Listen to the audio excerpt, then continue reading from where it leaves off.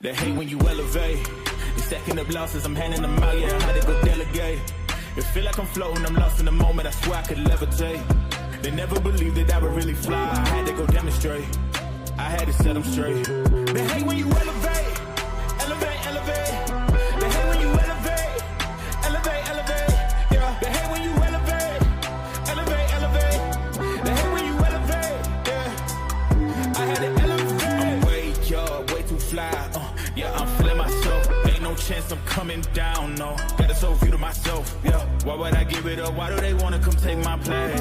I work too hard for it, don't need a replacement. This my vocation, now I got rollies all in rotation. Hop on a jet just to take a vacation. Remember the moments was trapped in the basement. Now the hard work is all taking me places. Swatting all black like we trapped in the matrix. Bet on myself and go ball out in Vegas. Living a life like I'm rich and I'm famous.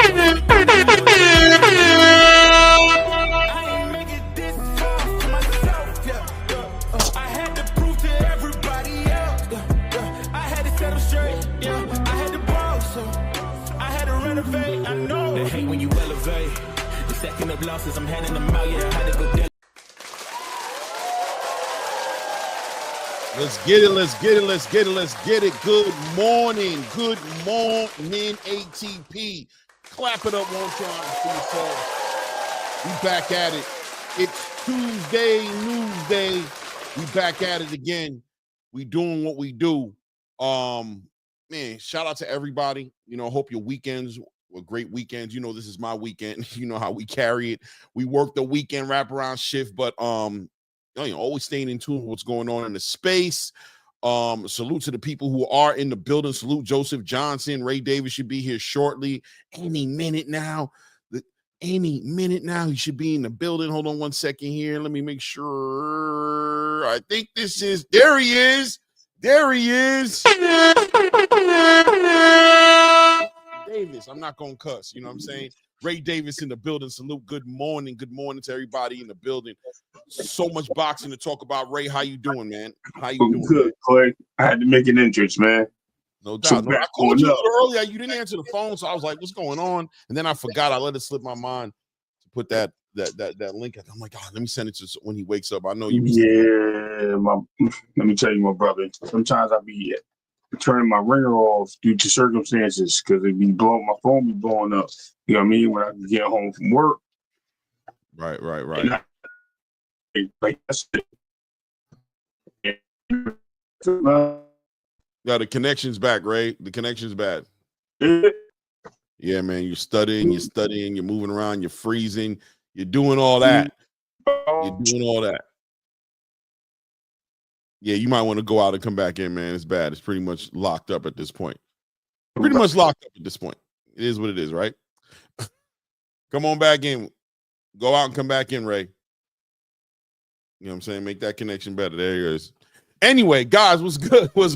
While Ray's getting his technical issues in line and in order. So much to talk about, man. I mean, you know, I always have a lot to talk about on Tuesdays, but I mean, I'm being honest with you. There's a lot of stuff going on right now in the boxing space, man. News, you know, Top Rank and the PBC coming together. We had a great weekend of fights. Top Rank put on an exceptional card. I enjoyed the card. We got 147 buzzing. We got 126 buzzing. 140 is buzzing. So much going on. We've got a weekend of fights coming up as well. I don't even know if we're going to get to it. I've got so many different things to touch on. I hope everybody's weekend was great, productive, blessed. You know what I'm saying? Inshallah, everything that you have planned for the weekend came together for you, full circle. But we back at it, man. Salute to everybody in the building. Like I was saying a little bit earlier, I know you guys there's plenty of spots to be in at this time of the day. It's prime time for boxing content creators across the space who are trying to get it out the way. And if you're choosing to be here with me right now, salute to you, man. We got a lot of perspective A lot of things to talk about. Terrence Crawford, obviously, in an interview speaking on the Hall of Fame and what he feels about the Hall of Fame. We got to talk about that as well. Richard Hitchens did an interview. Shout out to Broadway Joel. Did a great interview with Richardson Hitchens. Hitchens putting a lot of perspective on how he sees 140 for himself, how he sees, potentially going to 147. We're going to talk about that as well.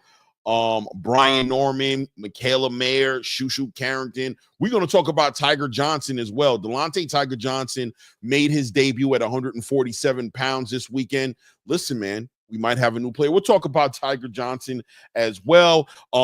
Rumors of Stephen Fulton leaving 126 to go to 130. I mean, what is he doing? Why? 126 is finally starting to buzz and bubble and move around. Things are happening at 126, but Stephen Fulton doesn't seem to care too much about it.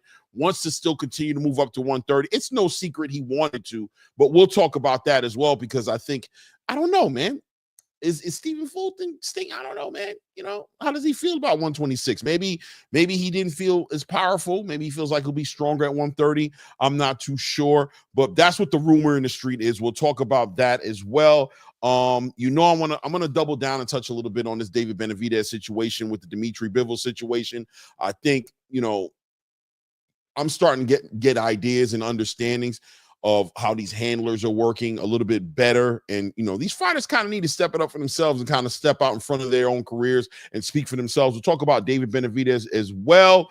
Keyshawn Davis in the news, Devin Haney with new pictures showing that he's up and at it and in great shape. We're going to talk about that as well. Is that going to translate at all to 144, to the catch weight of 147, ultimately to where he's going to end up going? Has that been the issue with Devin Haney? Has he just not been a strong fighter fighting at these lower weight classes? Has he sacrificed a lot of his structural integrity and, his strength and those things? Is that what the case is? He looks real great in these pictures. We got to talk about that as well. So many things to talk about, to be honest with you, man. I doubt I don't know if we'll get to it all. You know what I mean? Like I said, PBC, Hitchens, William Zepeda and Tevin Farmer show out this weekend as well. Some people might say fight of the year candidate. I thought it was a great fight. But what's next for William Zepeda at this point? Beating around the bush. He's been number one across the whole entire boxing space. Not the whole entire 135-pound weight class division. This WBC interim title holder should be in line to fight Shakur Stevenson's next, but Oscar De La Hoya manages his fighters the way he manages his fighters. He moves them out around accordingly. A very smart man, Oscar De La Hoya is, but ultimately, at some point or another, William Zepeda has to fight a champion, right? You fought Tevin Farmer twice, 2 close fights. We'll talk about that, and why not talk about Tevin Farmer as well? What he might have coming up next? A hard fight for him, an injury he weathered through. He's a real warrior, but he's been doing this for a while now. And how many more chances is Tevin Farmer going to get? At what point does he kind of decide to either hang it up? I mean, unless there's some real big boutique fights to be made out there. We'll talk about Tevin Farmer as well. Good morning, everybody in the building. Crypto Chris, the GOAT 95, Dennis Ashby, Mr. Big Play Bray in the building, Antonio MMA in the building, Chris Brooks in the building, man. Salute to everybody who's decided to go ahead and be here. A lot of places to be, man. A lot of places to be. So let's get right to it, right? Let's get right to it. Ray's not back yet, but I do kind of want to, let me see. Brooklyn Boy said, I just saw this morning William Zepeda is number 1 for the WA, but not the WBC. I promise y'all they gonna duck again. It does look like that. I saw that as well. Well, he doesn't need to be ranked number 1 with the WBC because Brooklyn Boy, he doesn't need to be lined up with them. The reason being that he has the interim title over there already, right? So he's sort of kind of like a mandatory next in line, however you want to call it, for Shakur Stevenson. But yeah, all of a sudden in the WBA rankings at number 1, obviously we know who holds that WBA title. We're going to talk about it. Trust me. Hang around, Brooklyn Boy. We're going to talk all about that because it is interesting what they're doing. And look, man, Tank has Lamont Roach coming up next, but everybody wants to see Tank Davis in a stylistically I don't want to say difficult fight, but competitive fight Let's say it like that way. Most people want to see him against Shakur Stevenson. But once again, the way these handlers move these fighters around, you know how the Mexican and black thing goes as far as selling fights and putting asses in seats. Excuse my French. It looks like there might be some chess moves being made in the background. Maybe William Zepeda's getting put in a direction to align himself with fighting Tank Davis next. Who knows, right? We'll talk about that as well. Salute Bakash. Chafa Tazaya, salute with you, family. Good morning to you, and good morning, East Side. Easy for your flying frequency in the building. Salute to you as well, family. We're gonna talk about it all. Trust me, guys. We got so much to break down, so much to talk about. But let's get to the first topic at hand for me right now. Turkey continues to push boxing forward. Guys, 18 months ago to 2 years ago, Turki Alalshikh made his presence felt in the game, putting together the biggest fight. Came in with a budget, came in with what some people would say an infinite amount of money, right?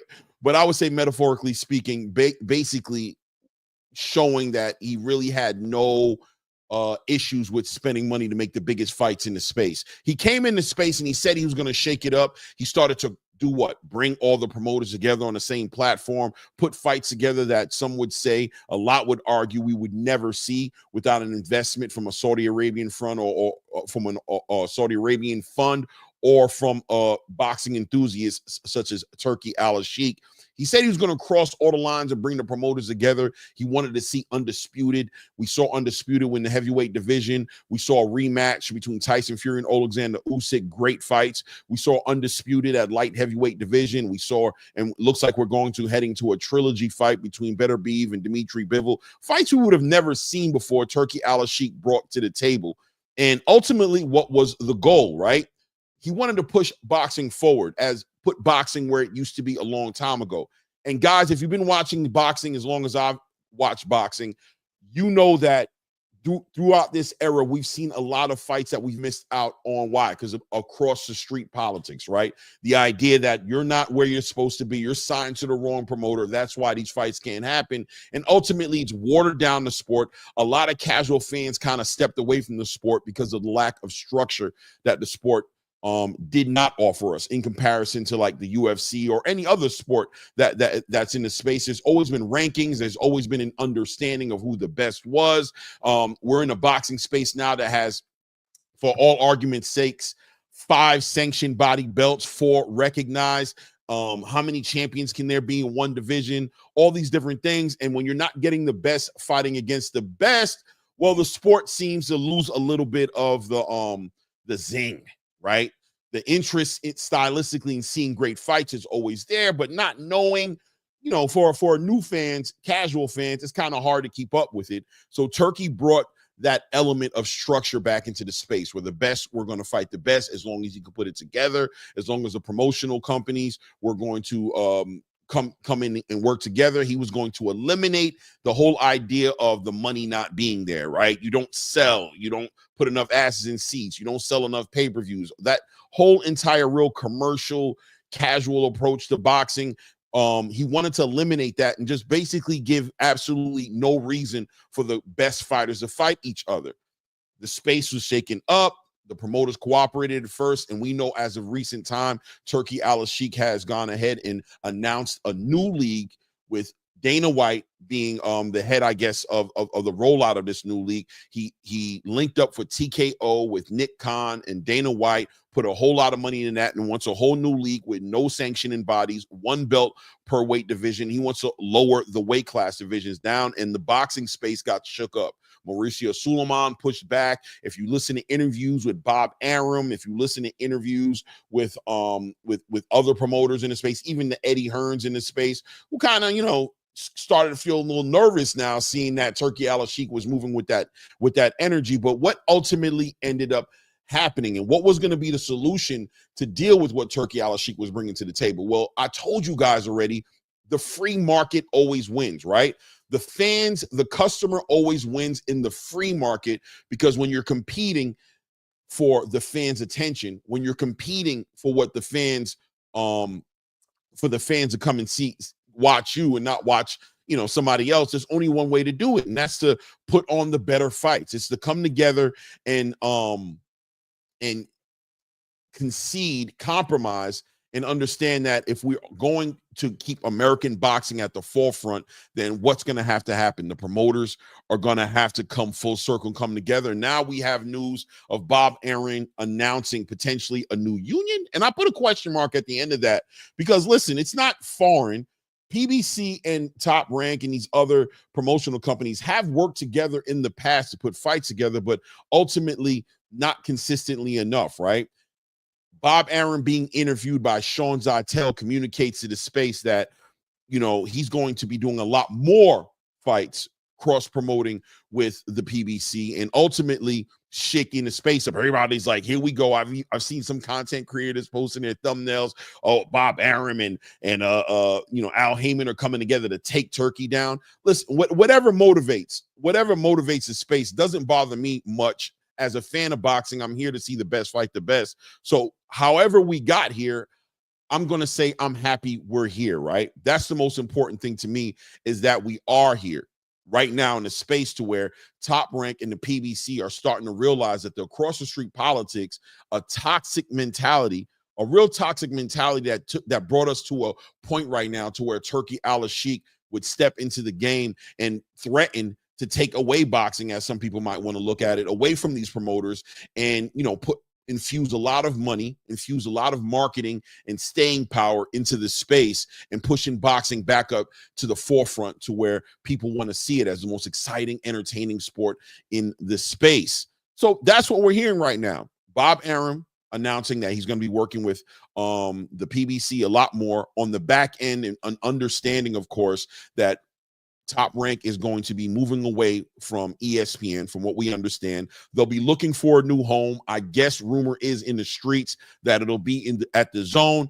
We never know, though. He can come over to Amazon Prime maybe if this, and that's why I say, what kind of union is this really going to be, guys? I mean, we still got to watch it and see how it develops, but what kind of union is it really going to be? Because if Top Rank is ultimately going to go over to the Zone, and Amazon Prime and the PBC is where it's going to be over there, then, you know, what kind of union we're really talking about? I mean, the willingness to cross-promote is different than an actual union. But if maybe we see Top Rank move over to the Amazon Prime, maybe we can take this a little bit more seriously. Maybe that's really going to shake up the game. But ultimately, as a fan of the sport who wants to see the best fight the best, it's all great news to us, right? It should be at least all great news to us. We'll see how that develops. Hopefully that comes full circle, and that's what we see happening. Rumors right now in the street of Caleb Plant, you know, potentially fighting Edgar Berlanga, Stephen Fulton potentially going up to 130 to fight an Oshaki Foster, right? Great fights that can be put together, and even more fights. Obviously, I don't need to talk about the elephant in the room as far as Javante Tank Davis potentially fighting Keyshawn Davis, or you know, all kind of fights that could be made with this whole entire new union. So, man, look, man, shout out to Bob Arum, shout out to Al Heyman. If that is what they're going to do, sounds like a great idea to me. Why not bring our resources together, bring our rosters together? Let's give the fans what they want. Let's compete on a high level. Bob Arum said Turki Alalshikh was definitely on the forefront of their minds when they decided to come together. So there's only one way to compete with Turki, and that's to put on better fights than what he's putting on. And once again, even though you guys might not want to acknowledge it, Turki Alalshikh does it again. He's pushing boxing forward. And look, it seems like we're going to win at the end of the day as far as fans of boxing are concerned. Shout out to Dennis Ashby in the building. Says two sides street ruin boxing now. PBC Top Rank are forced to put their fighters against each other.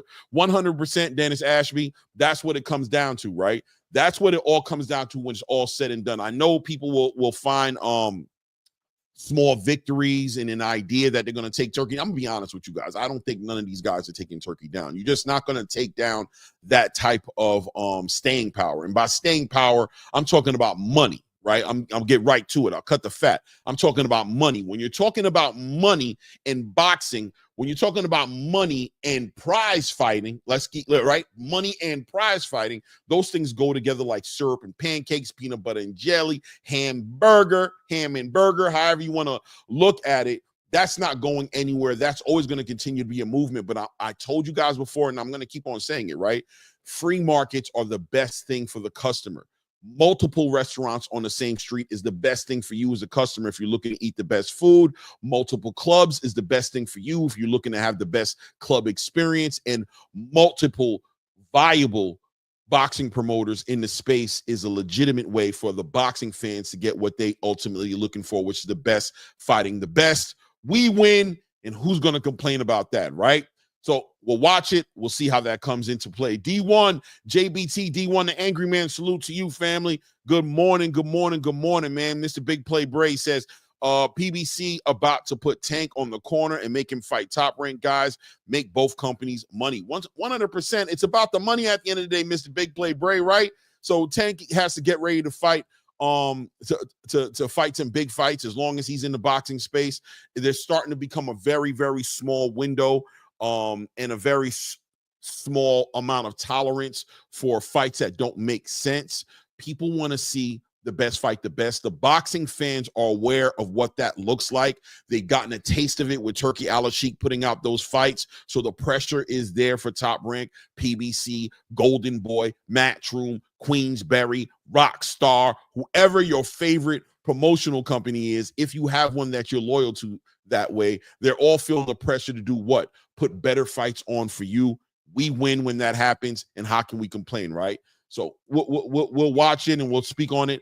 We'll watch it and we'll continue to speak on it as it develops. But great news to hear, man. Let's get into the Michaela Mayer. Michaela Mayer closes the Sandy Ryan chapter, right? We're going to get into these fights real quick. Michaela Mayer does a great job Saturday night, just how I thought it was going to happen with Michaela Mayer and Sandy Ryan. Sandy Ryan being the puncher, being the fighter in the whole entire equation, and Michaela Mayer being the boxer who can punch as well. Michaela was putting some great combinations together. Sandy Ryan trying to force the issue, put the pressure on Michaela Mayer, but unable to get past the pedigree that Mayer brought to the table. We kind of knew that was going to happen. It's kind of how I saw it. I love to watch Sandy Ryan fight, but until she adds more wrinkles to her game, she's going to be a one-trick pony, right? Michaela Mayer kind of exposed that about Sandy Ryan. It is what it is, but we move on. Sandy Ryan will always be a great dance partner. I still think that she has a great future in making some big fights. She's a great person to have across the ring for her. She could fight an Amanda Serrano. She can fight a Katie Taylor. She could fight a Elisa Baumgartner. She could fight some fights down there in that welterweight division, or maybe even go up in weight and fight some fights as well. She's going to be a great dance partner. You never know. Maybe Clarissa Shield comes back down to 154, cuts the weight and fights Sandy Ryan at 154 pounds, or maybe she goes, who knows, right? But at the end of the day, Michaela Mayer does what she needs to do. Moving forward, in the crosshairs now, Lauren Price for an undisputed welterweight championship. We'll see how that fight comes together for Michaela Mayer. She's trying to unify. Maybe we might see her in a rematch with Elisa Baumgartner down the line. Who knows? But Michaela Mayer did a great job. Congratulations to her. Continuing to move forward. I actually didn't want to talk about that yet. Let's move on. Let's not do that yet. Brian Norman Jr. dominates Derek Cuevas. What we got going on here? Salute to my brother in the building. Sports in the building, man. Salute to you, family. Salute to Bruce Gas Boxing as well, man. Salute to Bruce Gas Boxing. Brian Norman Jr. dominates Derek Cuevas, 147 pounds, put on notice, right? Brian Norman did a great job on Saturday night, really made real quick work of Derek Cuevas, but ultimately Derek Cuevas didn't do what I wanted him to do, right? Now, Brian Norman Jr. did what he was supposed to do, but I wanted to see him tested more. I wanted to see him face more adversity, right? Even in the Santillan fight, we saw that, but we can't deny that Brian Norman Jr. going into that fight really, he came off 3 lackluster pedestrian performances. No contest due to cuts, but he got put on his pockets in that fight he had before Santillan. And going into the Santillan fight showed us like a new version of himself almost, or maybe a resurgence of himself in the welterweight division. Immediately seeing that fight, you wanted to see him against the best in the division. One fighter in particular in Jerron Boots Ennis is who you wanted to see him against, but he had a little bit of a hand injury, had a surgery on his hand, and pushed out this Derek Cuevas fight. We saw him at the end of a very messy negotiation with public negotiation with with Jerron Boots Ennis, and ultimately he had to take some time off, but making his return after that little hiatus he had from his last fight, fought Derek Cuevas, who we thought would be a good dance partner, right? I never thought Derek Cuevas was going to win, but I wanted to see him be in a competitive fight with Brian Norman Jr. But look, Derek Cuevas just didn't seem like his head was really in the game. Let's be honest. Didn't seem like he was really there to compete and win. Once he faced a little adversity, he kind of checked out mentally, and, you know, it is what it is, right? Brian Norman Jr. did what he was supposed to do. Next for Brian Norman Jr., who knows, right? He says he wants to unify across the board. He wants to fight all the big fighters. He's here. He doesn't want to be looked over. He's a WBO champion in the welterweight division now with a great title defense and 2 great stoppages, one against Santillan, this one against Derek Cuevas. What's next for Brian Norman Jr.? He says he wants all the champions. We know Jerome Boots Ennis has Stanionis, Emeniantis Stanionis, that he's fighting April 12th in what, 2 weeks? Yeah, about 2 weeks now, pretty much, or 12 days. This is April Fool's Day, April 1st today. So in 12 days, they'll be facing each other, and the winner of that fight will be the only unified champion in the welterweight division. That's cool. Brian Norman wants his shot. I don't hear anything from Mario Barrios. You would think that that would be a legitimate fight for whoever wins that fight. Keep in mind, Jerome Boots Ennis on the back end of a victory in that fight. We have Turki Alalshikh, who's trying to line up Teofimo to potentially go up to 147 and fight Jerome Boots Ennis. Now, Teofimo has his own work cut out for him with Honor Barboza coming up in about a month as well. So he has to win that fight, I would think, or does he need to win that fight, right? He's leaving 140. I don't know. We got to see how that pans out. The stars may have aligned for Brian Norman to potentially get a fight to unify against Jerome Boots Ennis. But worst case scenario, if Jerome Boots Ennis isn't able to fight that fight next, in the spirit of staying busy, we've got Jin Sasaki, who stepped to Brian Norman Jr. I don't want to say he was very respectful about it. Read this letter in English. You know, he's a Japanese welterweight fighter out there shaking a little bit up in Japan. And, you know, Japan, they really work on the production and the marketing and, you know, the characters of these guys. Jin Sasaki seems to have a little bit of a fan base in Japan and wants to fight Brian Norman Jr. next. Now, I'm not sure if he's holding some sort of interim champion in the WBO or how that's working out, but he wants to get that shot against Brian Norman. Me personally, I'd love to see a fight between Brian Norman and Jin Sasaki if he's not able to unify. Why? Because I want to see more from Brian Norman. I want to see somebody who can compete with him. Jin Sasaki, I'm not all the way familiar with him. I've watched some highlights on him. He seems to be like a great fighter, you know what I mean? A great fighter. And he's going to compete at a high level. You know how the international space looks like. And for Brian Norman to get on an international stage, if he can't get these unification fights, it's just going to bring more eyes onto him and ultimately bring more eyes to the big show, which will be ultimately him fighting Jerome Boots Ennis, or maybe even him fighting a Teofimo if Teofimo is able to get to Jerome Boots Ennis, right? It is what it is. I hear you, Mr. Big Play. He said he was getting hit 100%, Mr. Big Play. But look, he weathered the storm. He dealt with it like a champion. He had a little bit of ring rust. He wasn't in a ring for a minute. You know, anybody can get punched. Anybody can get clipped, but he recovered well and ended up dominating the man inside of 4 rounds. We can't discount that. So it is what it is, right? It is what it is. There he is. There he is. Let me go ahead and fix this. No, it's okay. I'm next to my boy Jen, bro. Yeah, Jin Sasaki. I'm good. I'm good. You good? You ain't studying. You ain't freezing. Recalibrate everything. Yeah, that's how it be sometimes.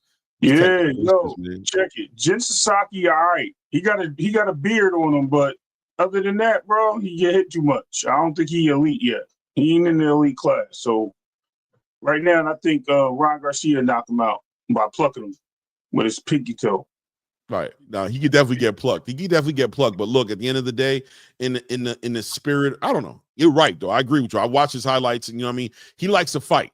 He definitely like to fight. But you know that's what he do. He fight. He don't use no technical skill set. He's a brawler. I mean, he'll give you trouble if you ain't up to your A game and you having a bad day. He gonna win. Right. You know what I mean? But no, yeah, that's 100% what it is, right? That's why I think it'd be a great fight for Brian Norman as far as a stay busy fight, as far as getting eyes on it. You know, Japan has a growing boxing community, right? They're very loyal to the sport. They're very hardcore boxing fans over there, and they have the great entertainment over there. I mean, I don't know. What do you think? I mean, Brian Norman goes to Japan to defend his title against Jin Sasaki. That's going to be what? 20,000 plus people inside of a building. Oh, I'll get more than that, and then because that's got to be on the bottom of an Inoue card, right? Inoue is also a top something like that. That's what I would think. That's so what I would think. You probably getting rushed to 50,000, 60,000. That's a good look for Brian Norman to put somebody out like that, knock him out in front of a big fan base like that. International platform. Turkey gonna like the way that looks. You know what I'm saying? Big money in there for him. That brings attention to the Brian to the Jaron Boots Ennis fight even more. Turkey's already in line, you know, working with Jaron Boots Ennis. Listen, man, money in the crosshairs of Brian Norman Jr. If the unifications aren't available, this fight right here seems like a super winnable. Not hard fight. Brian Norman should be able to win it in front of a large audience and whole international look. I don't know, man. You never know, right? You never know. Word. Absolutely. So, Jin Sasaki came out humbly with his letter written in English, and you know, look like he was proposing to Brian. Yo, did you see that? Oh, you talking about the last fight he had? Yeah, just right now when Brian Norman won and he was doing an interview. Did you see it? And then no, I didn't, because I'm laughing because if you watch the fight before his last fight on the card he did, he pulled out a letter in the ring and called out everybody at 147.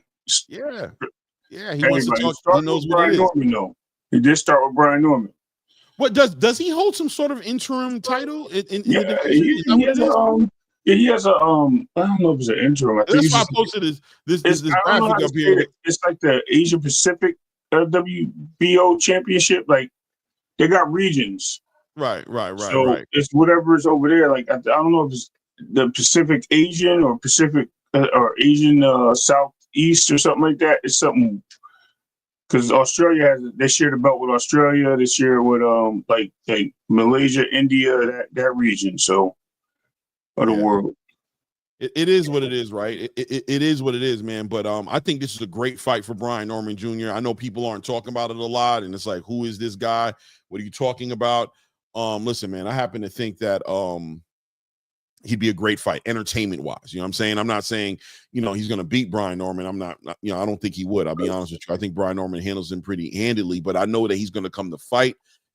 He's a great dance partner, and I know he brings a large fan base that Brian Norman Jr. right now could use a boost a little bit. You know what I mean? He's kind of like, you know, under the radar at 147 pounds. I think hardcore boxing fans are aware of Brian Norman Jr. and we know, you know, what he can do. We want to see him in certain fights, but in all reality, when they talk about the welterweight division, they talk about Boots, they're talking about Stanionis now. They're even talking about Mario Barrios, right? But Brian Norman's kind of like that champion. Nobody's like, y'all remember that he's a champion, right?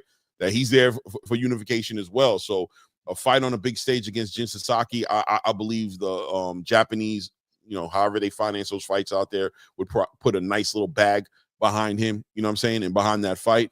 And Brian Norman would walk away a little bit more international exposure. Why not? You know what I mean? But also moving the needle on, Shushu stops Vivas in a WBC title eliminator.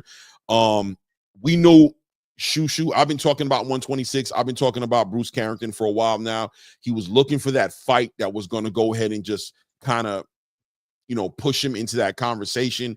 Obviously, a title eliminator puts him in that conversation regardless, but he still wanted that performance, right, Ray? He wanted that performance. He came off 2 lackluster performance, one against, I want to say Dana Coolwell or something like that, and the other fight against Sagawa.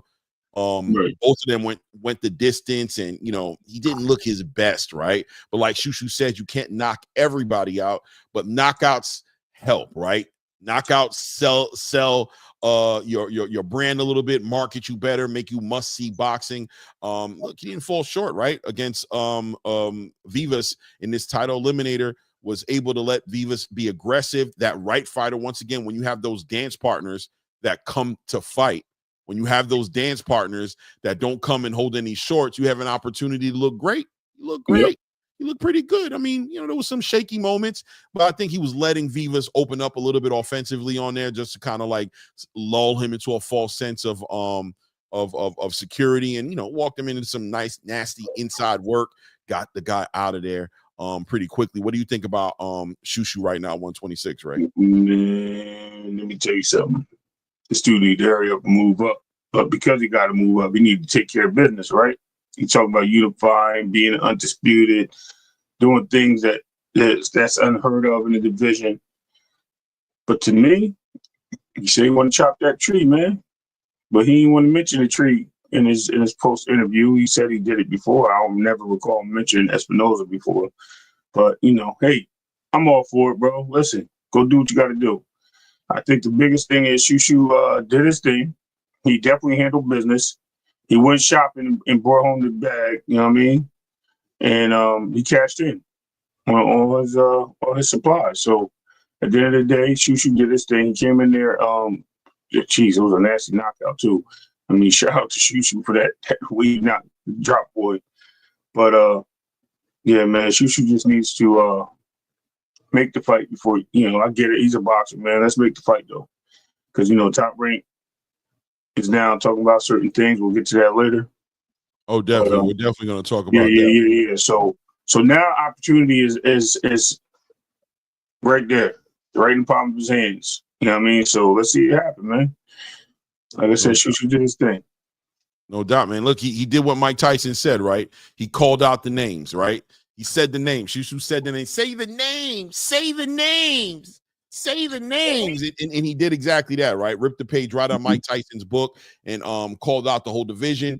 He was a little quiet about Rafael Espinoza. Just a little quiet, but, a little quiet. I mean, the guy who interviewed him brought him up. He wanted to bring it out, right? And it's crazy how Kegel did it, bro. He played with him. He was like, so now you're calling out the little guy in the division. How about that tall guy that's right here that's a champion that you're ranked number 1 in? 100%. 100%, right? He kind of like forced it a little bit. He forced the whole entire issue. But look, man, he's a champion in the division. I don't think Shushu has any problem fighting Rafael Espinoza. I would think that he was probably more hyper focused on Nick Ball and Stephen Fulton off the strength of their commercial appeal, right? For his brand. Like, I'd rather get these guys, pecking order, right? I want to get these guys. That's where the money's at. That's what everybody wants to see. They're the most quote unquote popular guys in the division right now. They have belts. That's the fight I want. But Rafael Espinoza 100% provides a lot of issues, right? He's kind of like a Sebastian Fundora without the flaws, right? Sebastian Fundora likes to fight mid-range a little too much at times, kind of gets hits a little too much at times. It seems like Rafael Espinoza kind of manages the physical attributes a little bit better, stays behind that jab. Everything comes behind it. He controls that distance. He makes you pay for trying to cross the void, right? You gotta pay. Yeah, you want to come in, you gotta pay to play with Rafael Espinoza. Probably the most difficult fight in the division, right? For any of the, as far as the champions are concerned, probably offers the most adversity. But look, he said, like you said, I'm ready to chop that tree down. I personally believe that Shushu Carrington and Rafael Espinoza is the I think it's the biggest fight. Is the fight of the year candidate fight. That's the biggest fight to be made right now. I probably think that's the biggest fight in the 135. Well, the 130. Let me not take 135 away. That's a good division. Right. Under 130, that's the biggest fight. It's definitely one of them. I don't know. I'd have to think about it a little more because I do like the Oshaki Forza Manuel Navarrete fight. I also like the idea of Rafael Espinoza going up to 130 to fight Emmanuel Navarrete. I like Raymond Ford. I don't know who his dance partner exactly would be, but maybe even Oshaki Forster. I think those are great fights that could be made up there. But no, I agree with you, man. Shushu Carrington and Rafael Espinoza is a great fight. Mexico versus the Black American. It's a great combination. Both those guys are coming to win. They're both coming to fight. Shushu has a mean streak in him, right? He has a mean streak in him. When he kind of gets there, when you hit that switch on him, he gets real mean. Rafael Espinoza has the conditioning, the will. He's got that warrior mentality. He's going to stand in there and fight. We saw how he fought against Robesi Ramirez when he was down. Robesi was clipping him. He made that big comeback, huge punch output, very Williams Zepeda-ish energy about him at times. A real super test for Shushu Carrington, and what an opportunity for Shushu Carrington to become that superstar as well, right? Like a win over Rafael Espinoza, it's going to be a fight of the year candidate, and he stops him or just even beats him, his whole market value just goes right up. I love it. I love it, Ray. I love it, man. I love 126 right now, but we got some funny news in at 146. Yeah, about it. You want to talk about this funny news? Yeah, let's do it. What's up, champ? So 126 is resurging clearly. It's becoming a must-see boxing division right now. I've been talking about it for a while, but one of the reasons that 126 was jumping the way it was and became even more interesting was the addition of a new WBC champion in Stephen Fulton, right? And Cool Boy became a WBC champion. We recently saw him beat Brandon Figueroa. We said, oh, 126 is becoming even more interesting. Shushu Carrington even wanted to call out Cool Boy, made it to that fight, watched him fight, and said, listen, man, I want that fight next. This is before he was calling out Nick Ball, right? So we were excited. We were like, all right, well, he was talking about going to 130 pounds, but seemed like he changed his mind once he got that opportunity to fight Brandon Figueroa for that WBC title. He looked pretty decent in that fight. A little bit of a resurgence in Steve Fulton, who coming off of a loss of Monsa Inoue and a pedestrian bout against Castro. Castro put him on his pockets, and then he came full circle, showed improve in that fight against Brandon Figueroa. But now rumors are circulating that he's still continuing with his whole entire plan to move out the division. He's getting out the way maybe, and now talking about focusing on fighting Shaki Foster now at 130 pounds, which I'm all for to a degree, right? But I am a little bit kind of thrown off a little bit like, hey, well, hold on now. 126 is buzzing right now. And that division's right there. Monsa Inoue hasn't even gotten there yet. He's still working his way to slowly come up in there. Is Stephen Fulton ducking the smoke a little at 126? Ducking that dude coming to the division. You got nightmares, bro. He heard Monster. He looked under his bed, bro, tucked under the covers. He said, nah, we need to get away from this little guy. You think he's moving away from the Inoue smoke? Absolutely. Bro, he had nothing. He had nothing to answer to Inoue. Nothing. It's one of those things where, and Clay, you can tell me if I'm right or wrong. It's one of those things where you challenge yourself, and there was just nothing you can do about it. Like everything you tried to do just didn't work. And in this case, it's just he remembers that, bro. That's just a bad lash on his memory. We talked about Tiafimo having nightmares. This dude got Inoue living rent free in his head. He said he wanted to fight again.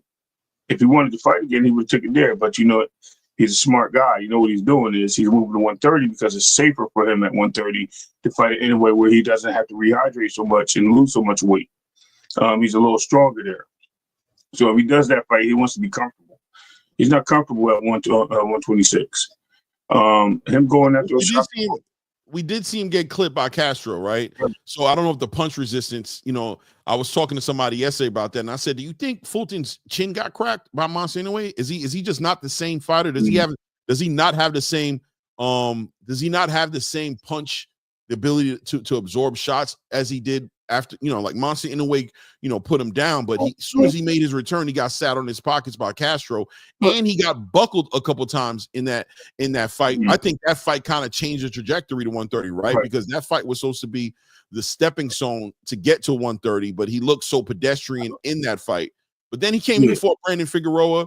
He showed that that he's sturdy, and he showed that he's still there. He definitely didn't get his chin cracked. I promise you that. He just got his ass whipped. Because if you look at the fight with Inoue, he took some shots, bro. He was there all day, every day. He was there in every second of the fight. He just had the Jamel versus Canelo fight type atmosphere. You know what I mean? He was just outmaneuvered. He just didn't have it in that fight. Now, like I said, it could have been a lack of anything. Travel. They claimed it was a water. They claimed it was the gloves. It could have been any one of those things, Clay. I'm not going to take any excuse away from him. He's the fighter. He knows how he feels, right? His team knows how he feels when he reports it. So it is what it is. But when it gets to the point of him at 126, you can see he's not comfortable.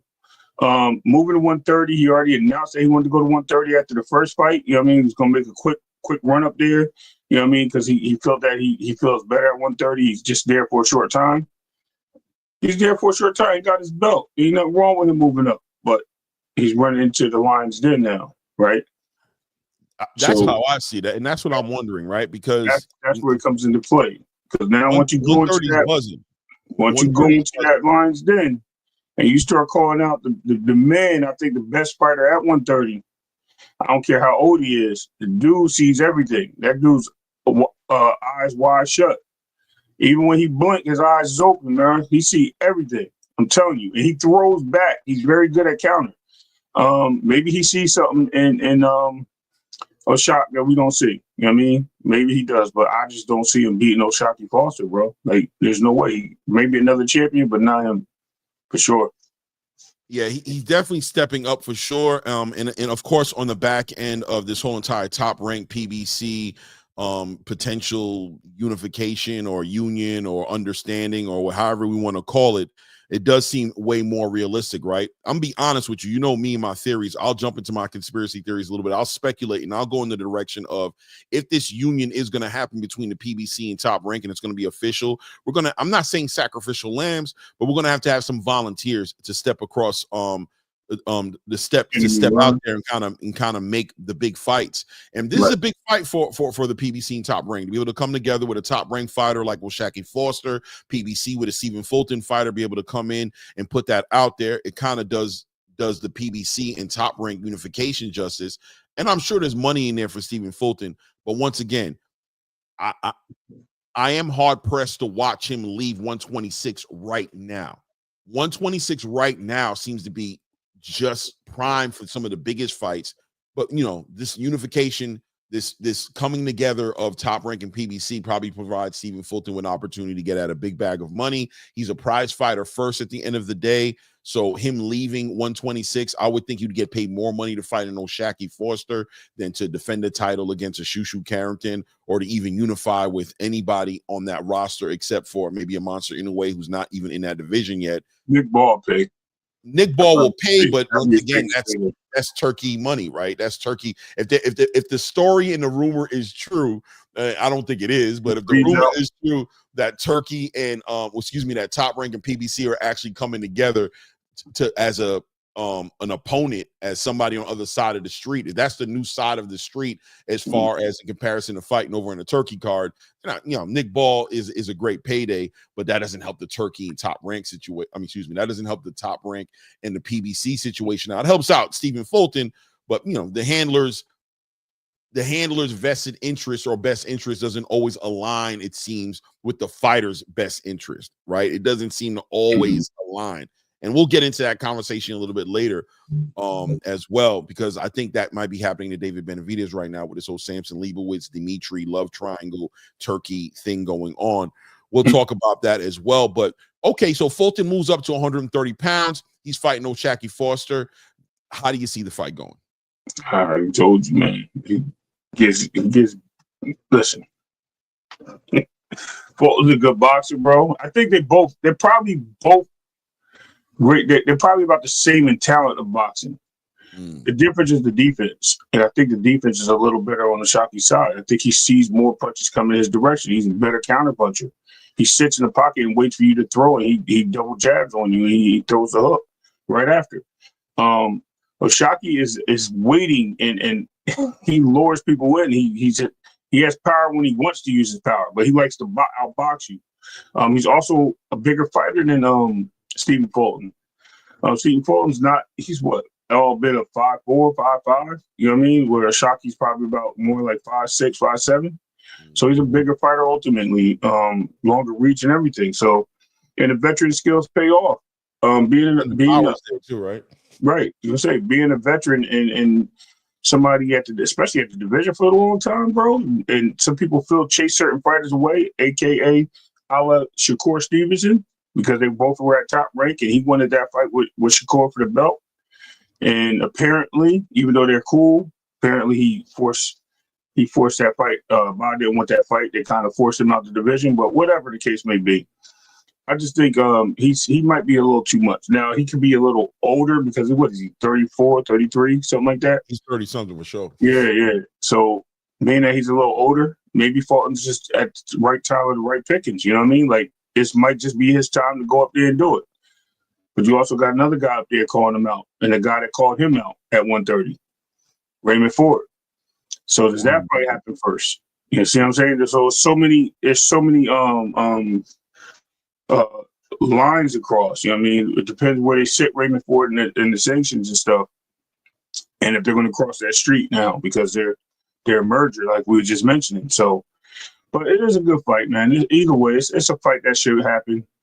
I would like to see it, and I might be wrong. You know what I mean? I might be looking at this like a Hagler Leonard situation, where maybe we kind of everybody thought Leonard was going to lose to Hagler. Right.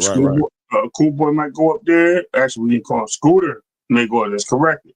Scooter may go up there and beat Oshaki, man. So we never know what happens. Two great boxers get in the ring. Anything can happen. So I'll take the fight. No, well, I'm taking the fight 100%. You know what I mean? I agree with you, man. I think Oshaki Foster is just battle tested, and I think that chin is sturdy. I think his ability to counter. I think the pedigree is there. I think Stephen Fulton is a better boxer than Oshaki Foster. I do think that, but I just don't think he has the intangibles. I think sometimes it just comes down to the physicality. Sometimes when it comes down to the fight, and one thing about Stephen Fulton is he showed that he's willing to fight. He kind of wants to fight. He kind of has to control that beast inside of him that wants to fight. I think the more of a fight he gets into with an Oshaki Foster, the worst case scenario is closer to happening than the better case scenario. You know what I mean? His victory is going to be aligned up with his discipline, his ability to tap into his strengths, and to also acknowledge his weaknesses in the fight and acknowledge where he doesn't show up the best in that fight. And he's shown in his past 2 fights that sometimes he overshares. He gets in that mid-range game and he stays in there a little too long because he kind of likes it. It's that Philly energy. You know how the Philly spar wars go. Clay. It's the work boots. Yeah, he likes the idea of that, of the work boots, and he likes that. So I think with an Oshaki Foster, that's a dangerous mentality to have. I think it's a dangerous mentality to have in the ring with an Oshaki Foster. And I think Oshaki has ability to work on multiple levels. I think there's multiple wrinkles to his game. He showed you with the Robertson Casasio fight quite recently that he could, in one fight, box, move around the ring, score points. Even though they stole that fight from him, he still showed that boxing IQ and his ability to stay disciplined. And then he showed that dog in him in the second fight that I could bring it right back, stay up in there, and I could, put hands on you. I question Stephen Fulton's chin, the sturdiness of that chin. I'm going to be honest with you. I personally do. I don't know if it's off the back end of him getting clipped off Monster in a way, but since he's returned, I question the chin. It was pretty sturdy against Brandon Figueroa. Let's see if it was the weight cut. Maybe it was the rehydration. Maybe the weight cut kind of took away from the integrity of that chin. But I know Oshaki Foster has the ability, the speed, and the IQ to test that chin, and he's got the power to make it tried true or not. We'll see how that fight happens. Big money, big fight. We'll see how it happens, man. Let's keep on moving, man, because 147 pounds got some good attention over the weekend. We saw Brian Norman Jr. fight against Derek Cuevas. We spoke about that already a little bit yesterday. I talked about it before you got on the channel on the show today. But he had his fight against Derek Cuevas. It wasn't the test I thought we thought he was going to get from Derek Cuevas. Derek Cuevas kind of checked out after getting chin checked in the second round and kind of was looking for a way out and ultimately found a way out, right? How I feel about this. We already talked about this. Right. But Brian Norman, regardless, did what he was supposed to do against a fighter who wasn't mentally there, physically there to compete like we thought he would, but he still has boxes I think that need to be checked. I talked about it earlier. Brian Norman, before the Santillan fight, was kind of on a downward trajectory a little bit, was being tested, getting his chin checked, got put on his pockets. That no contest due to the cut that happened between him and I can't remember the guy who was fighting against, but regardless, that doesn't just get scratched away by a great performance against Santillan, right? That's a move in the right direction, but we wanted to see more with the Derek Cuevas fight. He took a little bit of a hiatus out of the sport because he wanted to get some work done on his hand. He had a hand injury that he was babysitting, so he got that squared away. Performed well against Derek Cuevas, and 147 seems like it's becoming lit. But there's another addition to 147 pounds now who stepped up and really had a great performance in Deontay Tiger Johnson, right? Steps up to the game, has a great performance. Did you watch that fight? Did you get an opportunity to see him fight? No. Well, I'll speak on it, right? I can just tell you that a lot of people disappointed, and I want to go watch because the last time I seen him fight, disappointed in what? In Deontay? Yeah, and I'm gonna tell you what? Me watching him fight, Clay. He has a lot of things that can be picked. I'm not saying he's not great. Tiger Johnson, I've watched him fight before. I just think that he has a lot of availabilities to get beat. He is a young fighter, so I mean, it does with time get checked and things of that nature. But a lot of people feel that he's vulnerable. Listen, man, anybody can be vulnerable. He's not a reckless fight. Listen, I don't know what people are watching, but listen, man, it is what it is, right? But let me tell you what I saw. Let me speak on what I saw, all right? I can't speak for everybody. What I saw was a fighter with a lot of poise, patience, worked to the body, level changing, great. He was very alert. He saw everything coming before he came. And I seen him dissect and destroy a fighter at 147 pounds, sit on his punches, showed that he has power that translated, power that I don't think I necessarily saw at 140 the way I saw it that night. I think, listen, I ain't gonna lie to you, man. I think 147 pounds has a new player in there. Is he going to go challenging for titles immediately? No, but he's a great dancing partner, and that IQ is right there, and the power is translating. He looked good, by the way. Pause. Physically, he looked like he filled out well at 147 pounds. I love the addition of Tiger Johnson to that division. I can't wait for you to watch that fight and tell me what you saw. If people think I don't know. I mean, sometimes people just look for a reason to.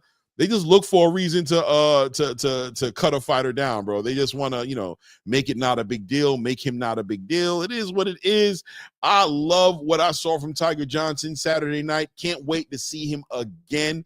I don't know who they would put him against, but I know the way 147 pounds is starting to shape up. Tiger Johnson is a great addition. The division needs new talent. It needs he brings that young energy, that energy that the division needs. I love what I see in Tiger Johnson. Ray, you there or are you frozen? Ray's frozen. Okay, so he's definitely frozen. It is what it is, right? He'll be back, I'm sure, once he figures it out. Looks like he tapped out. But I love what I saw in Tiger Johnson. Who did Tiger Johnson fight? Let me get right to who he fought, actually, right? Let's get right to it. Right. Who did he fight? It wasn't a big deal who he fought against, but let me see here. Delonte, who'd you fight against, man? Who did you fight against? Yeah. Kendo. Oh, yeah, Castaneda, of course. Castaneda. And Castaneda is a come forward kind of a mid-range fighter. Came in with a decent record, you know what I mean? 21 wins, 9 KOs, you know what I'm saying? It was cool. He had 9 losses, you know what I'm saying? But, he came in with that mentality, and I do believe that Tiger Johnson just kind of stepped up and really just, I think he's a great addition to 147. I don't know what people are talking about. Why do people say the things that they say? Why do people say the things that they say about fighters? I don't know why. No, but I'm not saying nothing else about him. He just clipped my internet right from under me for saying that. He's like, hey, man, listen, man, you got to watch how you talk about. Listen, y'all, Tiger Johnson team is out here cutting the lines. If you say something bad about him, y'all better chill out. But go ahead. Okay. So why do they say things bad about Clay? You know how it is, man. If you ain't the guy that they want you to be, man, they're gonna find a reason not to love you. You know what it is. I mean, if you're a threat or anything of that nature, somebody. I don't know if it's a threat, but I just think that I think fans get very pessimistic at times. And they go into a situation with a cynical perspective before they even see anything, and they're already ready to dissect and take away before they watch it with a very unbiased eye, right? Just watch the kid fight. I saw nothing in the performance he had Saturday night to take away from him, right? Maybe before, maybe at 140, he showed some flaws, but the performance he had at 147 in particular, I don't want to say it was flawless, Ray, right? I don't want to go into saying that, but damn it, that was great boxing. Let me ask you a question. Somebody coming into that division. I dare anybody to take away from that performance. Like, tell me like what you saw. He didn't get hit with nothing crazy. He took his time. He stayed behind the jab. He worked the body. He worked the body well and broke him at the body. Took away from, you know what I mean? Like, whenever you see somebody stop somebody with body shots the way he did, you know what I mean? Just breaking him down, making him take that knee over and over again. He listened to his corner, took instructions. He was like, he was on point. Got it. So how do you walk away from that and say and complain? How do you walk away from seeing that fight and be like, wow? Let me be honest with you. Let me ask you a question. How was his what was the commentary like And be honest, because I ain't hear it. Were they harsh on him a little bit? I don't think so. I wasn't paying attention to it like that, but I don't feel as though I feel because like a lot of times you get harsh realities from the commentary because they also they have a bias towards the fighter, even though they're not supposed to, right? And because they'll put certain things out there, people will grab it and they hang on to it, and then they look for those things in the fight. That's usually the number one reason why somebody doesn't like a fighter. That's usually the number one reason. Because they listen to what the people are saying, whether it be the commentary or someone else out there, and then they make it their point to say, yo, I'm covering that because he right. I seen that. Again, I have to go back and watch the fight. This is actually one of the fights I didn't watch. I watched like pretty much the co-mains and main events because I was at a fight myself that weekend. So I didn't even get to see this. It was on a card way before I got home. So at the end of the day, I didn't really go back and watch most of the fights. So I'm keeping it real. I ain't even watched Vargas fight. I just kind of seen the knockdown. I literally just got to see the knockdown on a replay. Somebody posted on X. So yeah, hey, man, it is what it is. I'm looking forward to seeing him at 147 work. I think he's a great addition. I think the division is doing what it's supposed to be doing right now. And you know, that being said, the welterweight resurgence is here. The welterweight division is bubbling up, and I could see. Listen, a unified champion in Boots Ennis at 147, he might just hang out there for a minute and just do the work, because there's a lot of great fights to be made up there. Now, you know, you got up and coming fighters. Obviously, Jalil Hackett is at 140. I think he needs to go to 154, in my opinion. But you know, as long as he's there, he's part of the conversation. 60 was 68, bro. He's too big. I think he needs to leave 147 for sure. He's way too big. I think that when you look at the addition of Devin Haney and Ryan Garcia and potentially Teofimo Lopez down the line, you got this addition in Tiger Johnson. You got the champions who are there: Mario Barrios, Stanionis, Brian Norman Jr., Jerron Boots Ennis. The division is resurging, man. It's coming back together full circle. I love what I'm seeing happening, and I love the addition of Tiger Johnson, man. It is what it is. I love the addition of the Ohio native Deontay Johnson, and I can't wait to see what they have lined up for him. Now, he needs more fights. He's not there. He's not ready to challenge for a belt or do nothing crazy like that. But look, man, let's get this kid active. Let's get him there in those fights. Let's put that top rank marketing on him, that top rank fighter development program on him, and I think we could see him there being a great dance partner for any champion that's there when he finally makes his way up there. I love what I've seen Tiger Johnson, man. Okay, I'm gonna go watch this fight as soon as we get off the air. Trust me, you gonna watch. Yeah, I might even watch it while we're talking. Who knows? Yeah, take a look at it, man. I think it was a great fight, man. I love the poise, man. I love the body work. I love the corner work. Right. Just a lot of potential. You could just see great things growing from when the stars align. It's all about the stars align. You have great fighters, but when the stars align for them, when they're in the right division at the right time with the right trainers and the right mindset, and they come together. That was my question too. Yeah, I'm glad you said it. I don't even have to ask. Thank you. Yeah, you know what I mean? It was a great look for Tiger Johnson, man. Under the radar, but I don't think he'll be under the radar much longer. You know, a couple more fights, he's going to be there in the conversation. The division's wide open. You know what I mean? It's wide open for the new wave of fighters, and he's coming in right at the right time, right when Devin Haney's coming in, when Ryan Garcia is coming in.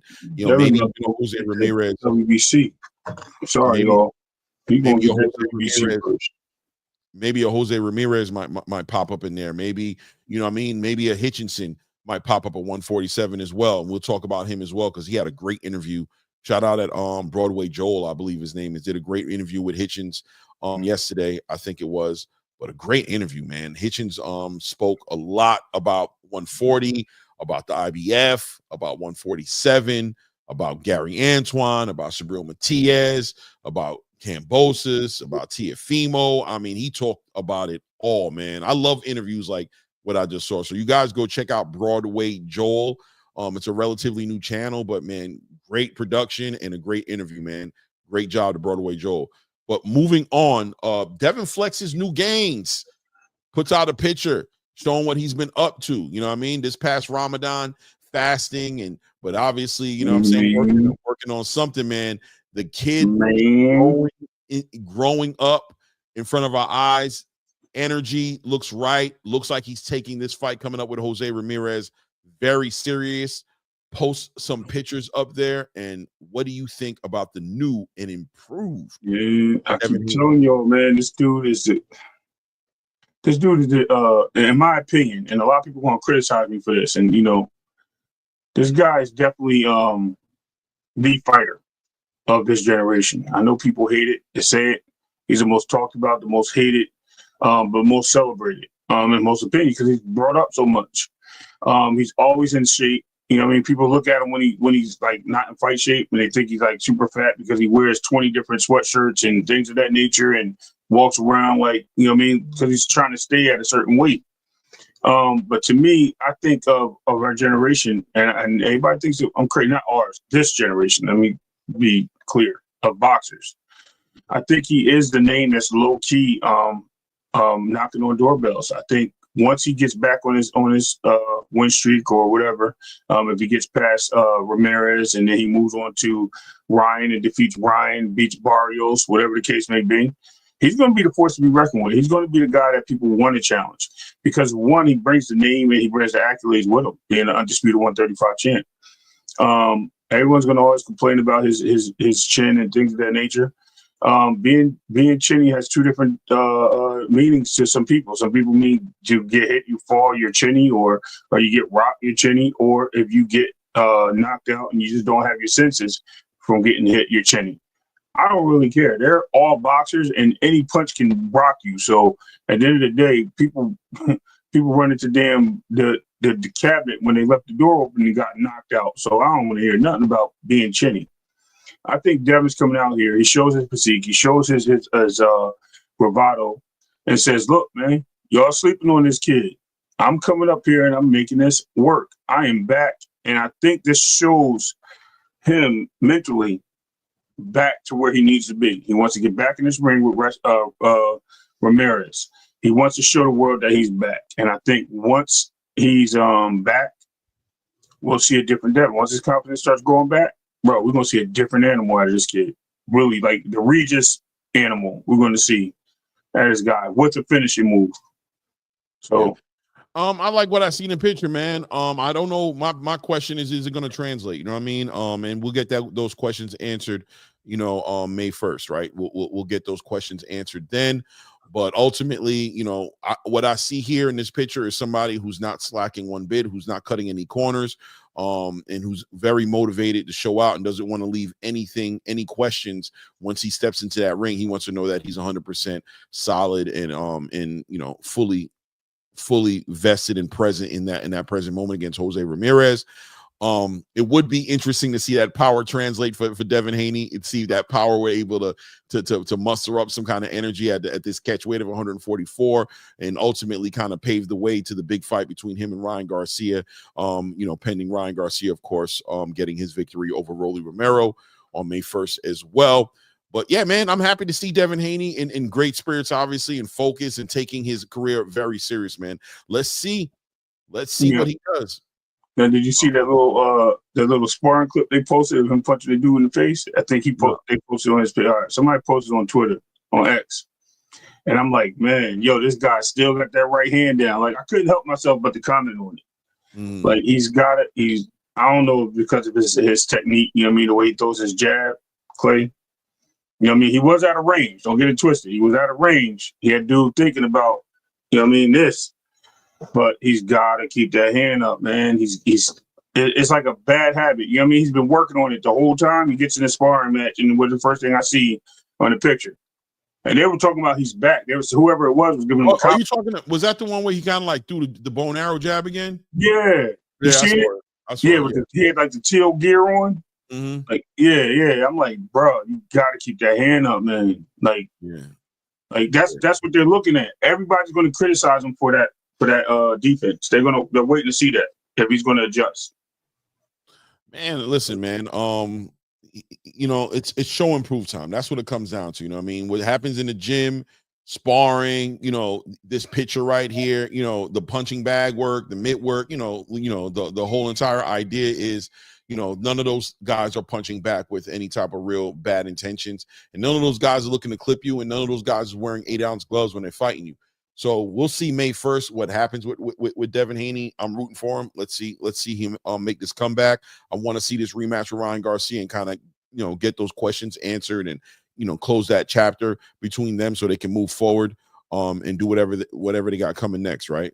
We'll take a look at that. It is what it is, but I want to move on. We're moving through the topics a little quickly, but kind of getting to it so we can get to the panel as well.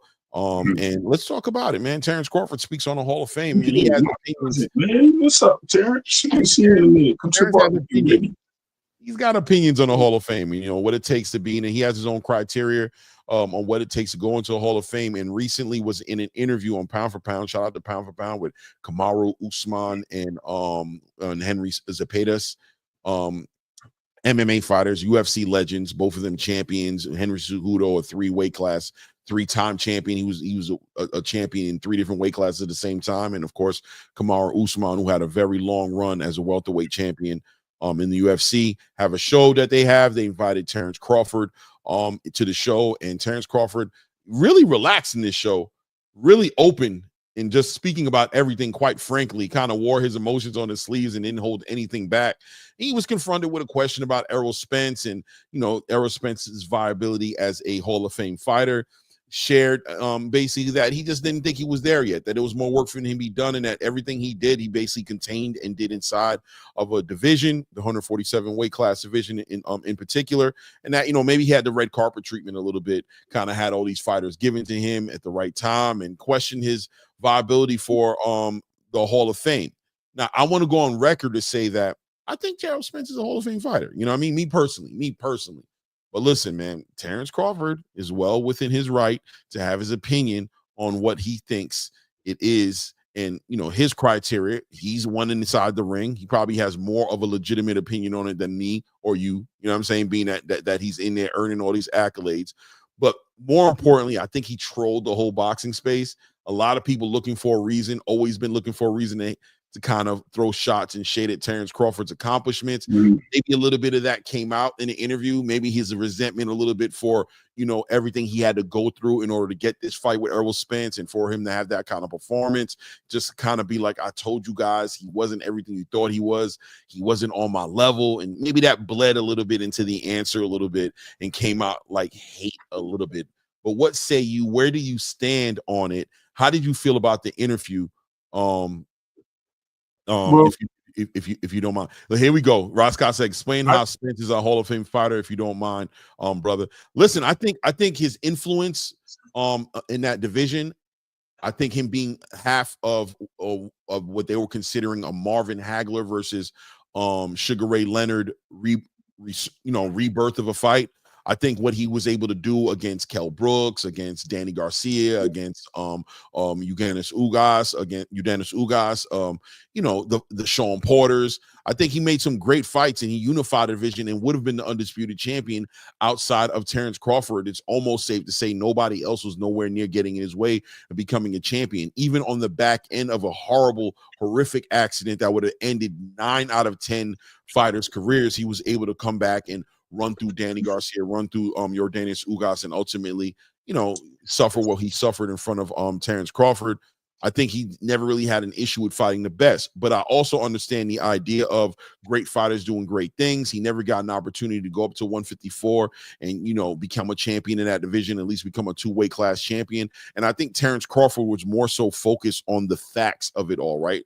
Like, it wasn't as much hatred. I think there was a little bit of resentment there, a little bit. I can't lie to you about what he kind of went through in the buildup of that fight. But he did some great things. And I think when you look at his peers in this era of boxing, the peers, I think he was up there and was a face of the PBC for a long time. A lot of fighters wanted, a lot of fans wanted to see him fight. I don't know, man. I think he is, but I don't have any problem with anybody holding issue with him being a Hall of Fame fighter. I don't think fighters who, when you look at, I'll give Tim Bradley, right? I'll say Tim Bradley, right? A lot of people weren't in agreement with Tim Bradley being in the Hall of Fame. They didn't feel like he did that much, but there he is, right? The accolade speaks for itself. The accomplishments speak for itself. And there he is, first ballot Hall of Famer, in Tim Bradley. I think Errol Spence checks some boxes, man, and I can see him being in the Hall of Fame. I'm being honest with you. But once again, I can respect anybody's opinion who doesn't think he belongs there, especially a pound fighter in Terrence Crawford. You know what I'm saying? If that's his opinion, I'm going to allow him to have his opinion. I can respectfully disagree, but was it the worst thing in the world that could ever happen? I think he also shot himself in the foot a little bit because you kind of discredit your own victory over Errol Spence by not. He knows what he's doing. You know what I mean? He knows what he's doing. Yeah, I think you kind of shot yourself in the foot a little bit, but it is what it is, right? But Ray, where do you stand on it? Exactly. What is he supposed to say, right? I mean, I don't think let's number one think this. Terrence Crawford is very I think he's intelligent, but I think he chooses words incorrectly. We just seen him say, I'm gonna come back or whatever, spin the block, and he said spin the block. Like, it's so many, and we used to think it was Twitter situations, but he would actually say it in conversation with people, right? So he's been known to have flaws in certain things he said. You just have to understand what he means. I think it's just a lack of their I don't want to say education, but I just think like his verbiage is what it is, right? Maybe it's an Oklahoma thing. I don't know. I'm not going to claim it is or it isn't. Yeah. But also I want to say that Terrence is entitled to his opinion. I mean, it's his thoughts. It's his day of reckoning. You know what I mean? He had the right to say that, right? But at the end of the day, he has to look at it as, like Clay just said, it's your legacy. Like, this is your biggest fight that you ever had. It's the only guy you went and collected all the belts from, who went and collected all the belts, who went out there and did the work, who went out there and fought tough fights, who everybody said had the best resume at 147, right? So let's keep it a buck. I'm not gonna discredit Earl and say he's not a Hall of Famer. I definitely believe he's a Hall of Famer. I think he's one of the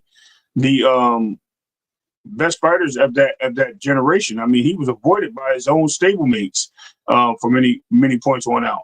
So he definitely was that guy. He was the up and coming guy. He's a little, a couple years behind Terrence, but Terrence has just moved through the divisions, right? Terrence went up. He was at 135, 140, went down to 135, came back up to 140, and then went to 147. Sorry, yeah, Bradley 16. You're right, Nebraska. I don't know why I said Arkansas, Nebraska. My bad, brother.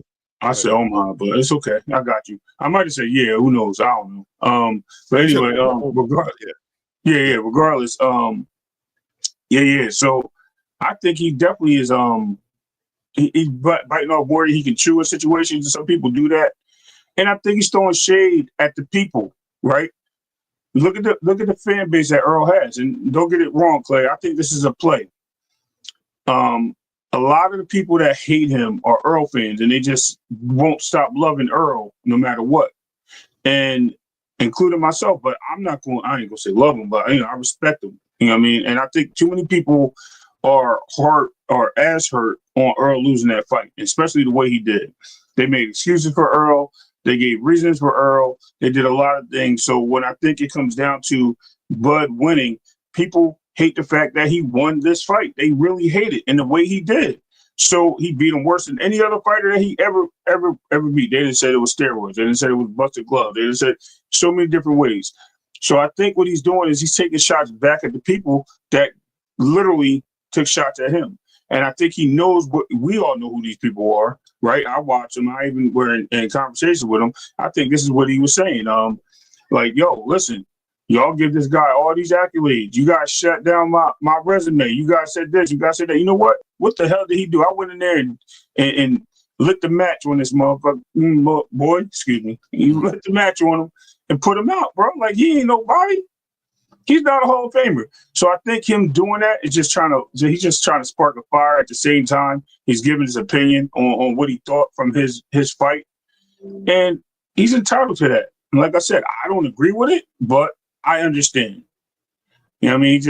I'm right there with you, right? I don't agree with it, but I understand it, right? But I also think that we're in a new day and age of just humanity, right? With the popularity, with cancel culture, with social media, with that presence, right? With he's packed out some stadiums. You know what I'm saying? Put a lot of people in Cowboy Stadium, sold a lot of pay-per-views, and this aligning a little bit with the whole Gervonta Tank Davis conversation about his Hall of Fame qualifications. And a lot of people seem to think that Gervonta is going to the Hall of Fame. He may. I don't know if he's earned it, in my opinion, by not challenging himself and fighting the best and unifying in his own division and doing all those things, right? But my opinion doesn't stay that he will or he won't. But I just think that there's a new eye on the game of boxing. There's a new way of judging fighters a little bit. You know what I'm saying? Where fighters' popularity and their influence and the amount of eyes they can bring to the sport factors in more than maybe it did at another point in time. And Errol Spence was able to do that, right? He was able to bring a lot of eyes to the sport. A lot of people walked into boxing, became a fan of boxing off the strength of Errol Spence fights, even with Gervonta Tank Davis as well. A lot of fans were jumping into boxing off of I like Gervonta. And when fighters have that much of an influence, or athletes have that much of an influence in the sport, I think it can weigh in on their eligibility to get in the Hall of Fame conversations. And when they talk about an influencer or representation of an era of boxing, I think these things are right there. You know what I'm saying? Part of the conversation, as well as obviously what Terrence Crawford was speaking on as far as the accolades, the two-weight class undisputed, the four-weight class champions, and all those things have always been foundationally there to qualify or disqualify somebody from being in the Hall of Fame. But this influence thing, I mean, right now, influencers are a big deal, right? Even on this YouTube, look what we're doing right here. You know what I mean? Talking about the sport and probably being one of the platforms that are talking about the sport in comparison to, let's say, an ESPN or, the Fox Sports News, or the way they talking about in comparison to the way they talk about boxing. This is kind of where it's at, right? On the content creation place, content creation space. So influencing wise and just bringing eyes to the sport and representing, when they talk about this era of boxing, I find it hard to believe they won't bring up Errol Spence, right? When you 10 to 20 years from now, when we're talking about this time period in boxing, they're going to talk about Errol, man. So it's very realistic that he's going to end up in the Hall of Fame. For me, I definitely see it there. Well, look, you said something about I don't know if you're referring to Earl or Bud, but if you're referring to him not fighting the best at certain points, man, the dude wanted to fight Keith Thurman for the longest, bro. He wanted to unify with this guy. Keith did not want a piece of the action, so actually it speaks for his signs in the ring anyway, right? Let's also look at the point that Earl's beloved because he's Olympian, right? Let's look at all his accolades. Then you take that away and you say, okay, well, let's forget about the Olympian part. Earl also has been a popular fighter based on the fact that he was like the new kid on the block that just wasn't afraid of anybody. He won by knocking. Dude, he was knocking people out left and right. Body snatcher, right? Nickname, Boogeyman of the division, whatever you want to call him. He got all those accolades due to who he was. He also got his biggest accolade for defeating Floyd Mayweather, who never wanted to fight anyone else afterwards. I think he fought Conor McGregor after he got bodied by Earl, and Floyd bigged him up and said, "Yo, this is the guy right here," right? So all that being said says a lot. Adrian Broner giving him praise. So all these guys giving this guy praise has built him to the plateau that he has been. So his career is going to be up there due to the fact of just some of the accolades that he has.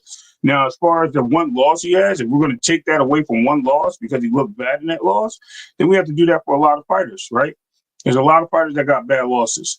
Holyfield dominated Mike Tyson 2 times in the ring. Riddick Bowe dominated Holyfield in the ring. You know what I mean?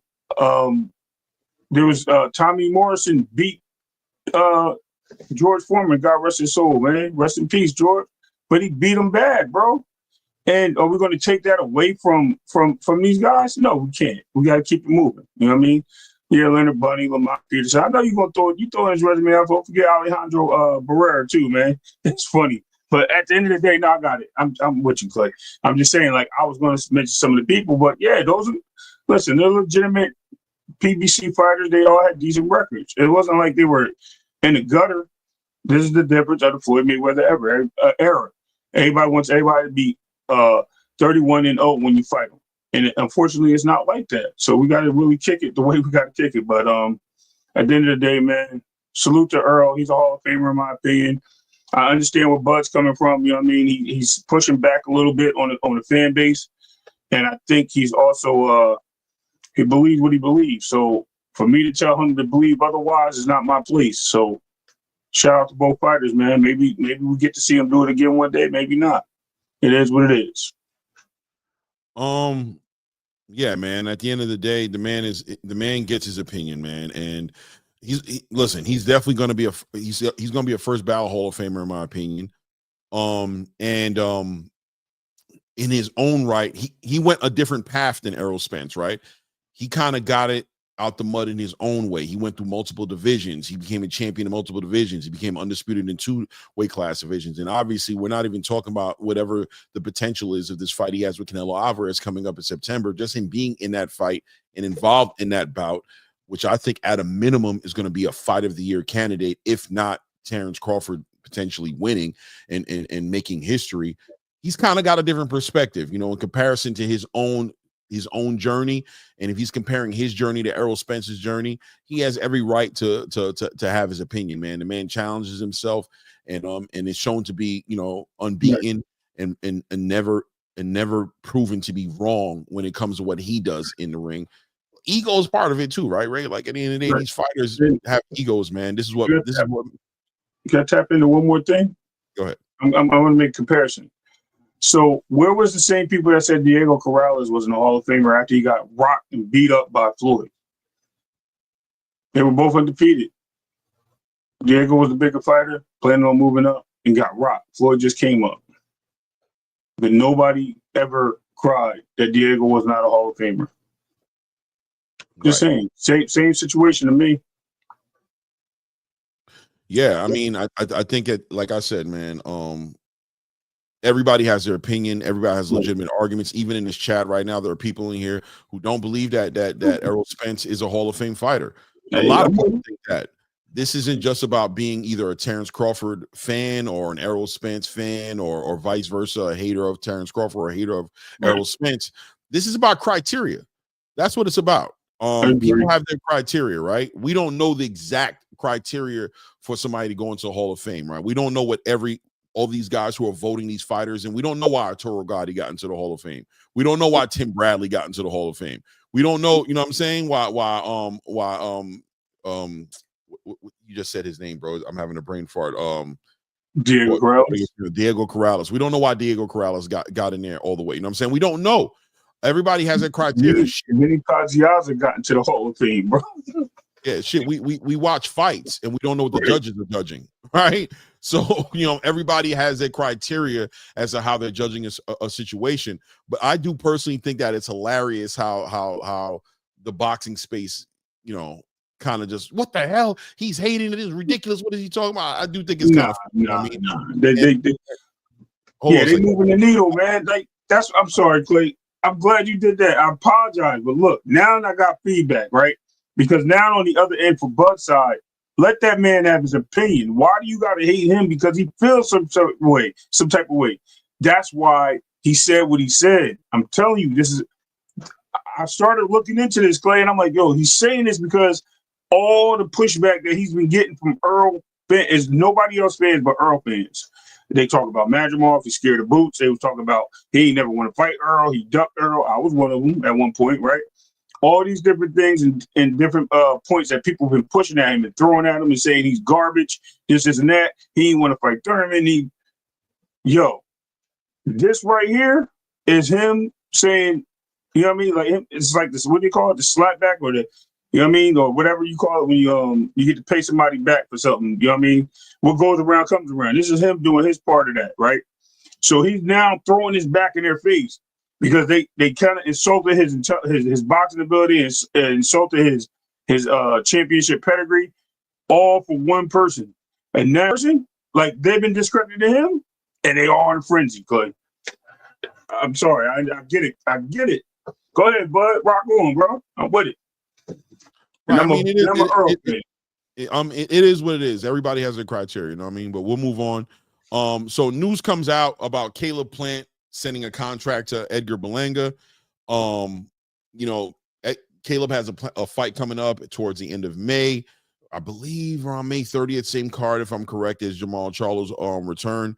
And does an interview and basically says, listen, man, the contract's already out there. Edgar Berlanga and his team have an official offer from the PBC and Caleb Plant to put this fight together. But Caleb goes on the record to say he doesn't want to fight me. He knows better than to fight me.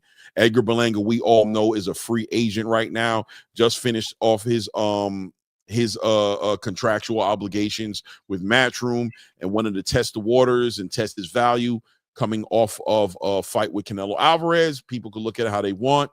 I don't think the fight was competitive per se, but yes, I agree. It was somewhat. I think Edgar Berlanga put on a better fight than most people thought he would.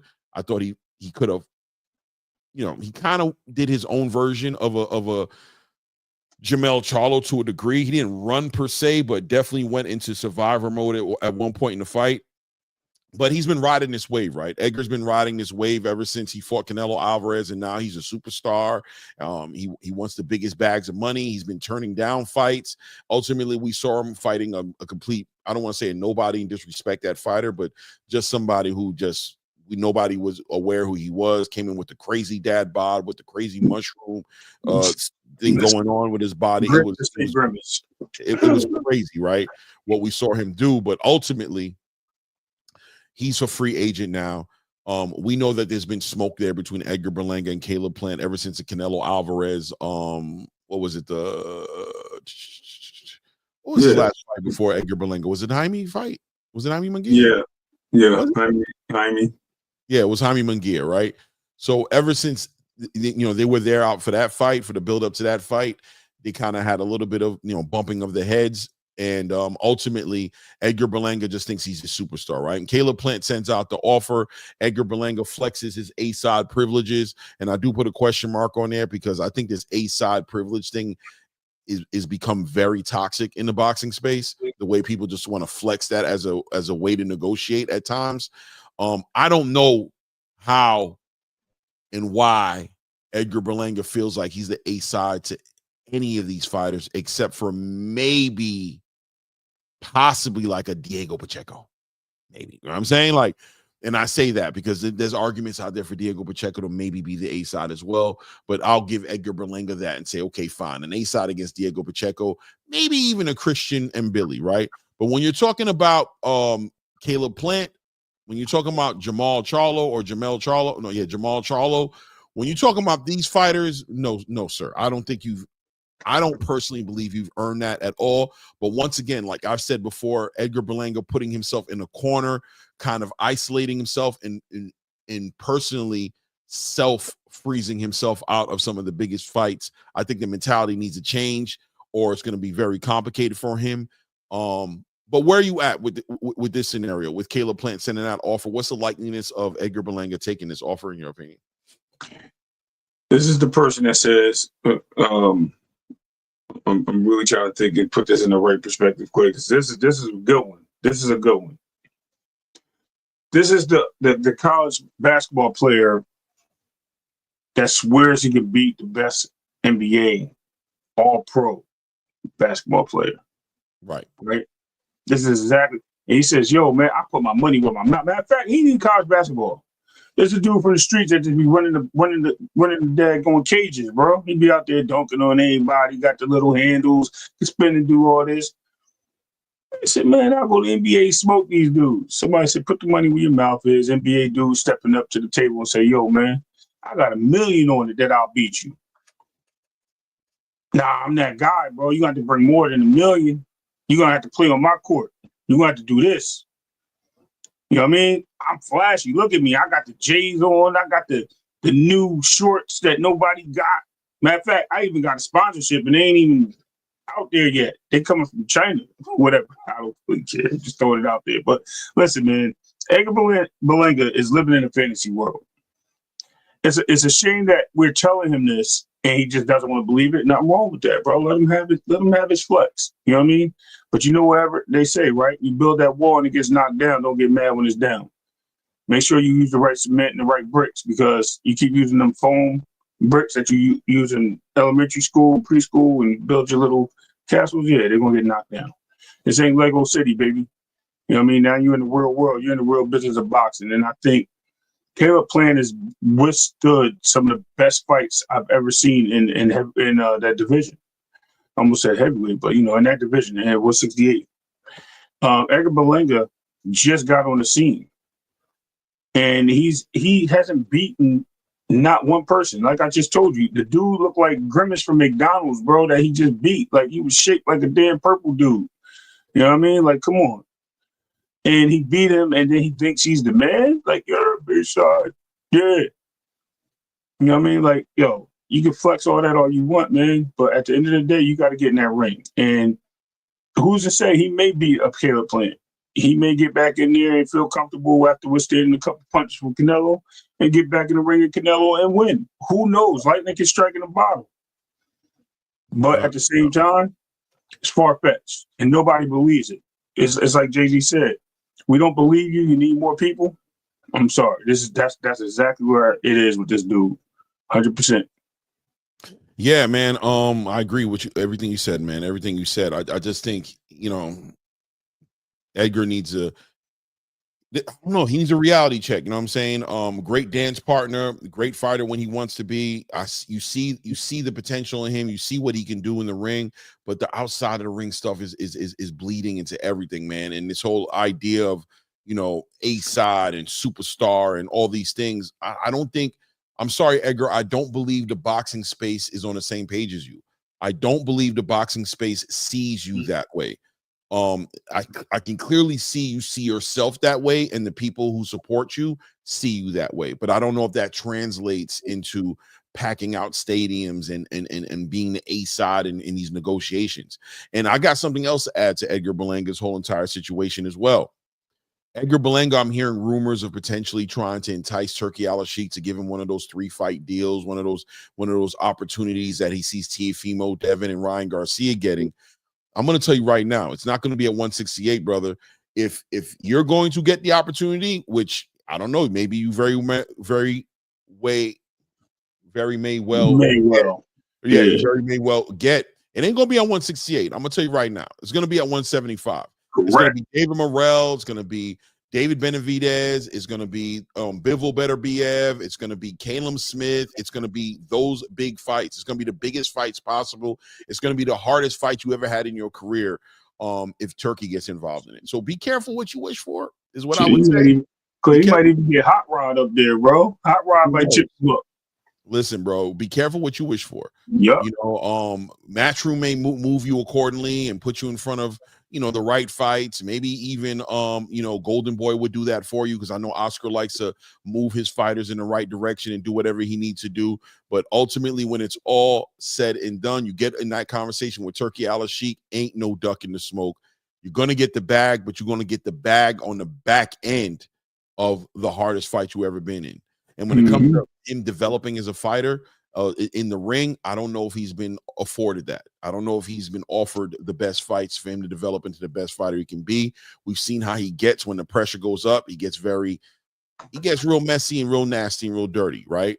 So, be careful what you wish for, Edgar. Hope it all works out. I'm interested in seeing what the response is going to be towards this contract that I heard has been sent out recently. From what I understand, from what Caleb Plant said in that interview, he said they're waiting on a response from him. This is something that just recently has happened. The contract's over there on their side. Let's see how they respond, and let's see how they deal with it. You know what I mean? Let's see how they deal with it. Moving forward, let's talk about the William Zepeda Tevin Farmer fight, right? William Zepeda squeezes by, wins another close fight against Tevin Farmer. We're going to talk about that as well. I don't know how close the fight was. It did become very competitive in the last 5 rounds. It became very competitive there. But the question is, did William Zepeda do enough to kind of separate himself early in the fight enough to where, the decision I'm in agreement with? I think I think I'm more in agreement with this decision than I was the last decision, right? And I wasn't in agreement with the last decision as well. I thought Williams Zepeda won that fight as well, but this one seemed to, he did separate himself in it, but he did show potentially some holes in his game. Let me know what you thought about the fight. Where did you stand when the fight was all said and done? How'd you feel about Williams Zepeda? I think Williams Zepeda is a force to be reckoned with in the division. Yeah, he gets hit, he gets clipped, he gets rocked, but he doesn't stop coming forward and trying to march ahead to win the fights. And he just keeps on that battery where he's constantly punching. And pause on that, by the way, big pause. But I think Williams Zepeda is one of those guys that can actually he can cause a lot of upsets and ruckus in the division. He can actually get a title from any one of these guys at any time because of the way he marches forward, because of high pressure, because of him being able to put his defense on the line per se. It's kind of weird now, Clay, that I've seen Matias fight the same way, just not as high rate as punching, but just marching forward, getting flat-footed when he starts landing these big shots. Zepeda does the same thing, so that there is a vulnerable point for them to get hit. But it's just like, when they get hit, they just keep going, bro. It's like the motor doesn't turn off. Zepeda's so in this fight alone, I just want to say, like, or if you just your question, actually, I think he poses a threat, even to Shakur and Tank. He poses a threat. It depends on the day of the week. Don't get it twisted. But he poses a threat. I think he can easily, even Keyshawn, I think he can easily go in there and win. Also, I think he can easily go in there and lose. It's like flipping a coin. Zepeda definitely has his work cut out for him in the division, but I also think that he's nobody that people are going to be knocking on his door to try to win a fight against. So he showed that. He shows a lot of toughness mentally and physically. Yeah, definitely resilient. Definitely has great conditioning and able to push the pace for 12 full rounds. Punch output, crazy. I do think that Tevin Farmer kind of exposed a little bit in the fact that if you punch while he punches, you can have some effective punching against Williams Zepeda, and you can hurt Williams Zepeda. Zepeda is also there to be hurt. You just got to kind of be able to manage that that pressure. You know what I mean? Right. He was able to compete at a high level in the last 5 rounds. Tevin Farmer, he was able to win a lot of those rounds, and a lot of people felt that fight could have went either way, 7-5 either way. I'm not sure if I feel that way, but I do feel like I said, what I noticed was in the last 5 rounds, it became a very competitive fight. I'm talking about fight of the year candidate competitiveness in the last 5 rounds. Like, without a doubt, Tevin Farmer showed improve, but I think that, Williams Zepeda probably just a little too far gone by that point. You know what I mean? Just kind of took a lot of those early rounds, and a lot of those, and those last 5 rounds, however you want to score it, could have went either way. I do think Tevin won the last 3 rounds for sure, 10, 11, and 12. I feel like he won those fights, those rounds. But at the end of the day, points are points, right? The question is going to be 2 questions. Number one, where does Williams Zepeda go next after this? How many more? He has no choice, really, right?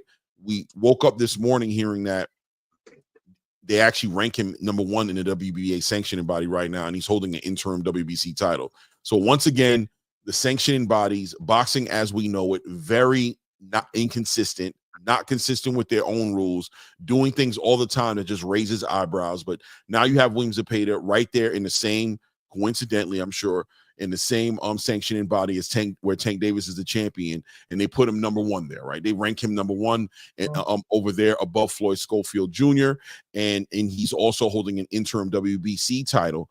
Where does Williams Zepeda go at this point? You know what I mean? Where does he go?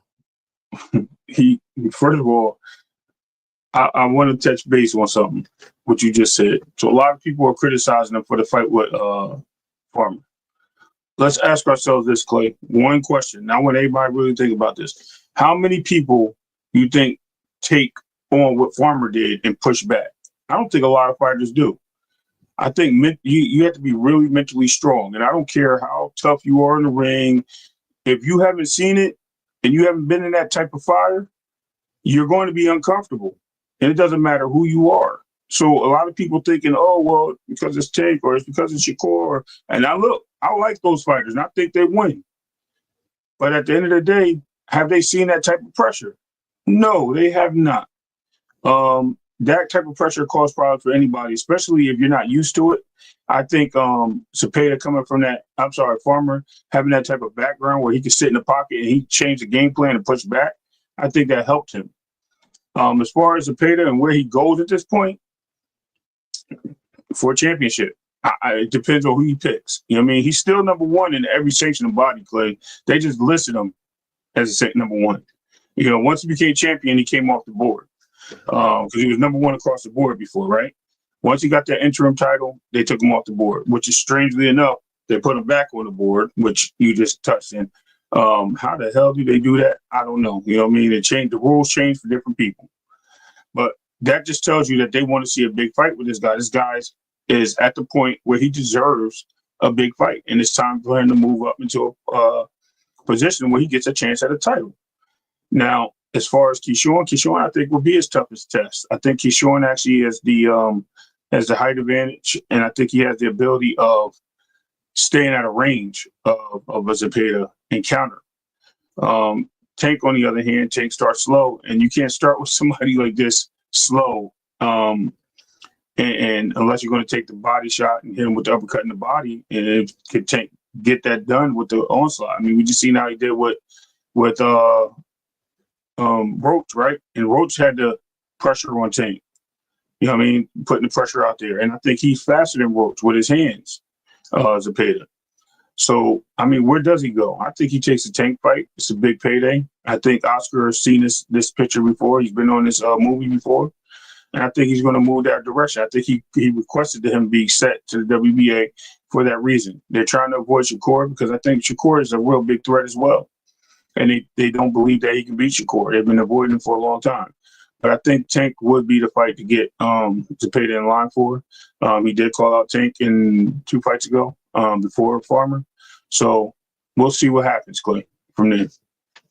Yeah, I agree. I think it does look like that he's on a trajectory to potentially fight Tank, and maybe Tank will steal Shakur's lunch. Fight. You know, maybe that's that's also a nice little petty play that Tank can do to kind of throw shots at Shakur a little bit, frustrate him a little bit as he's trying to make big fights as well and having a hard time making the biggest fights. William Zepeda, next fight has to be a big fight. There's no more tune-ups, no more getting ready fights, no more Tevin Farmers. He's been where he's at ranked for a minute now. Whatever he's got.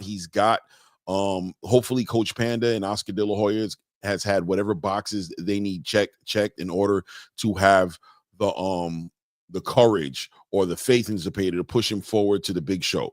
Because without a doubt, Oscar De La Hoya has been handling and moving around William Zepeda very carefully. He's been very careful about what's been happening, and we can see it, right? We can see the multiple times that he's gotten out of fighting Shakur Stevenson, whether it was a hand injury at one point or him having a child or another point or him just not being ready. I don't know what it's been a million excuses, but at least 3 times, in my opinion, he's ducked out of Shakur's way, and it looks like it's getting ready to happen again. I think him being ranked in the WBA sanctioned body number 1 is diabolical.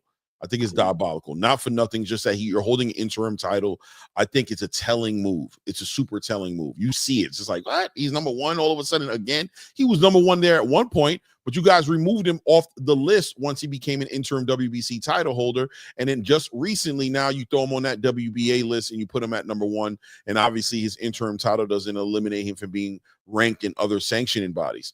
I think it's a big fight for Tank Davis. I think it's a Mexican who comes forward, who puts that pressure on Tank the way he likes it and gives Tank a great dance partner to give great fights. Let me ask you this question. Does a William Zepeda fight with Tank Davis check the boxes for Tank as far as his legacy is concerned, as far as what people are looking for him to do? Does it do that for him?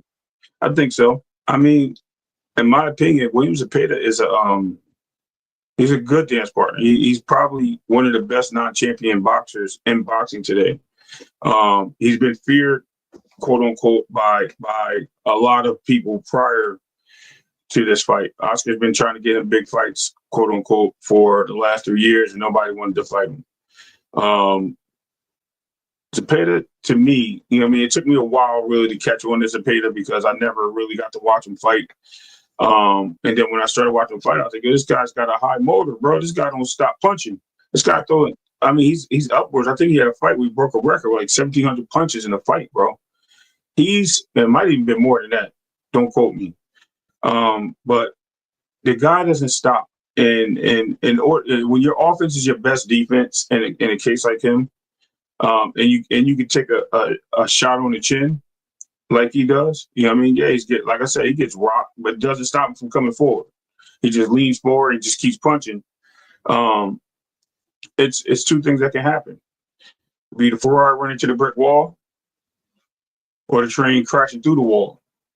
It's one or the other. So we have to see what happens, Clay. Like I said, I think he does pose a threat to a lot of champions. I think from the past he has been there already. Yeah, I think it's a great fight. I think it's a very entertaining fight. But I don't agree that it checks the boxes. It doesn't, because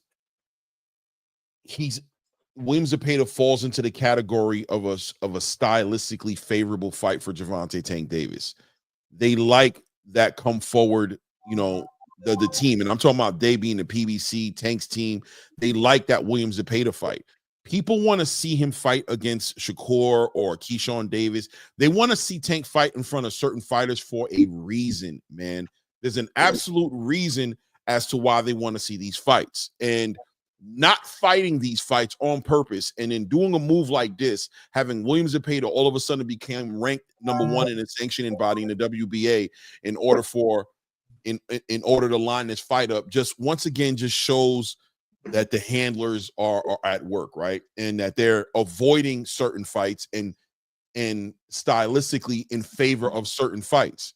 So I think it's going to be a great fight. I think William Zepeda fighting against Gervonta Tank Davis is a great fight. I think I would love to see the fight. I think William Zepeda stylistically brings the elements that make exciting Tank Davis fights. When you think historically of the Leo Santa Cruzes, of the Mario Barrioses, of the Jose Pedrazas, the Isak Pitbull Cruzes, those great fights that you saw from Tank Davis that you love to watch, William Zepeda checks the boxes as far as historically what has been great fights with Tank Davis. But there is a reason why people want to see Tank fight the fights they want to see him fight. And I think William Zepeda doesn't check those boxes. And what boxes doesn't he check? He doesn't check the boxes of technically sound, chess, cerebral fights that they want to see Tank Davis in at this point. At this point, they want to see Tank Davis in a technical, cerebral fight. We got to see a little bit of that with Lamont Roach, and we saw that it gave him issues. We saw that he didn't like being in the ring with a cerebral fighter. So you can only anticipate what that fight would look like in front of a Shakur Stevenson or in front of a Devin Haney or in front of a Keyshawn Davis, somebody who's going to bring that technical intangible to the ring. William Zepeda is one-dimensional in some ways. He comes forward, he lets off a lot of punches, and he puts a lot of pressure on there. That's great. That's great to see a Tank Davis exciting fight. If you want to know the blueprint, William Zepeda, Pitbull Cruz, Leo Santa, I said Pitbull Cruz. Isak Cruz, Pitbull Cruz, Leo Santa Cruz, Mario Barrios, Jose Pedraza. You can go down the list of these fighters who come forward, who want to put the pressure on Tank, and he's able to expose them ultimately, right? Having them walk into shots, shortening his punch output, giving him that false sense of security, and having him opening up with crazy shots, and he catches you in the middle of it. And if this fight happens, that's what we're going to see. And the next day, we're going to be talking about Tank is great, and we're going to be talking about how great the fight was. It might even be a candidate because of what William Zepeda brings to the table. But once again, even if William Zepeda wins the fight and brings that pressure and breaks Tank, it is what it is, right? It's still not Shakur. I don't think this fight replaces Shakur. It doesn't replace Keyshawn Davis. It doesn't replace Devin Haney. Devin Haney's out of the conversation, but I'm just talking about stylistically. It doesn't check the box on what people want to see from Tank. I don't think it does it. Right. Okay. If that was your question, no, it doesn't check those boxes as the fighter that we would like to see. But I still think this is a fight that allows him to dig into his tool bag. Why do I say that? Because we just seen someone coming forward, someone staying in the pocket with Tank, someone punching with Tank, and we've seen him being uncomfortable. Now we have somebody that does the same thing at a higher rate. Hands are fast. I'm not saying they're as fast as Gervonta. Gervonta's a very quick and snappy fighter. With his hands, he throws a jab in and quick. He throws his punches in and out very fast. But Gervonta is not known to be the fighter that he lures traps, right? We know he lures traps, but he's not known to be the fighter that's going to stand there, blow, punch for punch. I think he did it with Pedraza, and that was a hell of a exchange with them two, right? We watched that, and he had to get up out of there. He had to beat Pedraza on the inside, but he had to get up out of there to regroup. To catch him with something. Leo Santa Cruz tapping his chin all day inside, right? And then he had to get up out of there, regroup, and go with those uppercuts. They stop him in the corner. Zepeda, who's very open and subjected to the uppercut, by the way, comes forward, like I said, at a higher rate, bro. He just throws so many punches. It's hard for you to even defend a certain amount of punches when there's so many punches being thrown. We've seen this with many boxers before. I think it's a great fight for the fans. I don't think it's the best fight for the fans, if that makes sense. I think if we want to see Tank fight the best, we want to see him fight Shakur. We want to see him fight Keyshawn. Even the Teofimo, we'll rather see him fight. Lomachenko, we'll rather see him fight. Right? I'm all in agreement to that. But if you can't fight none of those guys, I want to see you fight somebody. There's no can't. There's if you won't fight those other guys. And it's very important, right? Let's be honest. Right. Not about all right. If you won't fight none of those guys, or the fight is not available for none of those guys. Let's clean it up. Then I'll go with that. Right? Then go ahead. Zepeda is available. Then that's the best fight you have in front of you. Right? Who else you gonna go with? I just think that I think he's listen, I hate to say it, but Tevin Farmer came in heavy, bro. Like a lot of people don't look at the size of Tevin Farmer and don't hate to say it. Don't hate to say it. No, this is what I'm saying. This is what I'm saying. Let me cook. So look, what I'm saying is he came in there punch resistant, Clay, and he still was getting rocked. He was still getting hit with shots that hurt him. So imagine what happens when you got a guy that's 5'4", getting hit with those same shots that weighs $132. What? Tell me, I'm not discrediting Tank. I'm just thinking of how does he take those shots that Tevin Farmer took? Body shots, hooks, uppercuts, whatever he hit him with, chest shots. How does he take those shots? Let's ask ourselves. Let's forget about Tank being Tank. Let's just talk about his defense on it for a second. How does he adjust to those shots coming in and hitting them? That's the question. Like I said, I'm not disrespecting Tank. I think Tank stopped him because he leaves himself open to the punches that Tank wants to punch him with, right? But if the level of punches are a high percentage like they are, and they just keep coming in, you know what I mean? There's a potential for an upset. That's all I'm saying. No, 100%. This isn't a one-way street conversation when it comes to Tank and William Zepeda. There is the William Zepeda side of the conversation that has to be acknowledged, and he can win this fight.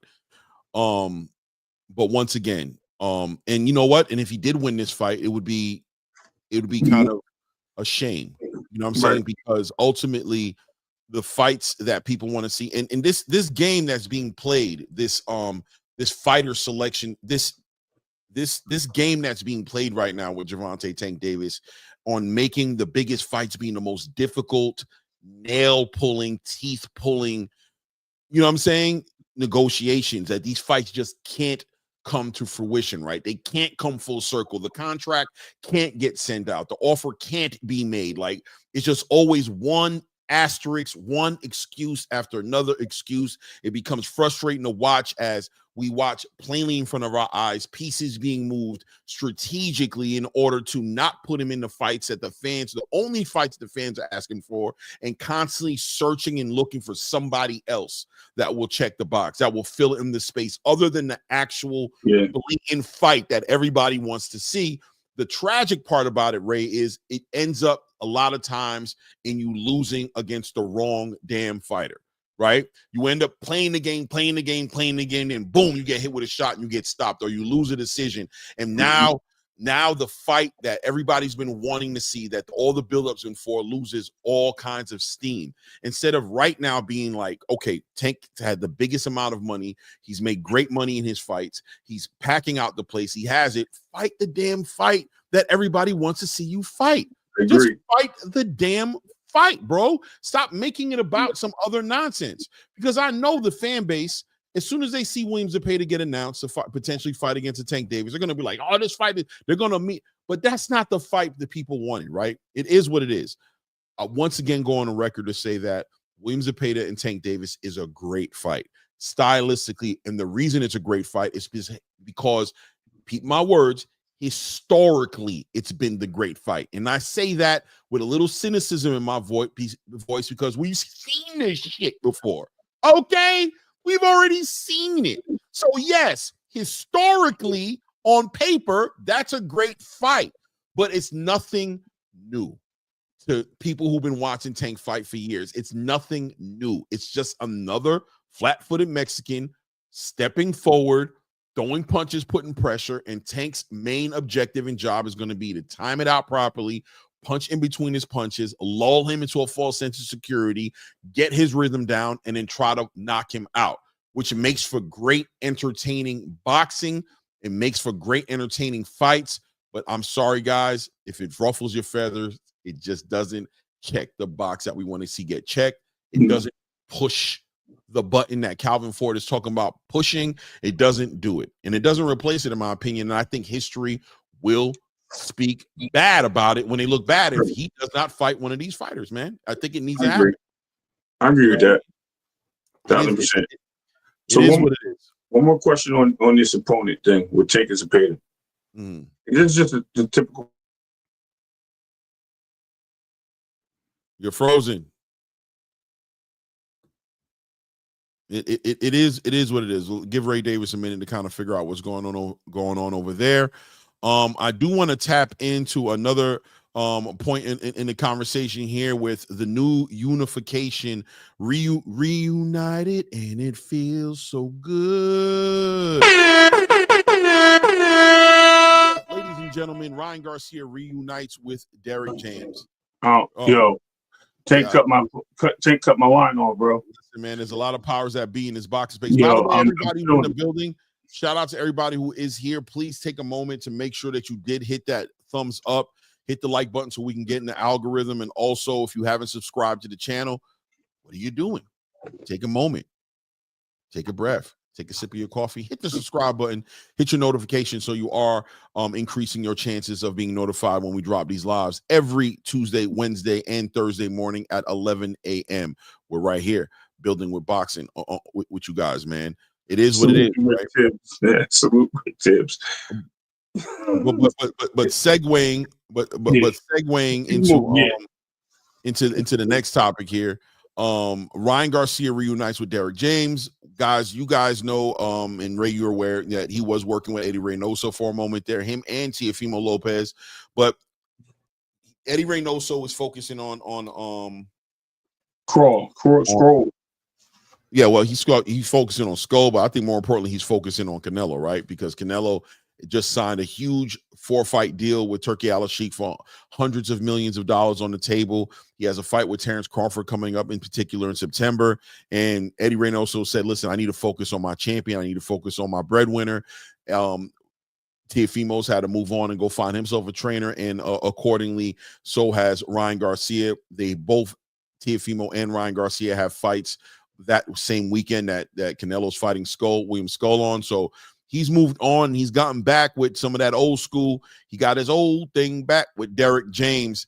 How do you feel about the reunification, man? How do you feel about it? Talk about it, Ray. Talk about it. Talk about That's it, man. how I feel. Come on, Derek. What you doing, bro? Come on, man.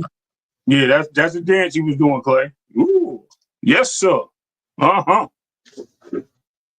Yeah, I don't even want to do it no more. Anyway, no, I don't think that's the case. I think Derek is in a. It looks bad for him. It looks bad for him, but I think he's in a position of money. All his fighters are pretty much gone.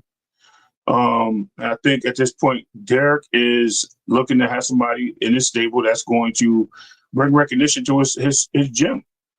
Most trainers or people that have gyms do. They look for the top fighters for that reason, and they want that build up. And I think right now, if you say, okay, well, I had this champion, I had this champion, I had this guy, and they're all popular, what happens? That brings people into the gym. That brings people to come want to fight with you. I think it's wrong, especially when he sat there and he heard the nappy-headed comment and he looked at this guy's dad like, yo, what are you saying? And then turned around and still continued to train this dude when he started dropping the M-bombs and saying certain things, and he still continued to deal with this dude. When you see him sitting in the corner while this dude is acting a goofball, just doing whatever he was doing, he was like, I don't even want to be here. Like, yo, I to me, I have to agree with the fan base, bro. This is you're selling your soul. You're selling out, right? Is that the word we use? Like you're a sellout. I think it all checks the boxes. Yeah, exactly. For what? You know what I mean? So listen, man, if that's how he feels he has to move on, go be it, man. Be Benny Hill or whatever his name was, man. Go out there and do the Greg Gumbo, whatever. I'm sorry, Brian Gumbo. Rest in peace, Greg Gumbo. But go ahead and do your thing, man. Do your thing. That's what you need to do. Just don't come over here. Took your card away. Matter of fact, I find that black card. I put it somewhere, but I don't want him. I don't subscribe to that necessarily. I don't think there's no black card in business. I think crazy. I think that at the end of the day, business is business, and I think that's how Derek James looks at it. I understand he's going to get pushback from the space for the way he's handling his business, because the space would like Derek James to stand on something bigger than business. When it comes to a situation like this with Ryan Garcia, with the racial, words that he's used and the way he's tore down the black community, he hates niggas and, digging up, people who aren't here and killing them again. And, the way he feels about the Muslim community, they would like Derek James to kind of stand on business and be like, nah, man, you've crossed certain lines. And there's no coming back from that. But I also believe that Ryan Garcia has been on a campaign, doing interviews, kind of trying to redeem himself, trying to pass blame as to why he was like that, saying mentally he was dealing with a lot of challenges and he didn't, he doesn't agree himself with hindsight with the way he's handled things in the past. And I could imagine that him and Derek James has had an opportunity to speak and that he's apologized to Derek James, right? Sorry for putting you in that position. I know a little crazy, you having to stand next to me doing all these things. And I think, like I said, at the end of the day, I don't know if Derek has completely forgiven him or not, but look, at the end of the day, business is business. Money in, money out. Listen, man, as long as you're coming to work, as long as you're coming not to give me no back talk, and you're going to do everything I ask you to do, and you're going to follow my instructions, it is what it is, right? Let's get it done, and let's get you where you're trying to be, man. Let's be in some of the biggest fights. I'm a trainer. I think you're one of the biggest names in the sport right now. You got Turki Alalshikh offering you a big purse. A certain percentage of that purse can be for me. You know what I'm saying? And I'm not going to let that go under the radar. Let's work. But let's move on from that and say, is this a good thing as far as Ryan Garcia as a boxer? As far as a fighter, Ryan Garcia, does a focused Ryan Garcia who's listening now, who's more committed and present into his boxing career, benefit from the tutelage and whatever Derek James brings to the table for Ryan Garcia? Let's keep in mind, of course, that Ryan Garcia had a decent performance and knocked out Oscar Duarte when he fought with Derek James. And of course, we saw what he did when he fought against Devin Haney, right? So there was success there. It was crazy. The antics was wild, but that was a Ryan Garcia who wasn't focused. who wasn't listening, who was doing what he wanted to do. He did the California roll against Oscar Duarte. Derek James has gone on record to say, yeah, you need to stop that. We never worked on that. I don't know where he came from that. And against Devin Haney, just basically, from what I understand, hardly trained, drank, smoked weed, had the crazy antics, wasn't focused. Well, now that Ryan Garcia is focused, now that he seems to be real present into his boxing career, wanting to show improve, he's fighting for his first championship now, interim title, but still a title against Rolly Romero. That puts him in the conversation with all the champions at 147. Is Derek James' tutelage of help Ryan Garcia at this point? Is this a good thing for Ryan Garcia as far as the boxing, not as far as the personal feelings about who he is and whether you like him or not? But does Derek James bring that element that helps him move forward in his career? Nope. Because Derek James' style is not the same style that Ryan fights with. Ryan is a trap setter. He doesn't have a jab. All he has is a left hook, right cross. Basically 2 power punches. Everything else is what it is. He gets hit too much, right? So we seen him do the silly shell or the Taco Bell shell, whatever you want to call it. Everybody has their own way of saying it. I think even Ryan had a nickname for it. But Derek can't change that. Bad footwork, you know what I mean? Flat-footed is a mug. Just looking for one punch is crazy. What can Derek do? Derek's going to make him the aggressor that he had with Earl and Jamel and Frank. He's going to have these guys, like, is he going to be able to do that and transition that? Is he going to be able to get him to bite down and do what AJ did and go forward? I doubt it. Ryan shows that he has a lack of a gas tank. He does tire out. And then he goes back to the Luke Campbell fight and fights with him and got all them guys. It shows it. He's not who we think he is. Derek has to be able to believe and accept certain things. It's almost like you get into a relationship and you know the girl's bringing baggage with you. With her, I'm sorry, right? You're going to have to accept some of that baggage and you're going to have to compromise certain things in order. So I mean, there'll be some compromise. Like, yo, listen, if you do this and you do this, you stay in shape, do this, I can live with that. But you got to know when to strike. You got to know when to put your hands up. We got to work on the deal. And I'm getting paid to do this, right? Okay, work. So I think the compromise is there for them too. At the end of the day, I just don't see Ryan changing anything in his style. He might get clipped in this fight, man. Like, who knows? So, it's a matter of who's going to punch each other in the chin first with these two. So I don't think Derek has any plan on that. He's just in the corner. It's the guy in the corner. Right. I think Derek is going to help. You know what I mean? Okay. I think the reason I think Derek is going to help is because when Derek was working with Anthony Joshua and even working with Ryan Garcia, he always gets back to the fundamentals. And I think if Ryan Garcia is weak in any area, it's the fundamentals at times. He keeps his head, he stands too tall. He doesn't really have, he doesn't, like you said, he sets up for that one shot, and Derek is going to make sure that he brings more wrinkles and adds more wrinkles to his game. I think it's a good thing, you know what I mean? And like I've said, I'm not shy to say I'm able to separate the boxing from everything else. You know what I mean? I'm not Al Sharpton. I'm not Jesse Jack. I'm not here for, that's not when I'm talking about boxing. Cool. I can talk about just boxing, right?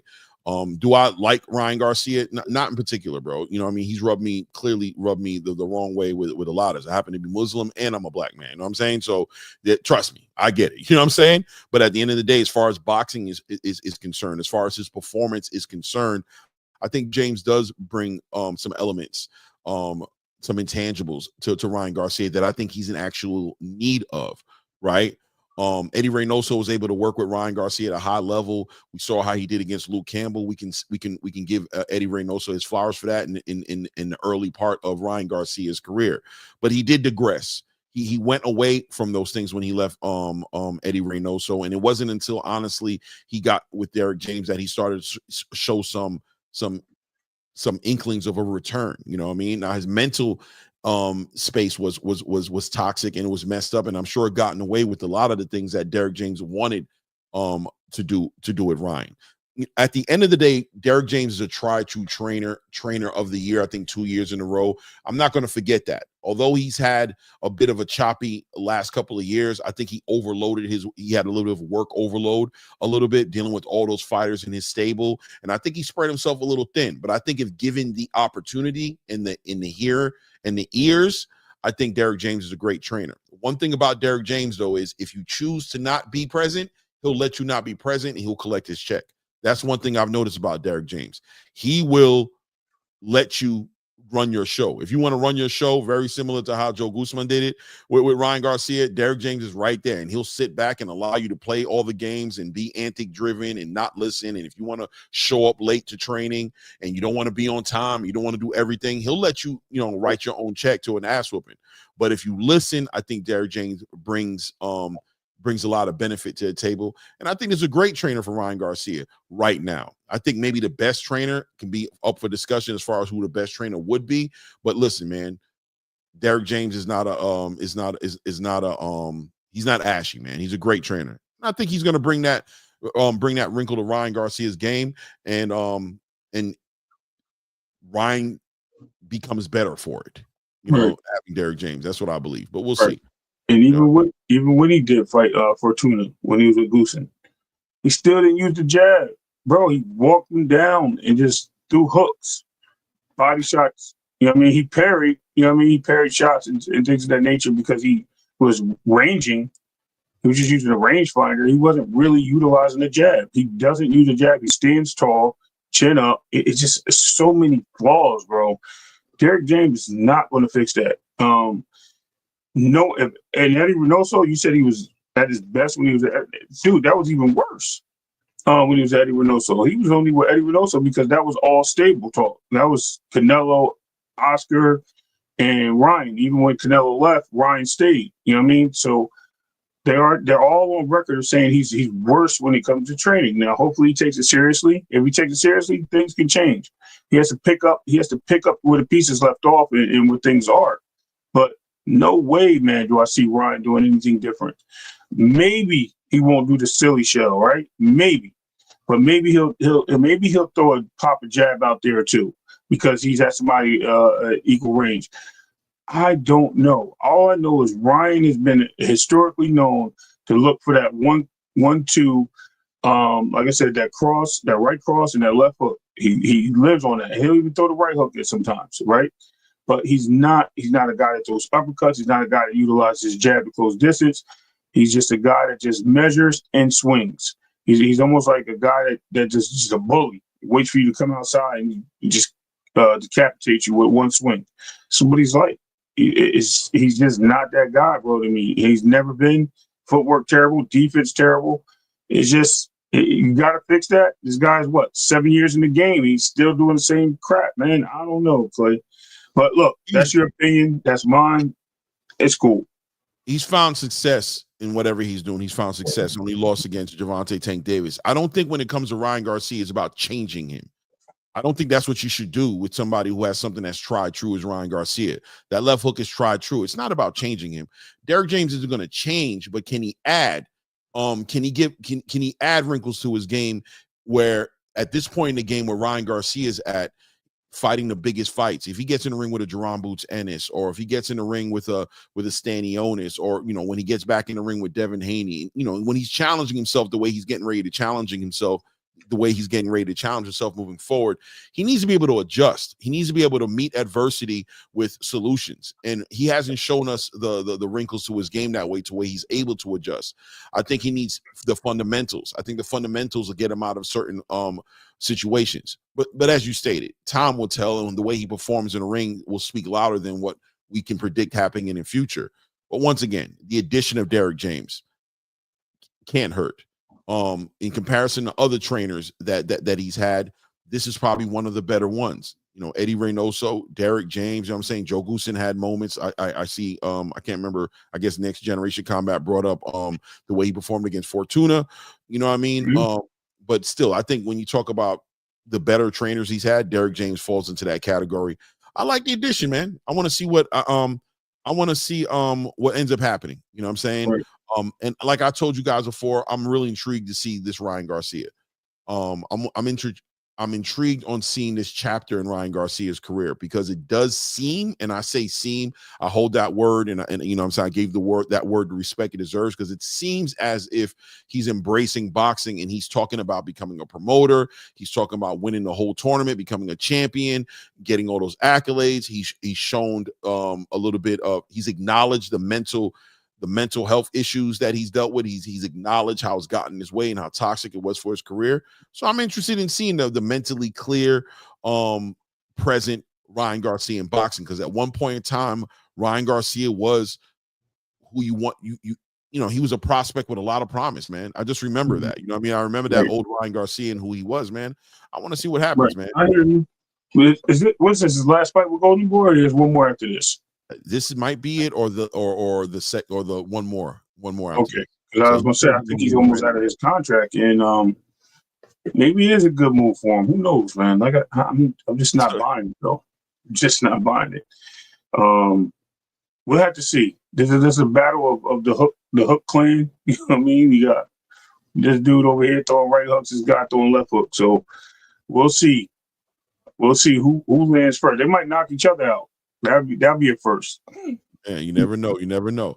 Let's go ahead and move on. So Tevin Farmer on the bad side of a close one again. You know, turned up just a little too late, right? Got those last couple of rounds in, but he showed improve. A lot of people just want to see Tevin Farmer fight now. I think he just showed that he got the heart of a lion. He showed that he's a warrior. And a lot of people want to watch him, but listen, man, it's got to become discouraging after a while to keep losing these fights the way you're losing them. You know, almost getting it there. He hurt him in the 12th round. You know, what if he would have worked? What if he was able to do what he did in the 10th, 11th, and 12th round a little earlier? What if he would have kicked up maybe in the 4th round, the 3rd or 4th round, if he would have kicked up? You know, what if? But Tevin Farmer going up in age, not going down in age. Where do you see Tevin Farmer at this point? Where does he go at this point on the back end of two very good fights between him and William Zepeda, but where does he go from here? How many chances can Tevin Farmer really get? This was pretty much it for him, or is there more for him out there?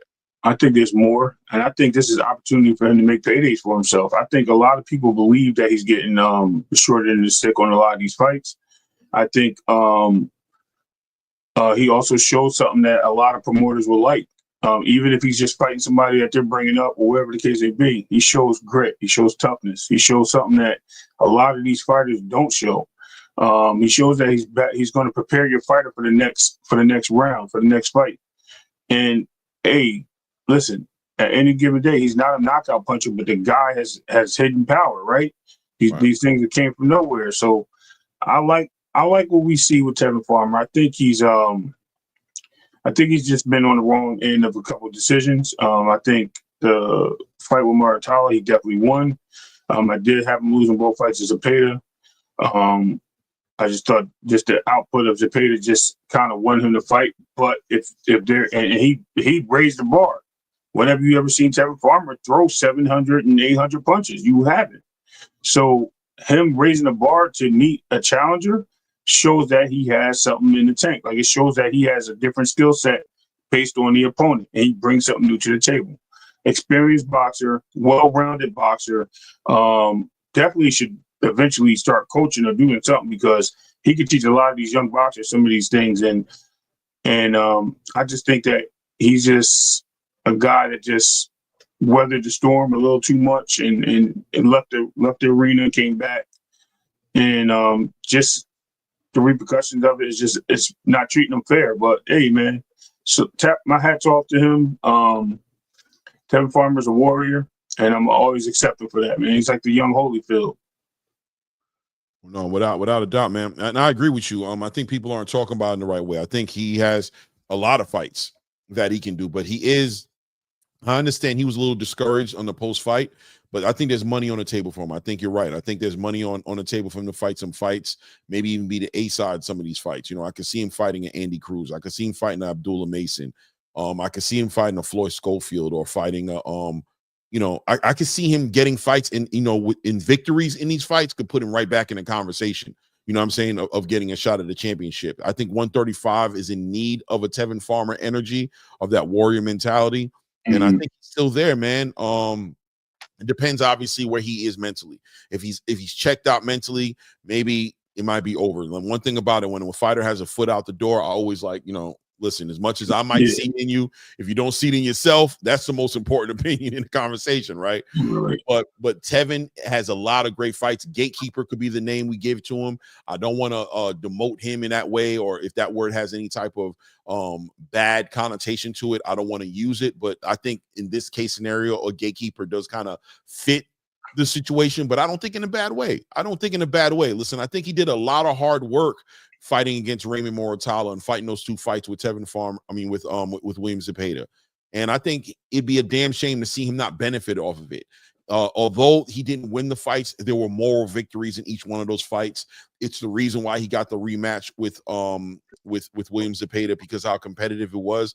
I think he makes some great fights out there, and there's a lot of young and up-and-coming 135-pound fighters who need that experience, who need that name on their resume. And I'm not putting it there as far as like he's going to lose against all these dudes, but I think these I don't know if there's a more legitimate name at the right time to give to an Abdullah Mason, to give to a Floyd Schofield if he wants to risk it. I don't know, because I know he's up there in the rankings. Think you want that fight, right? Or to an Andy Cruz, or that he want that fight.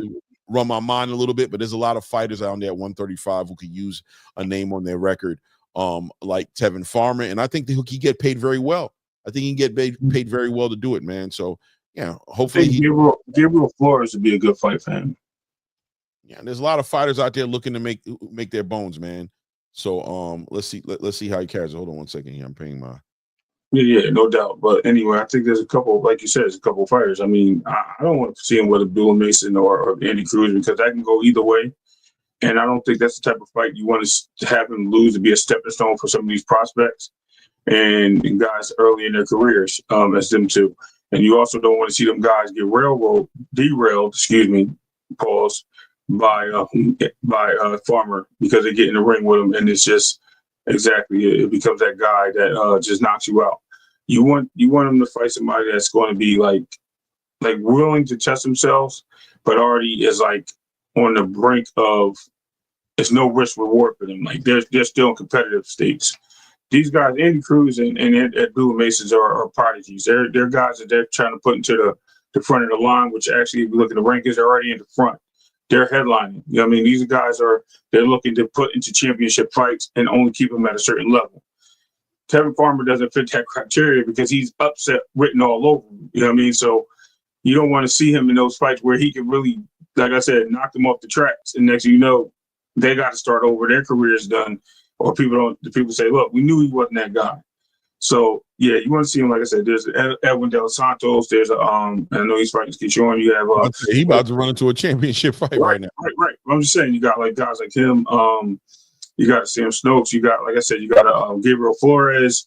You got even Frank Martin coming back down or whatever. Because they, you know what I mean, those are good fights for him. Those are fights that'll make him that if you put him in the ring, you're going to get an exciting fight, and it can propel or derail one of the opponent of Tevin Farmer. I think Tevin Farmer has all it takes to beat these guys, and I think he could beat anybody in the division on any given day. But at the same time, I think he also takes too many chances where it hurts him and it costs him fights.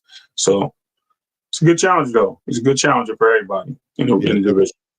We'll see what Tevin does, man. Good luck, man. Hopefully we see more of Tevin in the ring, but if you do decide to retire, it is what it is, man. We ain't mad at you, brother.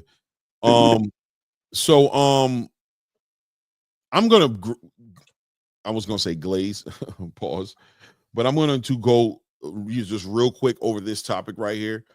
David Benavidez is real close to in my opinion making one of the biggest mistakes in his career, in my opinion.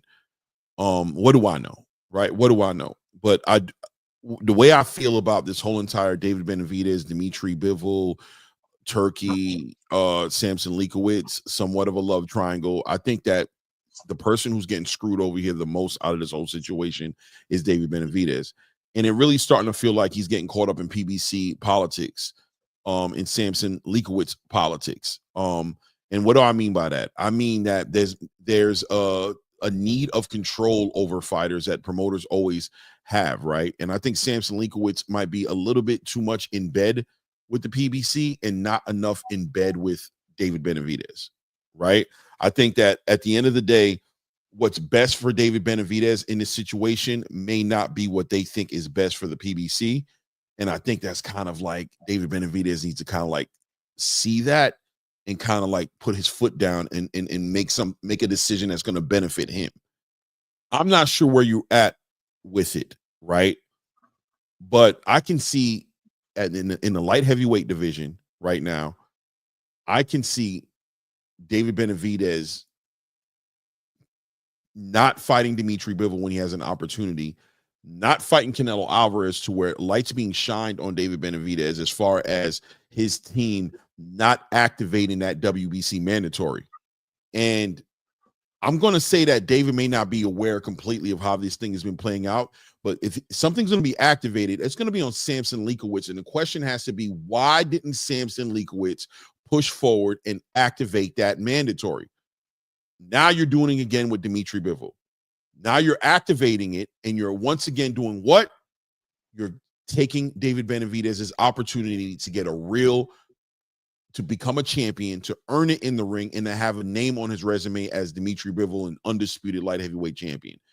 Because you might be painting yourself into a corner in a situation where Dimitri Bivol, who has issues with Mauricio Suleiman, and Turki Alalshikh, who holds indifference with the way Samson Lenkowitz has been moving around with this, he might not get the Dimitri Bivol fight out of pure spite.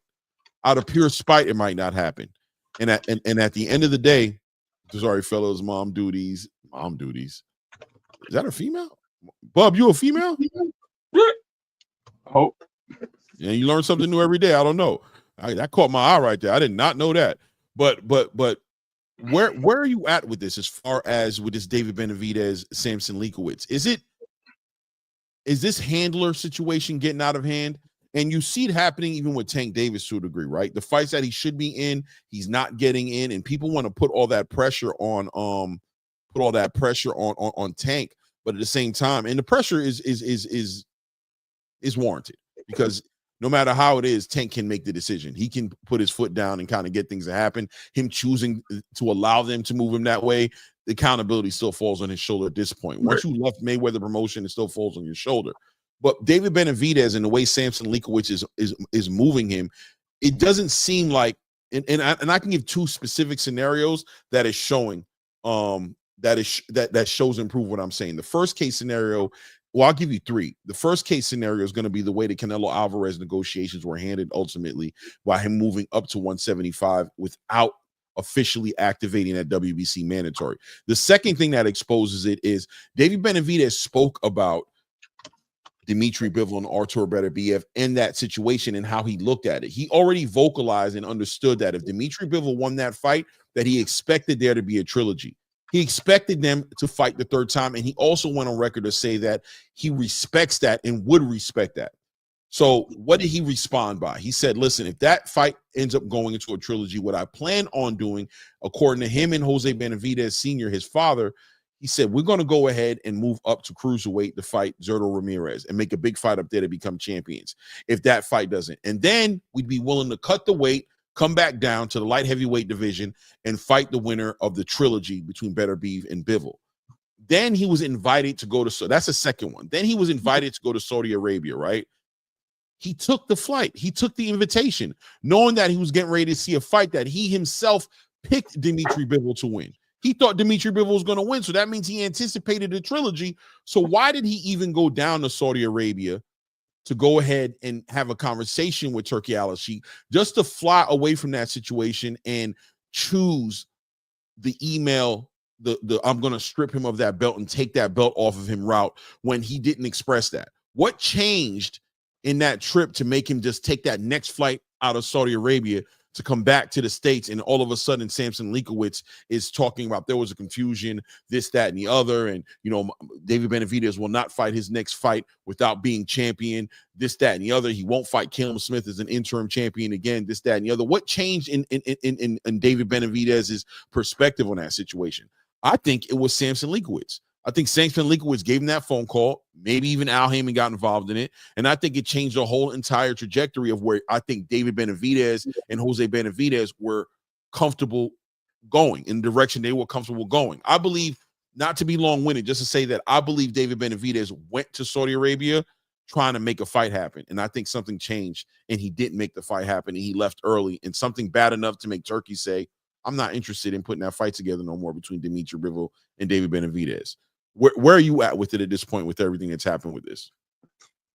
Man, you hit the nail on the head 2 times, not 1, 2 times. He hit the red button on Canelo, right? He missed the red button. Let me clear that up. He missed the red button with Canelo. He's supposed to activate his mandatory. He did not. So that brings questions into that. Now he has the opportunity to fight again, another champion, even if he has to wait and take on another interim title holder, which would be a great thing in my opinion, right? Because you're still at the top of the food chain and you refuse to take that fight to go fight this fight, or maybe take that fight and just take the belt that they're willing to give you. That right there says something different too. I mean, it's just too much. To me, it's starting to make me think, like, is he or his team afraid of him making these big fights? Are they afraid of him getting in the ring? Because they did the Morrell fight, so they must have seen something there to say, okay, well, we can beat Morrell, and we'll just make everybody believe we can beat him or whatever the case may be. Well, but not to cut you off, just to add in there real quick that David Morrell and David Benavidez, that fight was made by David Benavidez. In his own hands, right? He put the matters in his own hands on that, according to us. So why isn't he doing that now? What caused him to run away from 3 opportunities to be champion? And I get it. Everybody blames Canelo for ducking, which on his part he did, or not take the fight, whatever. But he had opportunities. There is something going on behind the scenes here. It's very well played. Maybe it was like, hey, we did you a favor. We gave you the fight you wanted. You dominated. Now you owe us a favor.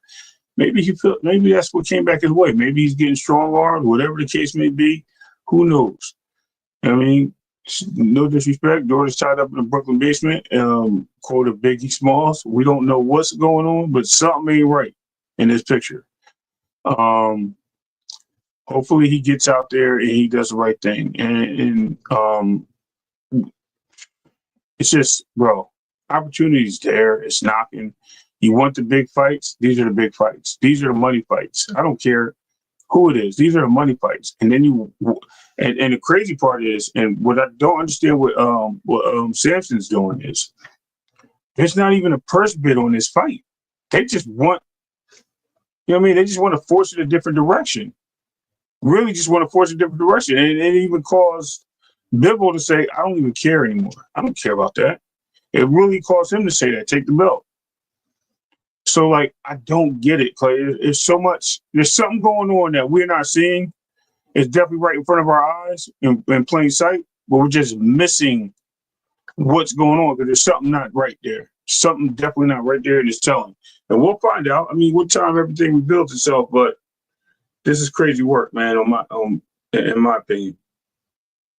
Yeah, I think there's multiple layers, right? There's multiple things happening at the same time in front of us. I think you were looking at David Benavidez in his career right now and where he's trying to be. He's built up a lot of momentum on the back end of this David Morrell fight. I think there's PBC, who's rebuilding their whole entire brand and product, and right now talking about, well, according to Bob Arum, talking about bringing their resources together with Top Rank to make some fights. I think that Samson Leakowitz is also making a potential power move for himself and his own brand and what he brings to, the Sebastian Fondoras and, in those type of fighters, the Gabriel Fondoras and whoever he has underneath his in his roster. I think he's trying to make a power move. We know that Samson Leakowitz worked very hard on putting together that David Morrell card as far as the investors, as far as financing. I don't know what agreements were made in the background, as far as promises that may be made to him, as far as a position he could be playing with the PBC. We've seen him become very pro PBC in the past year. Not to say that he wasn't pro PBC, but all of a sudden he's become very vocal on, making it clear, like he's kind of like the Leonard Ellaby of the PBC damn near again now, that Leonard Ellaby's move is like Samson's kind of taking that spot. Right.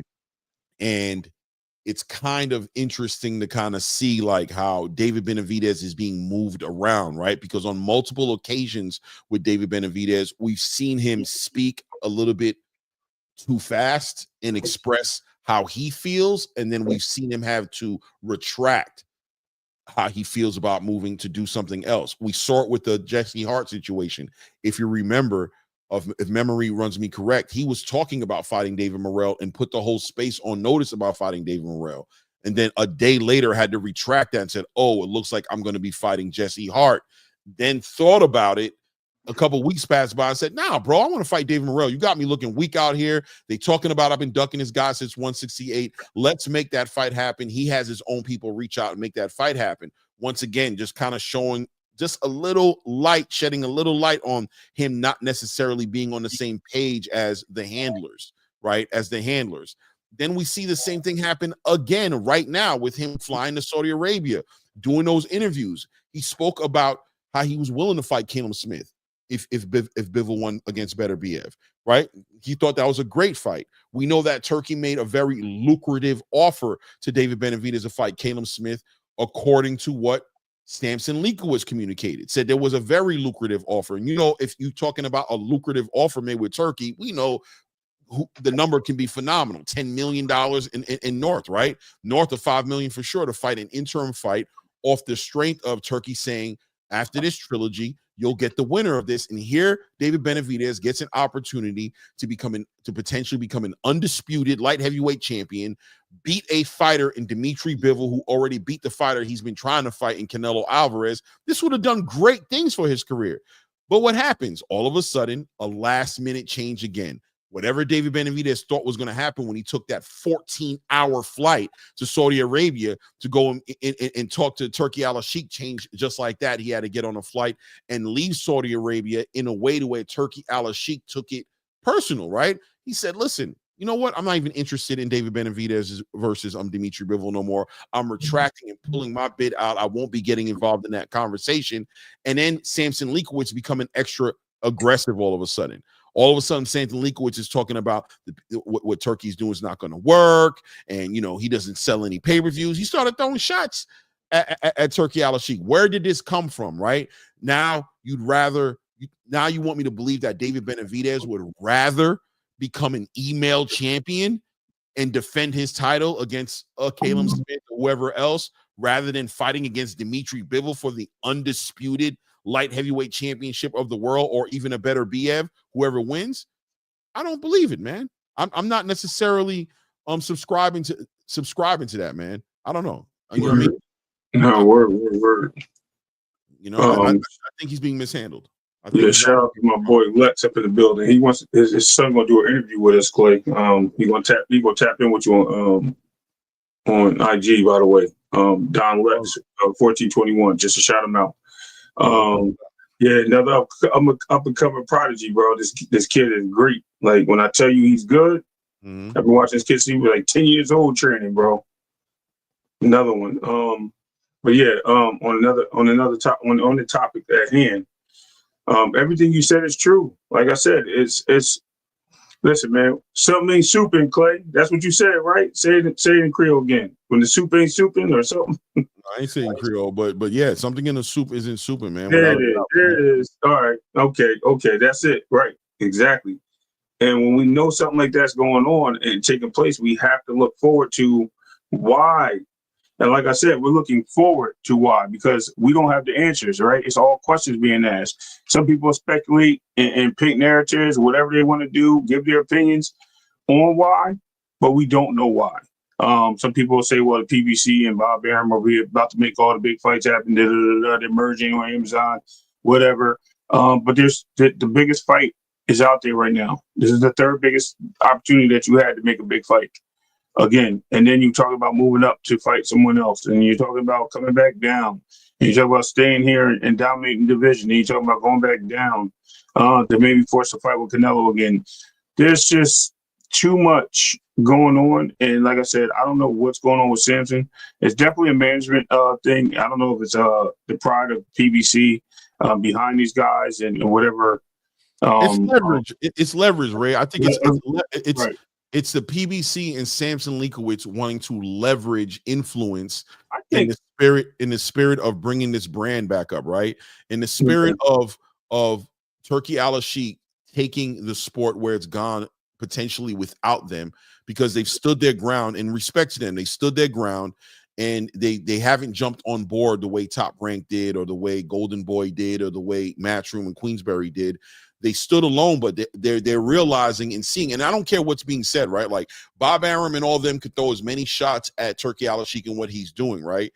Samson Leakowitz can throw the shots all they want, but they wouldn't be talking about coming together unless they had to, because they've shown in the past that they'd rather not.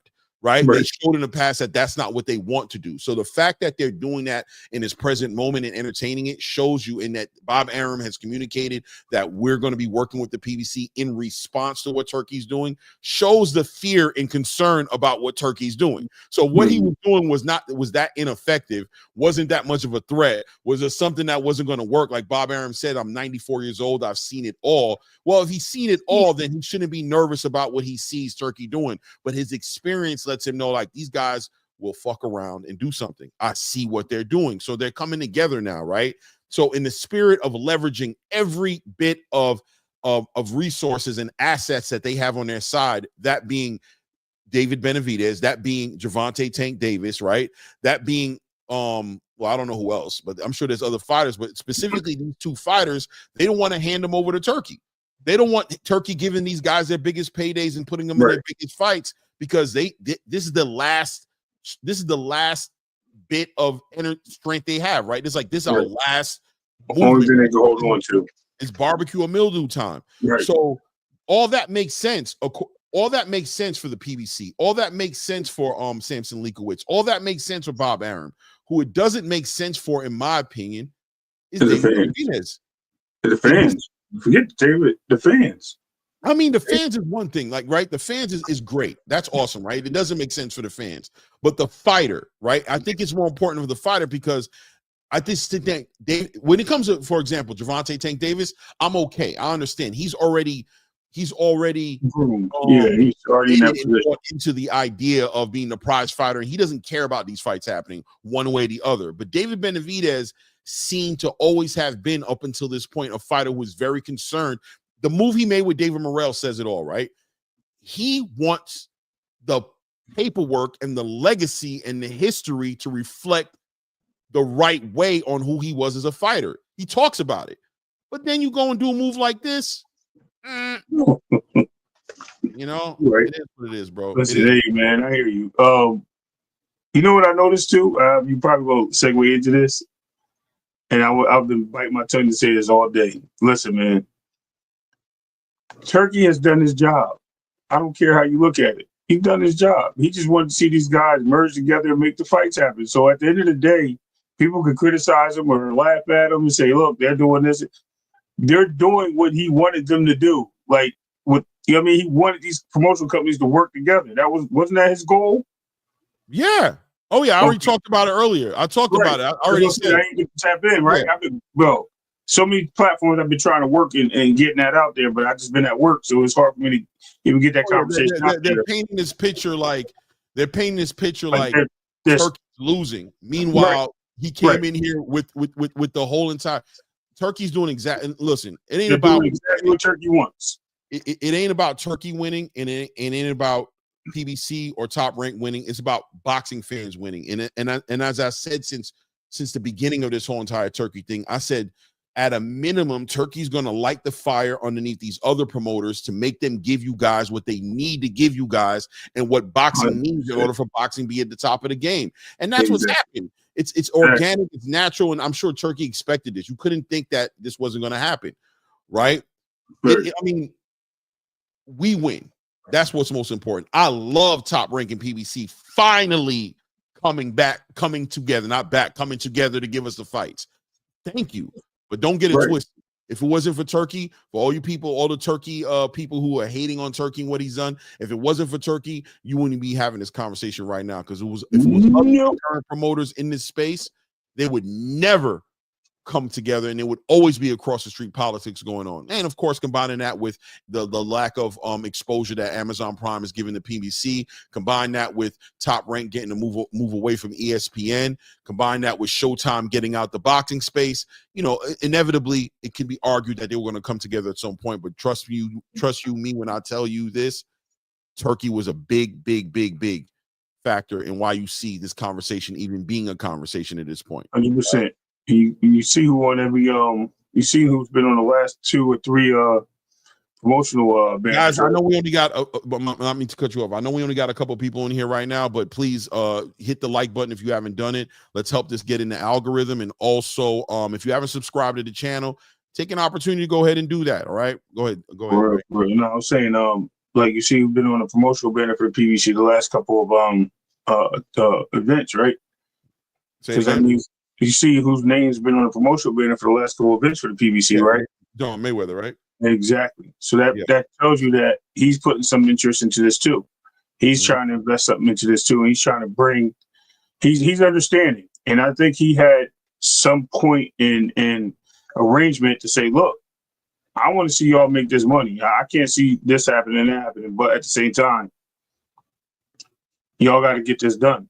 And I'm willing to give you a bag to help you out, but stop playing with these fans, bro. Let's make these fights happening. So we'll see what happens from there, Clay. Like I said, it's only a matter. We're gonna talk about as it. We're gonna talk about as it develops. It is what it is. Yo, shout out to Don Lex 142 Abel. I've never seen you here before, so I'm assuming you. That's Lex. Oh, that's Lex. Oh, okay, salute to you, family. I haven't seen you here before. Welcome to the channel, man.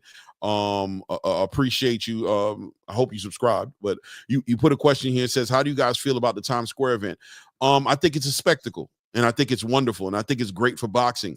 I think with these events, Alex, what you're going to see is that the production level, once again, Turkey just pushing boxing forward, legitimately, potentially physically pushing boxing forward, making the names step up their game. And I did not make that rhyme on purpose. It still sounded good when I said it, right? But making the names step up their game, right?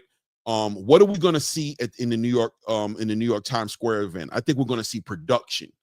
I think what you're seeing Turkey bring, one of the biggest things that Turkey's bringing to the boxing space right now, outside of the best fighting the best and these things happening, is the production.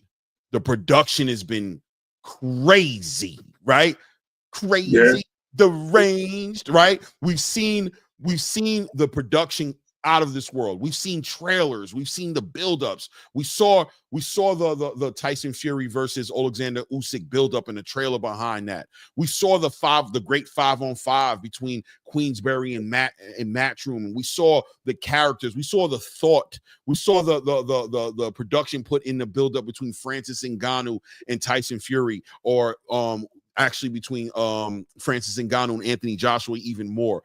So much production. And it's going to bring that, and that's one thing that's great about what TKO is bringing to the table, as far as Nick Khan and that WWE production and the story and building up all that fire before the fight starts. So what do I think about the Times Square event? I think the Times Square event is a stage for that. Where better a place than Times Square? When you think of Times Square, if you've been in Times Square, listen, man, the LEDs, the billboards, the nighttime, how Times Square looks. Imagine how lit Times Square is going to be when it comes to making this fight, and all the different options that Turkey has, that Turkey has to invest in this, to make this one of the biggest spectacles boxing has seen in years, decades, maybe ever. Is it going to be a packed out event? No, it's Times Square. From what I understand, it's already limited to like 300 to 600 people that are going to be able to be ringside to see this fight. But the spectacle, it's on May 1st. It's going to be a spectacle. Salute to everybody in the building, man. Salute to everybody. Yeah. Salute Thomas Hill. Was good. Was goody. But yeah, that's what I feel about. I wanted to cover one more topic, Ray, before we leave. I know that time is ticking. I know, and I'm going to open the panel up too. I was going to say, we got to bring this panel up, especially with the mayor in the building, man. When the mayor come around, we got to make sure he get on here and bring his keys with him. No doubt. Salute Detroit, BC. Salute. Let me see here. What Don Lex says, what I disagree with is the payment offers for the fighters on TKO. Don Lex, that's already been debunked. That's not actually the payments. That's that's not what it is. The payments that we saw, the 20,000, 50,000, 150, 200 something, and the 300 something, and the 750,000. That's not the payments. They haven't come up with the payments yet. I'm gonna tell you guys this about this payment situation. Guys, please understand that when Turki told Dana White that he wants him to take over boxing, don't take that lightly and for 1 minute think that Dana White thinks he's taking over boxing by underpaying fighters. I just want that to go on record. When it's all said and done, we'll have better perspective on it. But don't you get it twisted for one moment that I'm going to come on your block with my work and talk about taking over your block and think that I'm going to bring Snickle Fritz onto your block. I'm coming with that grade A. You heard? That's what I'm going to take over your block with. Yeah, whatever you do. Snickle Fritz is. Listen, when I used to play in the game a little bit back in the day, right? But I'm going to say but I'll never forget this one trip I took to California for something, right? And I remember it was a Jamaican. And we was asking the Jamaican for, and I could speak about it. It is what it is. I was talking to the Jamaican about a certain level of you know green. What I mean? Okay, yeah. green. Let's talk about the green. Level of green. And he said, listen, he said, man, we don't specialize in that level of green, you know, in that name brand. That's not what we do. But you know what he said? He said, but we have that pretender. You know what I'm saying? So he's basically saying that, you know, I got the Likes, not the Nikes, right? And I'm like, yeah, we're not taking over no blocks with no, we're not taking over nothing with no Nike. What are those? Yeah, what are those? Turki Alalshikh doesn't have as much money that he has and paid out as much as he's paid out and invested as much as he has in being who he is today to wait until the 9th inning to become Mr. Cheapo, Creepo, pay you, you know what I'm saying, like your car's on repo. Right? Yeah. That's not what he's coming to do. So I don't know what the pay is going to be, but I know one thing for sure is Dana White's been given an assignment. Nick Khan has been given an assignment. They've each been paid $10 million a piece, you know what I'm saying, to do the assignment. And the budget is clear. The Saudi Arabia PIF fund is what's going to be funding this. Listen to me and listen to me clearly. Don't think for one moment these dudes is coming out here in this game not realizing what the competition does and not realizing what it takes to knock the competition down. But let's see. Let's take a look at it and let's see what ends up happening. You know what I'm saying? But don't get it twisted. Don't get it twisted. Most importantly, we have to realize that it's a league, not an event. That's most importantly. Yeah. Yeah. It is what it is. And I see Bradley says, play, I hope Turki has you on the payroll. You promote the hell out of him. Yo. No, Turki, by the way. My DM, my email.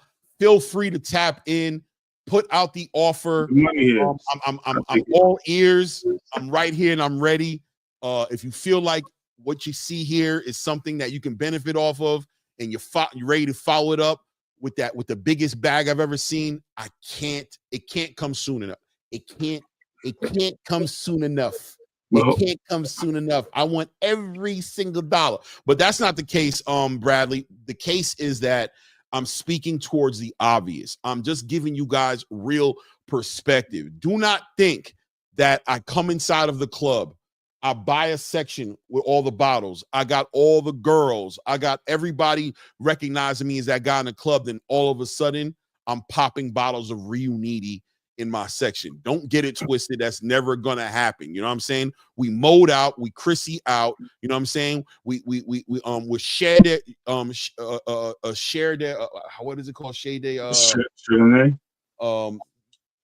50 cent champagne. We're Louis bottles. We're popping. We're doing it the best because that's what we do. That's my brand. I'm not going to wait until the 9th inning of the game to where I finally get there to start being ashy, man. I'm not trying to sell anybody on Turki. I'm just saying, in the spirit of competition, in the spirit of the free market, and in the spirit of understanding that Dana White is a wolf, He's not playing games when it comes to business, when it comes to taking over, when it comes to making a statement.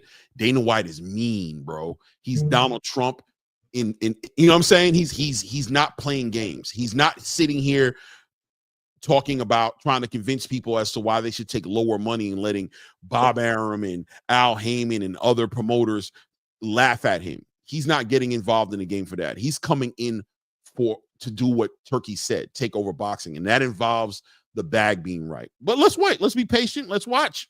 Let's watch it come together, right? I'll tell you who's going to benefit from it when it's all said and done, ladies and gentlemen. Me. The fan is going to win. We're going to see the biggest fights. We're going to see these guys fight. We're going to see these guys compete, and we're going to get the product. Because you know what they're competing for, guys? Ladies and gentlemen, do you want to know what they're competing for?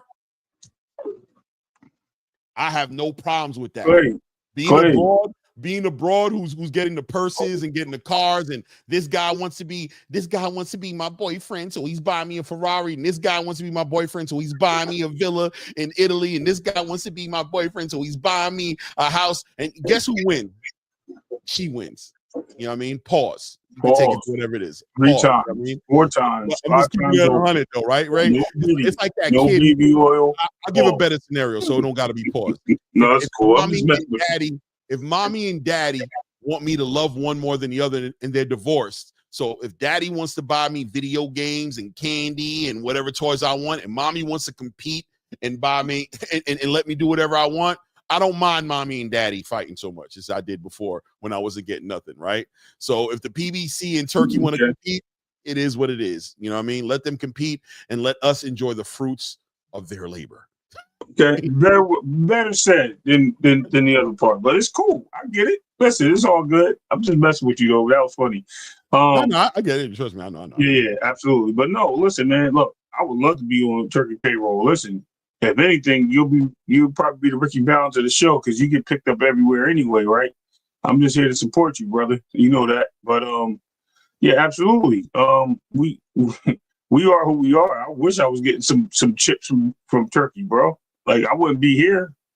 Right. You know what I mean? I wouldn't be where I'm at right now. We'll be in studio. We'll definitely be in studio. The moment Turki makes that phone call, we will let the space know. Exactly. Don't say nothing bad about Turki on this platform. I'm gonna tell you right. The moment that happens, you better watch your mouth when you talk about my guy, Turki Alalshikh. Yo, you stupid for that, bro. Yo, Ray, you better be right on, boy. Hey, what yo, say? Get him out of here, Chad. Get him out of here. I'm not gonna be in my house. I tell you that doing this. If I'm getting paid, bro. Listen. It don't pay enough. For one moment, I'm talking. I'm dead ass, bro. I still working 9 to 5, Get bro. him out of here, bro. I only working 9 to 5. I work 11 to 7:30 p.m. to a.m. I would not be doing that for the rest of my life. Him off my channel. Get that hating on Turki dude out my channel. Yeah, you know what I mean? Where is he? No. Find him. I want him out of here. Where my snipers at? Get him out of here. Get him. Them checks coming right, bro. I'm gonna be the best. Yo, if I'm you know what I mean? Word. I'm gonna be a damn gorilla. What they say, Clay? What they say is paying people in crypto. That's fine too. Whatever. They take that right at the machine down the block. I'm good. Moral to the story is ain't nobody hiding. Yeah, ain't nobody. Yeah, right about that, bro. For real. I hear you though. That's funny. Yo, shout out to Lex. He says, let him know Josiah. Want to know now. Congratulations to my boy. Yeah, absolutely. Yeah. Look, I'll turn a little bit. Yeah, want to know. You know what I mean? Yeah. That's what it is. Shout out. Yeah, he coming up too, Clay. He told me he's going to come up. Oh, definitely looking forward to speaking. You know what I mean? His mom's probably listening right now. Shout out to Mama. I'm not going to call her real name out there, but, you know, they call her Mama. Let's know what they call it. You know what I mean? But yeah, if you've been in the gym, you know who that is. And that goes all the way down. I'm telling you, that go down the list of Tank, Shakur, T.O., all of them call it Mama. So yeah, she been in the gym with them. Yeah, man. Bradley said, Claymore player, he need to put you on the payroll. You support him like none other I've seen. Hey man, I appreciate that, man. Here you go, Bradley. Put that word out there. Send him a letter for us. Please. Yeah, support. I appreciate it. You support us, we support you. Who? Oh yeah. Who is that? My Near Wrench, Ray and Clay. Some people need some love. Taps. Who's that? Who's Maho Near? Who's that? I don't know. I didn't even see them in the chat. Am I bugging? Yeah, I don't know. Who's Maho Near? I don't know. Isn't that the weapon of Thor? Yeah, who is he? Thomas, I mean, I don't see him, bro. Who is he? Who you talking about? Yeah. Definitely give Lex a wrench because Lex ain't gonna leave us alone now. Lex gonna be chilling. Oh. That's what I said. Isn't that Thor's hammer? So it's not real? Okay, so I'm gonna stop looking into it then. Let me get the Myhoneer wrench. Oh, give you the hammer. You want the wrench? Oh, you want me to level up? Okay, I was like, I'm trying to find Myhoneer. I'm over here scrolling like Yeah, he wanted timeout 55. I don't want to see. I don't want the big wrench. I got you, Thomas. I got you. I don't know. I've never given anybody the big wrench. I don't even know if Ray got the big wrench. I need to give him. I don't even know. I got the big wrench. Yeah. Okay, I don't even know. I don't be doing stuff like that on purpose unless you probably told me to do it and I did it. I don't know. No, you didn't. No, but it's all good. It's okay. I want to tap into this last topic real quick and then we're going to open the panel up. Yeah. So Deontay Wilder makes his return this summer. He's coming back, man. He says that he did a great interview with 78 Sports. 78 Sports, and Deontay Wilder and the Haneys, of course, have that kind of relationship. But did you get a chance by the way to see that interview? I seen parts of it, clips here and there. I fall asleep watching these things, Clay. I ain't trying to be funny.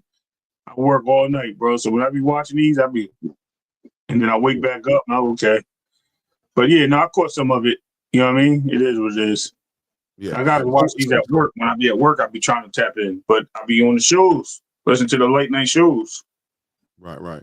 So where are you at right now with this Deontay Wilder return, man? How you feel? He said he's ready. He's back to who he was, but I mean, is he really? Because he said that last time, and he turned around and did some daggone broomstick routine ballerina trick in the ring and got clipped. It's a BLK prime fight. It's obvious a guy he's gonna be able to 1-2 and knock out. Hopefully. Let me quotate. Hopefully, it's a heavyweight division, Ray. It's a heavyweight division. That's what I'm gonna say. So hopefully, it's supposed to be that guy. But hopefully he finds him. With a win like that, and finds himself. I just don't want to see him making a parade, trying to make a comeback. Almost 40 years old, if not 40 now. Going out there trying to beat these young dudes. These guys are hungry right now in this division and the heavyweight division. So it'd be better for him just to step aside, get a couple paydays, move on with your career, and be easy. But don't go out there trying to beat all these dudes up, man. I'm telling you, he ain't got it no more, man. I'm sorry. The time is passing by. He's almost 20 years from his heyday. You know what I mean? Like from his beginnings. So it's okay. He got a lot of damage, bro. A lot of damaged goods. Yeah, man. Listen, man.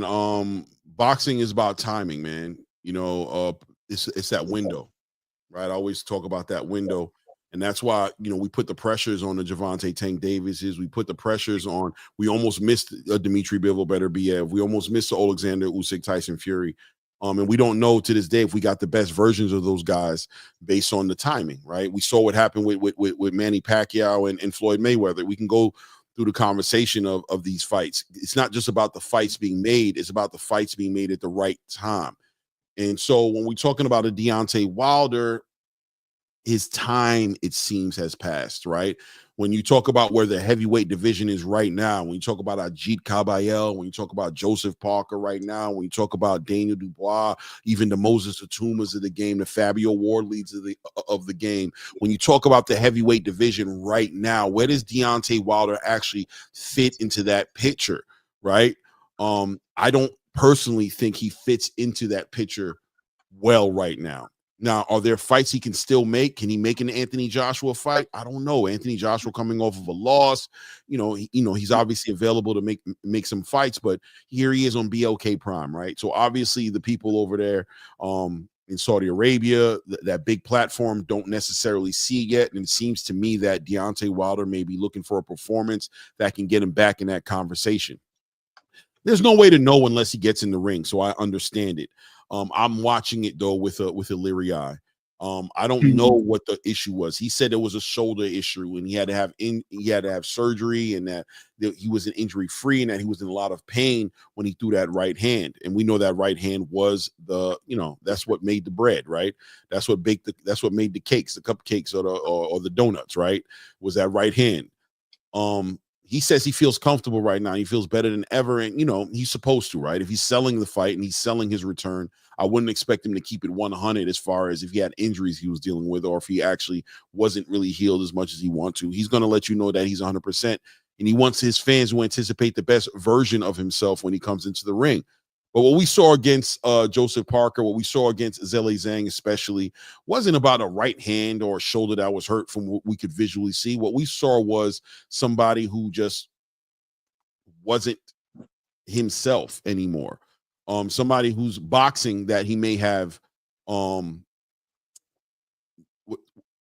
cut corners on, didn't develop completely into a full boxer, into a full range boxer. It looks like it showed its ugly face on the biggest shows of his life.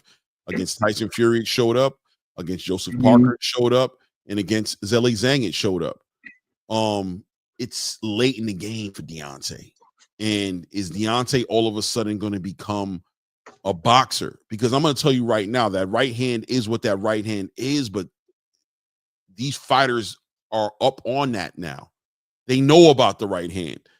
They understand what the right hand is. Now, granted, if that right hand connects with anybody on earth, it's probably going to sleep them. But people know how to get up under those shots now. People ain't just sitting there getting hit with those shots anymore. The intimidation factor is missing.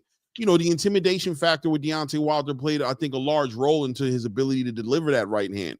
People were hesitant themselves on how they were fighting Deontay Wilder and ended up in some complicated situations. I don't think that fear factor is there anymore. That intimidator is not there anymore. Nobody's sitting here volunteering to get hit by Deontay Wilder's right hand, but at the same exact time, there is a solution, right? Joseph Parker showed there's a solution. Zhilei Zhang showed the solution. And I think if he gets in the ring with a Moses Atuma or a Fabio, or if he gets in the ring with a Daniel Dubois or Joseph Parker or even a Derek Chisora right now, I think they can debunk that right hand very quickly. So I don't know, man. Good luck. Looking forward to see what it's going to look like. Looking forward to see you know what I mean? Right. Not very optimistic right now on the Deontay Wilder return and what that looks like, based off of his last couple performances, but we'll see. That's what he do, bro. Like I said, man. Right? I have so many things to say, bro. I just not, because I'm just gonna make fun of him, and I don't want to do that. Don't make fun of him. We definitely not gonna do that. No, I don't want to turn this into a Deontay Wilder fight bashing party, bro. I really don't, because he's respectfully, I do respect his career and what he's done. I just think he's been a one-trick pony. And when people figure out that one trick, man, it's so easy. You know what I mean? Once they figure out it's easy, it changes everything. And when you're not able to rely on stuff, and then you go to the guy that you beat up as your trainer, and then he start teaching you dance moves, bro, like, at the end of the day, it's just like, yo, what are we doing? Then you talk about you one with nature, and come on, man. I agree 100%, man. Capital. Yeah, we good though. You know what I mean? Like I said, go smirk the herb, bro. Find a couple of women, beat this dude up, get a couple bags, fighting on BLK Prime or any other network, whatever you got to do. I'm with that. But stay away from these dangerous heavyweights up there, man. These guys out there, you might catch one. Don't get it twisted. You might catch one. Right. But when you catch one, that means you're gonna get hungry. You want to go catch another one. Somebody gonna hurt you real bad, bro. It ain't worth it. So. I mean, I agree with you 100%. Yeah. You got a great career. You had one. Hang it up, man. Just do it for fun. You know what I mean? Don't do it for no championships. Get the bag. Yeah, man. Let me see here. Mr. Ishmael says Wilder doesn't have to develop boxing skills, especially if if he won a bronze medal. Could you say he fell in love with the power? That's on you. Keep it true. He can box. I'll say this. I'll tell you this. Deontay Wilder was a better boxer than he is today at one point, right?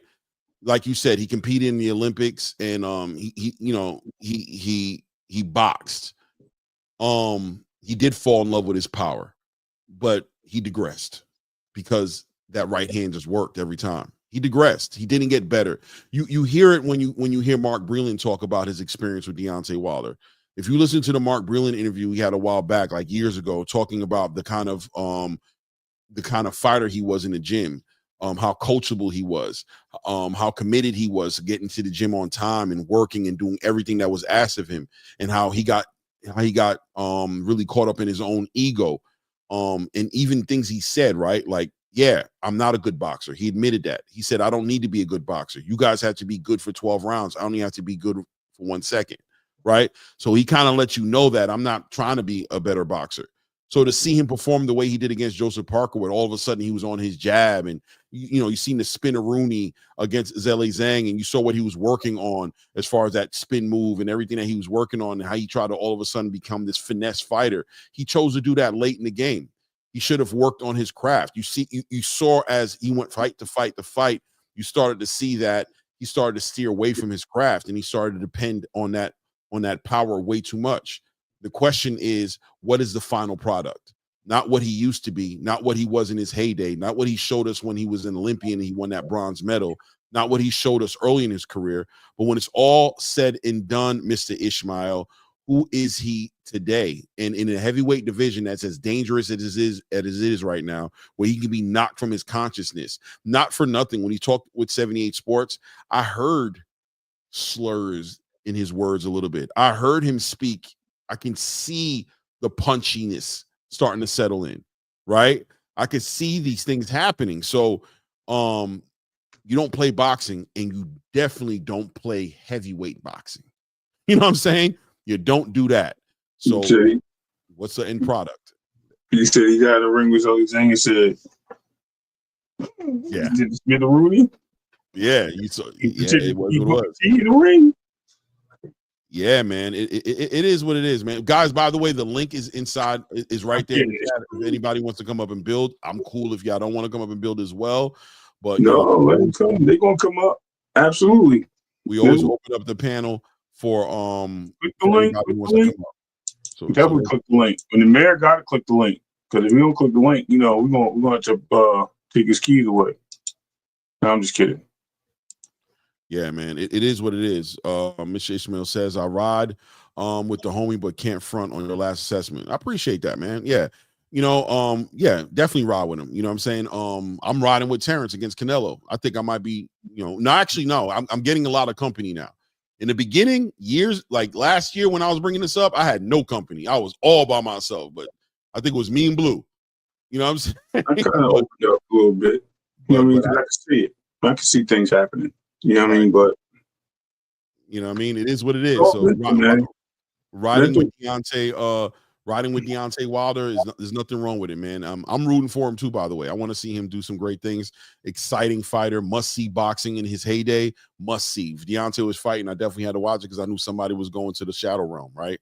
But at the end of the day, it's about the product. It's about today. It's about his return in the summer. We'll see what ends up happening. You know what I mean? Yeah, he went to spin-a-rooney to Mortal Kombat. Guys, if you're in the building and you haven't done it, please take a moment to go ahead and hit that like button. I would love for this to show up the right way in the algorithm. It helps the channel get in front of other boxing fans. And also, if you haven't subscribed to the channel, take a moment and do that, man. Do you think subscribe button, hit your notification? Yes, you think you should fight Jake Paul? Who? Anthony? No. Deontay. Think that. Jake Paul ain't trying to do nothing stupid like that. Thank you. What's up, Nick J in the building? Nick J, one half of the Queens of Boxing. Salute. Blaze. Peace. What's up, family? How you, King? What up, y'all? I'm doing great at the office. Figured I'll drop in, man. I've been waiting for y'all to drop since Saturday, since all this action. Yeah. Catch y'all on the live. Yeah. What happened this weekend, man? A lot of needle movers. A lot of things happened this weekend as far as with Shushu and Brian Norman, and Michaela even had a moment. She looks like she's going into some undisputed conversations against Lauren Price.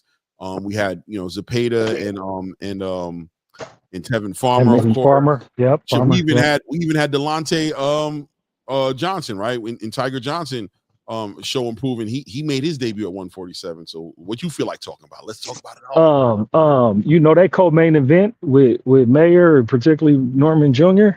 Mm-hmm. And I just want to say Norman Jr. put on a phenomenal performance on Saturday. You know, and it was very interesting. You know, he coming off the hand injury, you know, and really coming strong with that hand, particularly that lead left, that jab, that body jab, that check hook. You know, he really put in work on Saturday, and so he's looking like he's a problem at 147. You know, I'm looking all the way back to when him and Boots and, you know, Norman Sr. and Bozy were talking amicably about letting it marinate and getting to that undisputed, and then, you know, the young boys got to talking, got to yapping to each other, and that's what created all that advanced negotiations, and then it fell through. You know, ideally, I wanted that fight to marinate. I want them to be fighting for undisputed because I don't see anybody else in 147 that's better than Boots or Brian Norman Jr. right now. So I would really want to see that fight, and, you know, them guys control their destiny to set it up like that. You know, Boots handling his business and went and fought Stanionis. You know, they're beefing, as we know when you hear them talk, as far as who's calling out who and who turned down what, and, you know, whether or not just getting that boxing match going. But like I said, that boxing match right now, I mean, obviously there's another step. You know, Norman Jr. or Boots got to go get the other belt, but they should be lining up for undisputed, no doubt, at 147, and that'll be a good resume for both of them.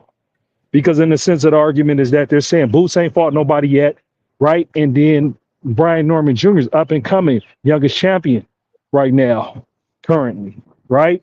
And he's looking good and he's looking sharp. And so, you know, I'm just looking forward to individual boxers, because I like all the boxers to start fighting each other so they can say they have a resume.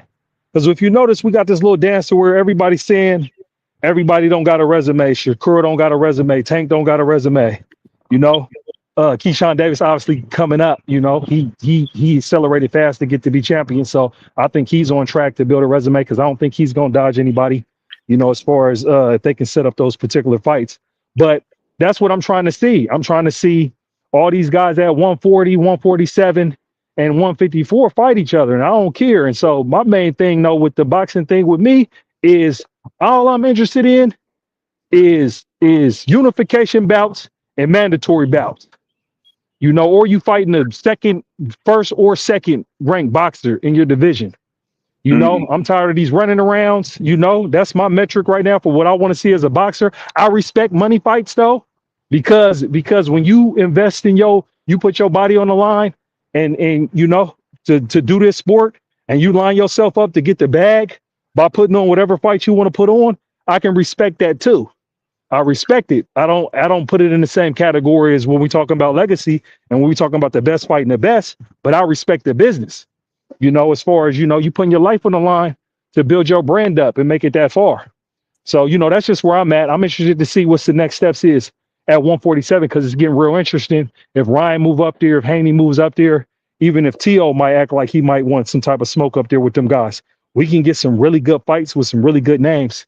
And these individuals can, you know, put some stuff on their resume, and we can stop talking about that, because, you know, we look at all the old school fights, it's in prosperity, it's looking back. You know, we know everybody fought everybody because they did fight everybody. I'm embracing these boxers' youth right now. You know, any of these boxers that are under 30, right, that are in their prime, got a 5-year window to fight each other. So I reserve judgment on, oh, they don't got a resume and all that. No, set the fight up. If you're unifying, if you're going for undisputed, if you're fighting your mandatories, you get the credit where you deserve in the sport. And I'm tired of just, you know, individuals just right now. Individuals who are champions, however they become champions in these divisions, it needs to be some respect on it. Because for you to hold one of those titles, whether it's any of the 4 sanctioning bodies, and for you to defend those titles, or even more respect to anybody who unifies, it's like, look, that is a name. That person was a champion. You know, you fought who was at the top in your division. Whether or not people want to give excuses, oh, he was old, or oh, he was this, or oh, he wasn't that good. It's like, what are we talking about here? Especially for casual fans who ain't engaged in no type of combat sport, ain't had no type of street fight, Ain't stepped in no type of gym. Speaking of which, I'm in the gym right now. Shout out to No Bad Boxing Gym. We up here in Seattle, Washington. You feel me? I'll just join. We got some youngins that's going to be great. But nonetheless, real talk. I really think, all these fighters are fighting at a high level. We are just looking at all the names and we want to see individuals in their weight classes fight each other. It's that simple, right? And so any unification bout from 135 to 147, 154, I'm all for it. I'm right there with you, man. Hey, Lex the Great. How you doing, family? How you doing, brother? Doing good. Peace, Lex. What's going on, brother? Peace, my brother. Peace. This is a great platform, man. Thank you for having me on. Yeah. Good seeing you. It was good. I told you we're gonna hook you up though. We're gonna get little man up here on the panel. Clay gonna do the interview with him. That's a blessing, man. Whenever it's possible. That's really appreciated. Yeah. Yo, his son, I'm just letting y'all know his son got hands, bro. He good. How many Golden Gloves he win? He won like 3 or 4, right? He's a 2-time Diamond Glove. Diamond Glove. Yeah, wow. he took a break. He took a break when he turned 15. He decided to play football. He ended up winning 2 varsity championships with Long Branch. So then he had his little pandemic situation going on, so he had to figure things out. But in that time period, he kind of fell back in love with boxing, and recently he's been with the Ironbound camp with Josiah and the rest of the guys. Yeah, so Josiah really has been a real big inspiration for Lex, because they're brothers since 4 or 5 years old. They've been best friends since they were young. Yeah, so and knowing that Josiah he went out to Virginia and started out there, and his mother, putting the time in with him, and then coming back to Jersey. That's I've always known his mother since we were younger. Yeah. But it's been a great ride. I've watched both young men become young men, so it's kind of like, it's a blessing to see greatness happen in front of you when you don't expect it. It's one of those things where it's just like, when someone starts that early, it's just kind of like it's meant to be what it's supposed to be. It's what God gives us. So I think that he has the, he has all the tools to become great, to be a champion, just as much as any other young man that's out there putting their hard work in. Obviously, you guys know boxing is a lonely sport. So the fact that my son is in the shadows right now, it's, mental health plays a big part in boxing for all fighters. Whether they say it doesn't, it obviously does. But I think the fact that he's in a position where he knows what he wants now more than ever, and he knows that it's a long road, and he's got to take the road just as much as Josiah had. Josiah, like I said, Josiah's a big inspiration for Lex, because he pretty much led the way. When you look at it from that perspective, that's how I see it. It's like, wow, my son stepped away, but Josiah kept going, and that shows greatness, because discipline is key. And he pretty much put the what do you call that? Pretty much sparked the flame. Yeah. I seen him smile on his face, bro. I seen him embracing the moment the other day. Yeah. I was like, looking a little Lex over there. I was watching him. Like, he waiting to get in that ring. I can see him. He's tasting it, bro. He's like, every young man that hasn't had their time has the eye of the tiger, but they have to want it. That's why I see it.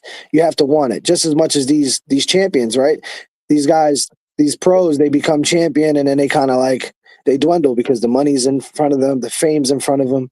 There's a lot of stuff going on the back end that a lot of casual fans and fans that have always been fans, they tend to forget that factor. There's a big factor, just like with NFL players, basketball players. They just look at the limelight. They look at their careers. Statistically, they look into week by week or every weekend or whatever the case may be. Statistically, that's what they see. So the criticism is at an all-time high.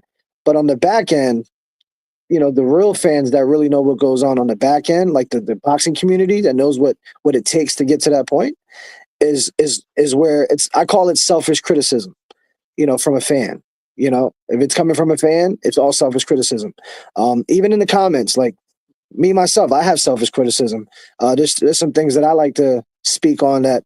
Obviously, if a pro fighter saw me speaking on that, you know, if they really felt some type of way, they would respond, or they would leave a comment. But most of them, as long as they're not paying attention to the comments and they focus on what they're supposed to be focusing on, I think every champion that hasn't been a champion yet will become champion, because there's a lot of belts out there, and that's another factor. There's too many belts. I think they need to minute the divisions and cram up more fighters, less into promotions, less promoters, because that confuses the deals. That you avoid, you know, big fights. The big fights are not happening because of the promoters. It's not because of the fighters. The fighters want to fight. It just, the money has to make sense.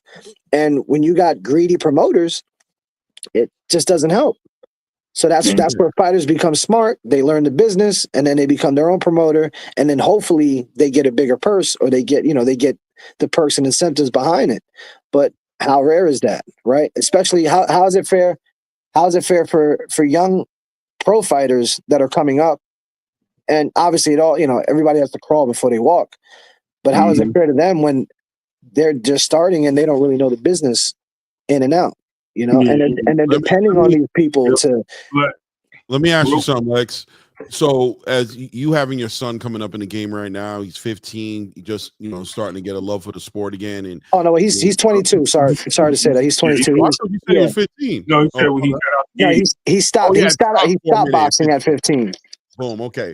So you have this up and coming son in the sport right now, and just from your perspective, how are you processing this whole entire Turkey move, this whole entire Saudi Arabia, this Dana White, this TKO, this newfound interest in investment in resource being allocated to the sport? How does that look for you and your son, as far as boxing?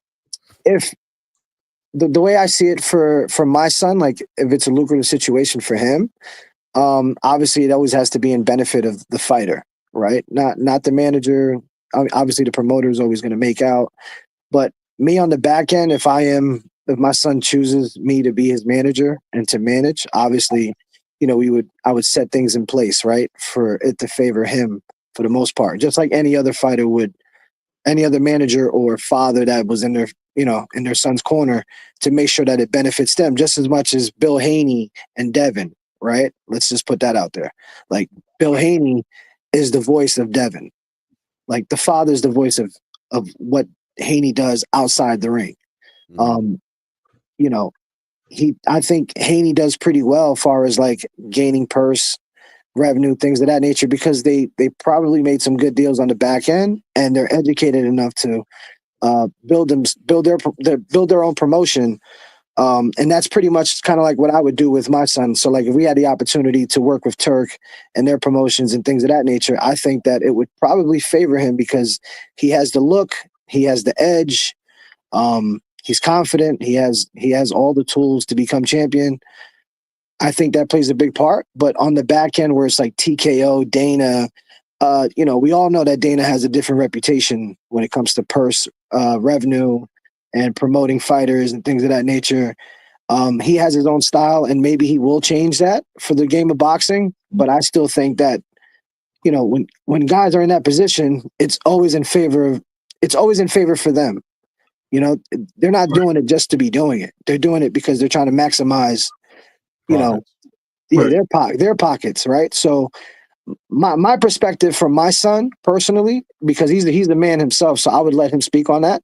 But I would just, on my end, I would make sure that it would benefit him far as like insurance, longevity, something that will take care of him and his family, in the future generation to become. And I'm speaking for all fathers and their kids that fights and things of that nature.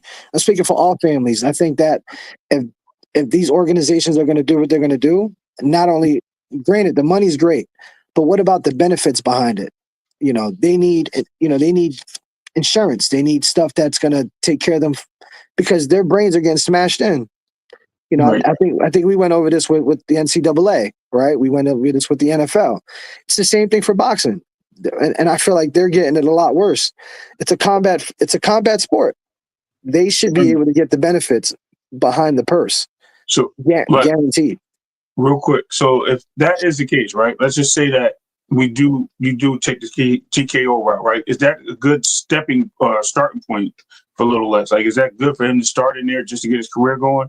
I think for Lex, for a young fighter like himself that needs to be seen, that hasn't been seen yet, that's a great platform because they're going to have the platform to launch. Right. I don't know if they're going to be doing series or shows, kind of like the old UFC factor, how they did the shows back in the day. Right. If they do something like that, I think that's going to show these guys who they really are. Because I think Lex, I'm gonna be honest with you. I think what's going to happen is that they are doing that. They're going to be building up, the prospect level type fighters. They're going to put that production behind them. They're going to put them on the biggest stages. They're going to put them in front of big crowds. You're going to get the benefit's going to be that production, right? That showcasing in the best light possible. If the fighter has the talent, he'll get the biggest stage to show the talent on. He won't have his best fights in a quiet little ballroom somewhere. He'll have his best fights on Netflix, right, in front of millions of viewers and in front of high production, and that gives opportunity. And I think the free market and the way that it works gives the opportunity to up and coming fighters, because when you have a situation with a Turki or Dana White in there, what's happening is competition, right? Because if Top Rank is going to come talk to your son, or if PBC or if Matchroom, or if any of you guys are going to come talk to your son, they're going to have to realize that that Dana is also talking to your son, right? So the offer is going to reflect, if I want your son, I have to potentially beat another offer. I have to potentially bring more to the table now. Maybe I have to start thinking about insurance now. Maybe I need to start talking about the facilities I can put you in. Maybe the nutritionist. I got to start talking to you like how an NCAA guy talks to a player who wants to get him on a team. Like, look, we got the best facilities. Oh yeah, we're going to feed you. Oh yeah, don't worry about travel expenses. We're going to cover it. And you might be like, yeah, all right, well, I ain't going to lie to you, man. Dana kind of offered me that too, but he's also offering me, a crib in Vegas, so I can be right by the Apex facility. You know what I'm saying? He's also offering me the best nutritionist, and that benefits you, right? I tell you this, those are good factors. I think those play out very well. But I also see, I'm going to say, for example, Jake Paul and his promotions. He has a different delivery on how he promotes and how he benefits his fighters. I think that he puts his fighters in the best position possible, far as benefits, far as insurance, things that really matter in life, right? So like when on a day-to-day basis, you have your local worker, right? You got your local worker that's working under the table, and then you have your local worker that works corporately, and they have a 401k, and then they have benefits. I would like to see these fighters, these young fighters, they should have a program, and these promotions should have a program for these fighters to teach them how to financially take care of their personal ends when they receive their money, and really teach them how to manage it from that perspective and know how to invest into whatever they're going to invest. Because when it's all said and done, the minute they lose, what happens? The camera's off of them. No one cares for the fighter. Then it becomes a lonely sport for them. They're all by themselves in the dark. Now, on the back end, God forbid something happens. Say something happens to my son, things don't work out. What's left for him? No, I care about the longevity. I care about his mental health. I care about things that could occur when you don't expect it to occur. So if Jake Paul is someone that I would probably do a promotional signature with, as far as getting my son in tune. TKO, if it benefits him from that perspective and he's his own man and he wants to make his own decision, I support whatever he wants to do. I just would make sure that he gets the best end of the stick when it comes to, covering his health and, as far as like the insurance factor. But you know something, Lex, and everything that you're saying about MVP is like legitimate, right? And look at you taking into consideration what the package looks like, right? Yeah. So if TKO was to come and make an offer, right? Yeah. It would have to take that into consideration, right? And this is what the free market is about. Right. Right. When the market is free and it's open like this and the competition is there, it means that Dana and TKO can't come and get young Lex with less. He has to come with more, right? Yep. He has to compete, and that competition gives you the best potential outcome. Yes. It just gives you the best. It just works out. If at the end of the day, when all offers are on the table, you end up going with MVP, trust me, it's going to be because MVP was the best option. Yes. Don't get it twisted for one moment that Dana White coming to the table and saying, all right, I'm going to top that offer. And then now MVP saying, nah, I really want to work with you, bro. So, you know, I rescind what I offered you, and I'm going to add more to it. The free market benefits you in the best way possible. It's just where it's at. I wanted to go ahead and answer this question. Cornelius Burnett says, if Dana is doing that, then why is he doing that for the UFC? No matter how you want to look at it, Cornelius Bennett, the UFC offers an MMA fighter their best opportunity. Do you know what I'm saying? Yep. He's competing with what's on the table. You know what I'm saying? Yep, So he's doing the best. No matter what, an MMA fighter, their win is to be in the UFC because their deal offers the best. Cornelius Burnett. I'm sorry about that. That their deal offers the best opportunity and the best option they have. When Dana enters this boxing space, his UFC structure isn't the best deal. His job is to make sure his deal is the best deal, makes the most sense. He will compete at the level he's in, right? Yeah. He's not gonna. What did Gary Russell say a few weeks ago? He says, "Why would I bring a hammer into a situation where all I need is an Allen wrench?" Right? It's about the job that needs to be done and the tools that are being pulled out to do that specific job. I want to take a moment also and bring in Coach Eddie into the room. He's been sitting for a while. I don't want us to get too over caught up in what we're talking about. Salute to you, Coach Eddie. How you doing? Hey, what's going on, good brother? Salute Clay, salute Ray, salute everybody on the panel. Peace, brother. Yeah, I just want to get kind of chime in on this whole boxing situation, man. I've been involved in boxing my entire life, man, and y'all might think I'm crazy, man, but I discourage my fighter to find something else to do, man, besides box, because the game is so goddamn messed up right now. It's saturated. It's exactly. It's a buyer's market. You know what I'm saying? The freaking fight game is flooded with fighters, man. And unless you stand out, in order for you to make it in this game, that's why you see a lot of guys are doing the family thing, because if you're not family, you will be out of your mind to invest any of your money in any of these fighters because they're going to skate out on you. It's going to cost you $20,000 to get them 10-0.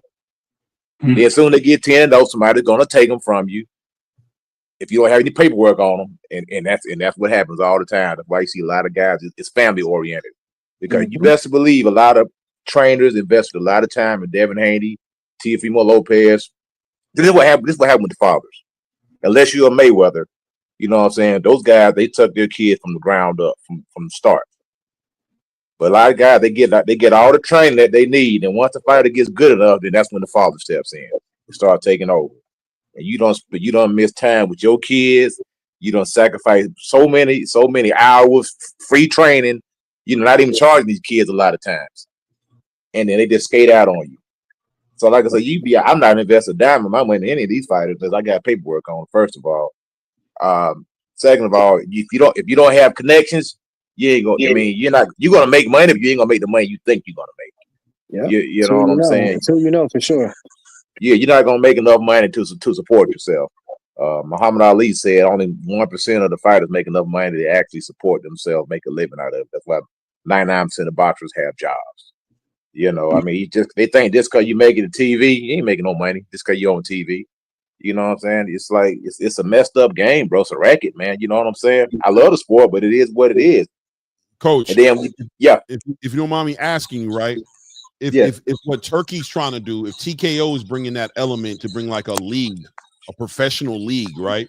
And I know people throw shots at it, but an actual professional league now, to where a lot of those things you mentioned, those boxes are going to get checked, right? A lot of the politics, a lot of the the big promoter coming to take away the fighter and all those things, where you have an actual league now to where it has benefits and all those different things, and the prospects don't have to run through the hoops to just be extra special. They still need to be special, you know what I'm saying? Right. But they don't have to play the games. They can just be great fighters. They can be the best of the best and have a platform to fight on, be paid, be promoted, be showcased on the biggest stages.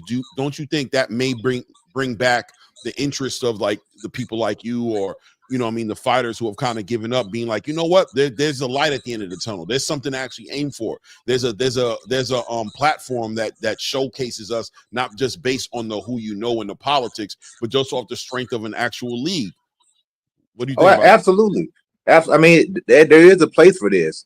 Like I said, but boxing is such a disorganized sport, you know, that, I mean, everybody state has their own commission.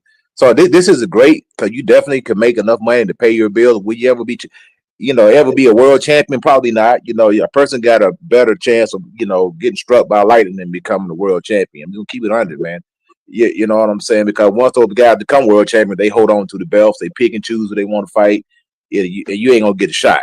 You know what I'm saying? So that's how it is. But this is a great platform where guys can, you know, make some money, pay their bills, you know, pay their mortgage, you know, put some kids through college. And it's a pay scale, you know, and that's what, it's basically going into it as, you know, hey, look, I'm going to make $100,000 a year participating in this league. Or, you know, and that's decent money. You know, that's your job as a boxer. If you can go in and compete in that league for, you know, 4, 5, 6 years, knock up on $600,000 and invest your money pretty good, you can live. You can live pretty decent. So yeah, it's good. It's a good thing. Yeah, no doubt. Let me bring in Fight Sports Talk real quick as well, man. He's sitting here. Salute and good morning, Fight Sports Talk. How's the weather feeling? It's doing good, guys. Thanks for having me on as always. Yeah. Definitely. Yeah, we're definitely talking about the business of boxing right now, the politics a little bit, but feel free to tap into the fights this week as well. We haven't had an opportunity to talk about it. You know, there was some great fights. Any standouts for you this weekend? Brian Norman, he looked really good, making his opponent quit the way he did. Yeah, he looked badass, and you know, I like the guy's confidence. I like the way how he threw shade at Eddie Hearn afterwards. That's always fun. And yeah, it's I don't think he's going to become the best welterweight. I wouldn't pick him over Boots or Stanionis yet, but yeah, but again, I like his confidence. I guess I'll before I talk about boxing thing, I'll just talk about Bud Crawford's comments for a second, because as a Crawford fan, you know, I say this again as a guy who supported him. It's disappointing because he's literally, in my opinion, and this isn't an extreme position. I think he's literally doing, everything wrong since beating Spence, and I didn't think that was possible. He's sitting out fighting once a year still. So we can't blame Bob Arum for that because he's doing it as a free agent. He's fighting. He didn't fight the other contenders at welterweight, Boots, Stanionis, or Ortiz. So moving to 154, I thought he beat Madrimov, but he could have easily lost it. And he's just holding that bout hostage. And now sitting out for over a year waiting for Canelo, which, again, he doesn't deserve. He's now trashing other fighters who are more popular than him. It's quite astonishing that. I don't know why he's doing it, but it's just disappointing. I think that he has a freedom that people are not tapped into, right? I think that he doesn't have to care about brand protection anymore as much as other fighters do, right? He has his tickets signed already. He has his money locked in already. He knows what the path is already. He doesn't care what a fan thinks now. He doesn't care what a Eddie Hearn thinks, or Frank Warren, or Al Heyman, or Oscar De La Hoya. He's no longer negotiating and no longer planning on going back to negotiating on that level. So now he's in a space to where he can speak frankly, right? He can speak from his own how he feels, and he can deal with any kind of pushback, because none of the pushback he's getting is going to affect his bottom line, you know. Right. And there's a certain freedom in that, and I think it might rub some people the wrong way, but I think, you know, Terrence is well within his right to just be like, nah, I just don't think he has a Hall of Fame resume from my point of view, from my criteria, from the way I see what a Hall of Fame fighter looks like. He doesn't check all those boxes for me. I know it's unpopular that my opinion is like that, but so, you know what I'm saying? I'm going to speak it anyway and show you my freedom. Now you're speaking to somebody who I agree with you. I don't think Errol Spence is not a Hall of Fame fighter. You know what I mean? I think he checks those boxes, you know what I'm saying? But at the same time, there's something about freedom, man. There's something about not caring and not having, you know what I mean, no worries in the world, to know like, yo, I'm signed and sealed as to what my next fight looks like, and I know my pathway to the fight after that. So, yeah, you know what I think about it? Boop, boop, boop, boop. There's something about a boxer controlling their own destiny. Right. Yeah. You know, there's just something about a boxer controlling their own destiny. That's all. It's just speaking freely, right? Not caring. Just I'm going to speak freely about how I feel about this. You know what else I think? Ask me another question. I'll tell you about that too. No. And to fight sports talk to benefit you in this question, I actually mentioned it earlier why he did it, in my opinion, right? I don't know if you were here.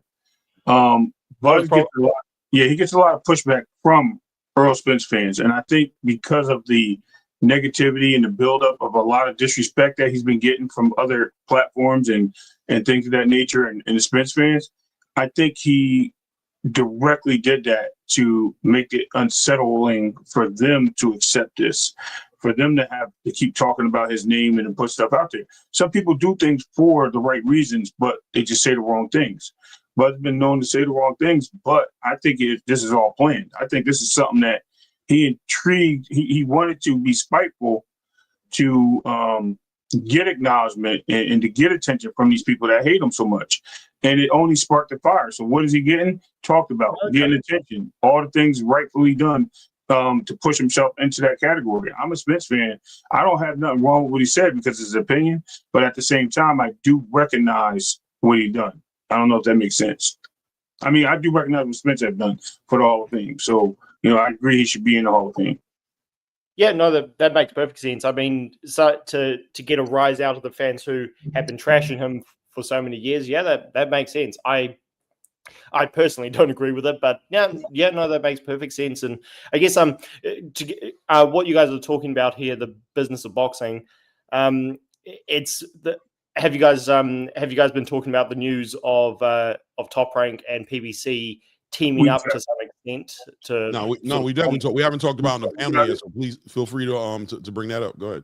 Oh well, I guess it's this is just natural, really, when you have competition and you have guys who are who think that they're going to take over everything, like Turki Alalshikh. And I did say on this very show after the league was announced that it's an interesting proposal, this league thing, with prospects, but I don't know how long they're going to pull it off for, because I thought, well, if a boxer's really going to sign up for a league where there's set amounts, and as we've seen here, it's not exactly the prettiest of purse amounts. But you saw it debunked, right? Turki Alalshikh refuted the pay structure. He said that I did see that. I personally, this is just me. Bringing an amateur system to the pros, saying you're going to be making this set amount. I don't know that. I wasn't sure how often boxers would sign up for that, no matter how much they were getting paid, because boxers have this very. I mean, Eddie here would know way more about it than me, but boxers do have this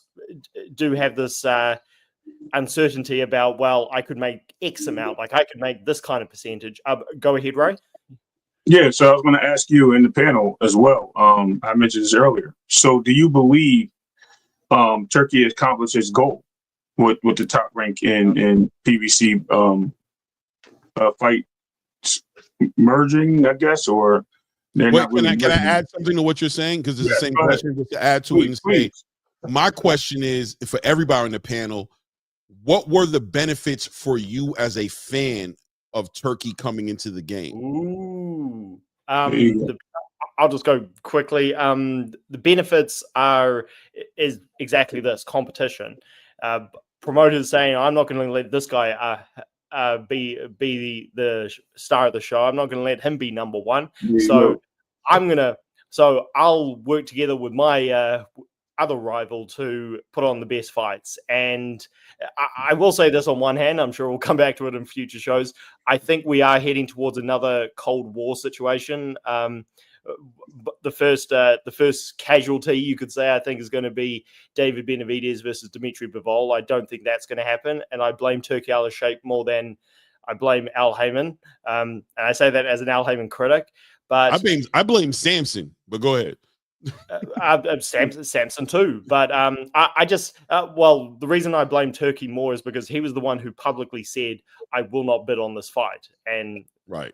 I mean, that's the definition of a cold war. That was his response to Samson, though, right? That was like his response to the way they handled David Benavidez's trip to Saudi Arabia, right? The way they handled it with negotiating with Mauricio Sulaiman to strip Dimitri Bivol of a WBC title and not make it for Undisputed for the trilogy, right? That was like, you guys are trying to take A-side privileges and dictate and say Dimitri Bivol needs to come to Las Vegas to fight your fighter, that Dimitri Bivol needs to take the knee, or that we need to take the knee because you believe that those pay-per-view sales we had, the 45,000 sales we have, you think we give a shit. You don't understand and haven't acknowledged the fact that we don't give a damn what those pay-per-view numbers are, that our bag says we're not depending on pay-per-view sales to make money, where you guys are doing that. Where you act like the reason you act like because 45,000 pay-per-views sold that only 45,000 people watched the event. We all know that people have been stealing streams forever, and we know that everybody watched Dimitri Bivol and Artur Beterbiev fight. They just didn't pay for it, and you haven't understood or embraced the idea that we don't give a damn about that. We're heading into the next era of boxing where we're streaming. Our next big contract is going to be with Netflix, not with ppv.com. So you're trying to act like you have leverage because your pay-per-view event that you did with David Morrell and David Benavidez did better than our pay-per-view event, but you think that matters and haven't owned the fact that we have $1 trillion invested in our fund to throw sports on, and that you can't compete with us on a higher level. And I dare you talk to me like you on my level, bro. Like I'm competing with 150,000 pay-per-view sales.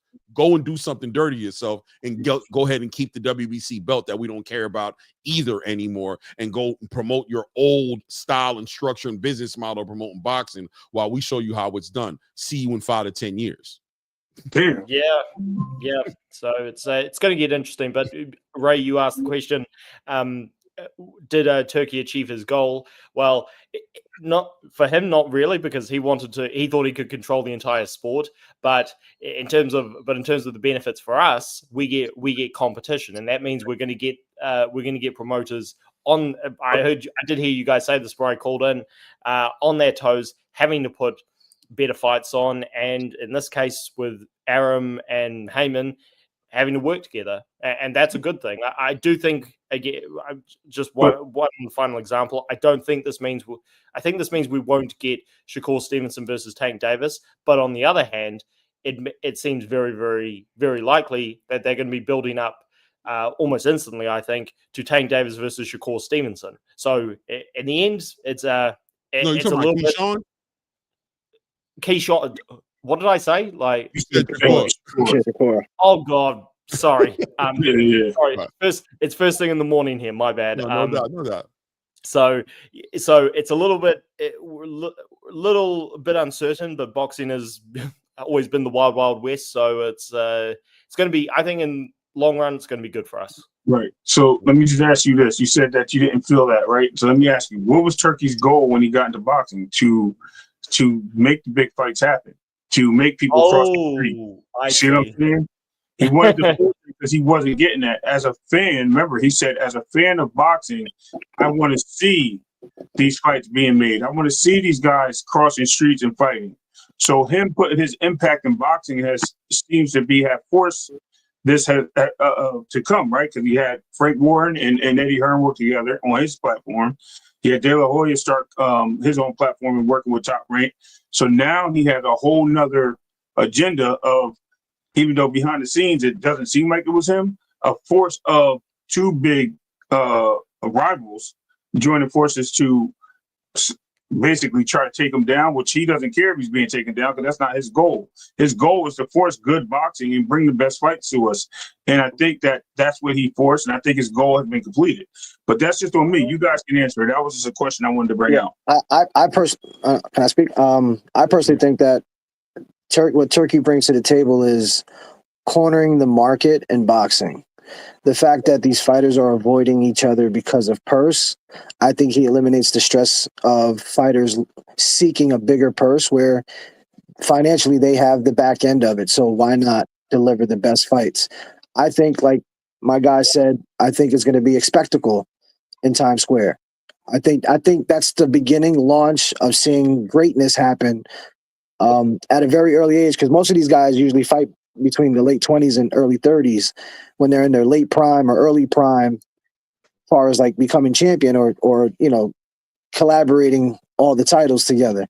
At this point, I think that Turki gives these guys an opportunity to unify titles at a very high purse, where it benefits both ends.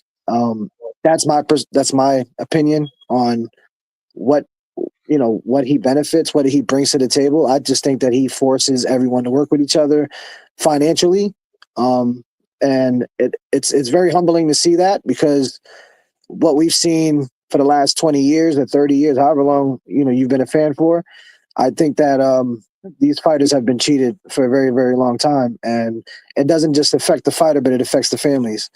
I think what Turki brings to the table is that now that he has created a lane for these fighters, these champions, these up and coming fighters, he's created longevity for them and their family. That's my opinion. Love it, love it. Let me read this super chat real quick. While Warrior Class 3 says, salute Claymore, Ray, and the boxing panel. Can you all foresee a need for real-time instant replay in boxing to capture those missed calls and overturn those bad calls? Well, don't they have that in play already? I mean, we've seen it with one fight happen, and apparently it's only certain commissions that have it. It's not every commission. Apparently, my guy Hoodrich in the building. Salute Hoodrich. Yeah. So for that to be going on, yeah, I think it's just a matter of everybody to implement it. I would say, you know what I mean? Maybe it's the sanction or the commission, whoever. But we already seen that happen. We've seen the Virgil Ortiz knockdown get reversed. So it's definitely something that has been in play. Yeah, we definitely seen it. And I think it's going to become, and I think what Warrior Class is saying, we see even more in different ways, show up in different ways. I think without a doubt, it's going to show up in different ways. And I think sports in general has always embraced it. You watch it across the board. They're doing it everywhere. They're doing it in football, basketball. They're doing it in, they do it in the UFC. They do it. I don't know if they do. Let me not say they do it in UFC. I don't know if they do it in UFC, but I think it's a natural order of events. I think it's an organic thing that after a while, you start bringing in technology. You saw how Turki started bringing in the AI judge, right? Like experimenting, but it just shows you how forward thinking. It's funny. I was not to cut you off. I was actually going to say something similar to what you were saying. Maybe they should have, obviously an AI judge, but maybe they should do an eye in the sky at the end of the fight. If something is being questioned, I think the eye in the sky should be able to make a deciding factor for all judges.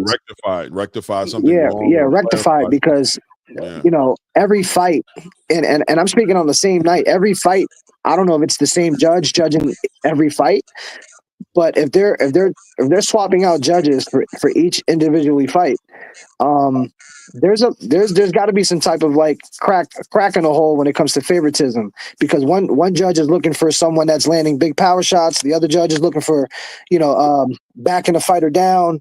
It depends on what they're looking for, right? So I think that plays a big part, and if we can create an eye in the sky or something to that nature where it doesn't have to be a draw, someone has to win, has to be a win, has to be a lose. I think the draw kind of like makes the fight really indecisive. I mean, obviously it creates a lot of tension for casual fans and fans in general, for the boxing community. I think that plays a big part, and that's what entices, these promos, these, just everything in general. I think if they created something like that, I think that would benefit the boxing organization in general. I agree. I go back and forth, and I'm going to bring in Coach Eddie and Blaze. I know we've been talking and kind of ignoring them. It's kind of messed up. Excuse my unprofessionalism. I've always kind of gone back and forth with that whole entire criteria for judging, as far as making everybody judge the same way, of the same criteria, off of keeping it consistent. I think the judging, provides a space for different styles to prevail, right? Like, stylistically, it makes the game like a box of chocolates. Like, you got so many different versions of boxers. You got the boxer, you got the puncher, you got the fighter, you got the brawler. You know what I'm saying? You got all these different styles of fighting, and I just feel like maybe I've argued with it. I haven't come to a final understanding or conclusion for myself, but I say to myself, how much do we benefit as the fans making fighters less unique and making them start to become more and more the same? Maybe now knowing the criteria, do they become a little too alike, and does boxing become kind of, you know, that wild west thing does bring a certain, you know, intrigue to the sport at times, you know, stylistic matchups and things of that nature that kind of make boxing what it is. If, you know, if it becomes too structured, and, you know, if the judges aren't allowed to have their own criteria, the things that they like about fighters or whatever, does it kind of force the fighters to become kind of like what's the word that they use when they make, you know, cookie cutter? You know what I mean? Where fighters start becoming the same. But let me go ahead and move on to I'll go with Coach Eddie, and then we'll bring it back to Blaze pound for pound. I don't know if Coach, if you want to add anything. I want to tap in. I remember back in the day, in my opinion, I think the referee should have a say so too. He should hand his scorecard in after every round because he's got the best seat in the house. You know, I like that. I think they used to do that a long time ago. The ref was part of the judging. He can see everything. And as far as judging can sometimes become personal, because if you got a fighter who's not doing anything and you feel like he can do more, then you're gonna give it to the other guy because you're like, man, this dude ain't doing nothing, man. He just sit there, ain't throwing punches that he wants, basically trying to finesse the system. It's like how the Korean used to do back in the day in the Olympics. They knew how to finesse the system, so they was always winning gold medals. It was tap, tap, tap, grab, tap, tap, tap, grab, tap, tap, tap, grab. Or they know how to click. They used to have clickers back in the day in amateur boxing. If you knew how to finesse that system, you can take home a lot of gold medals.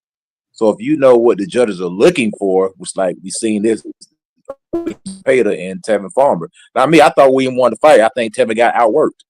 And that's the thing. A lot of people say, well, you got to score defense. Defense is one of the criteria. Well, if you're a judge and you got some guy that throws 30 punches and lands 20, and you got some guy who throws 100 punches and lands 20 punches, who you going to give it to?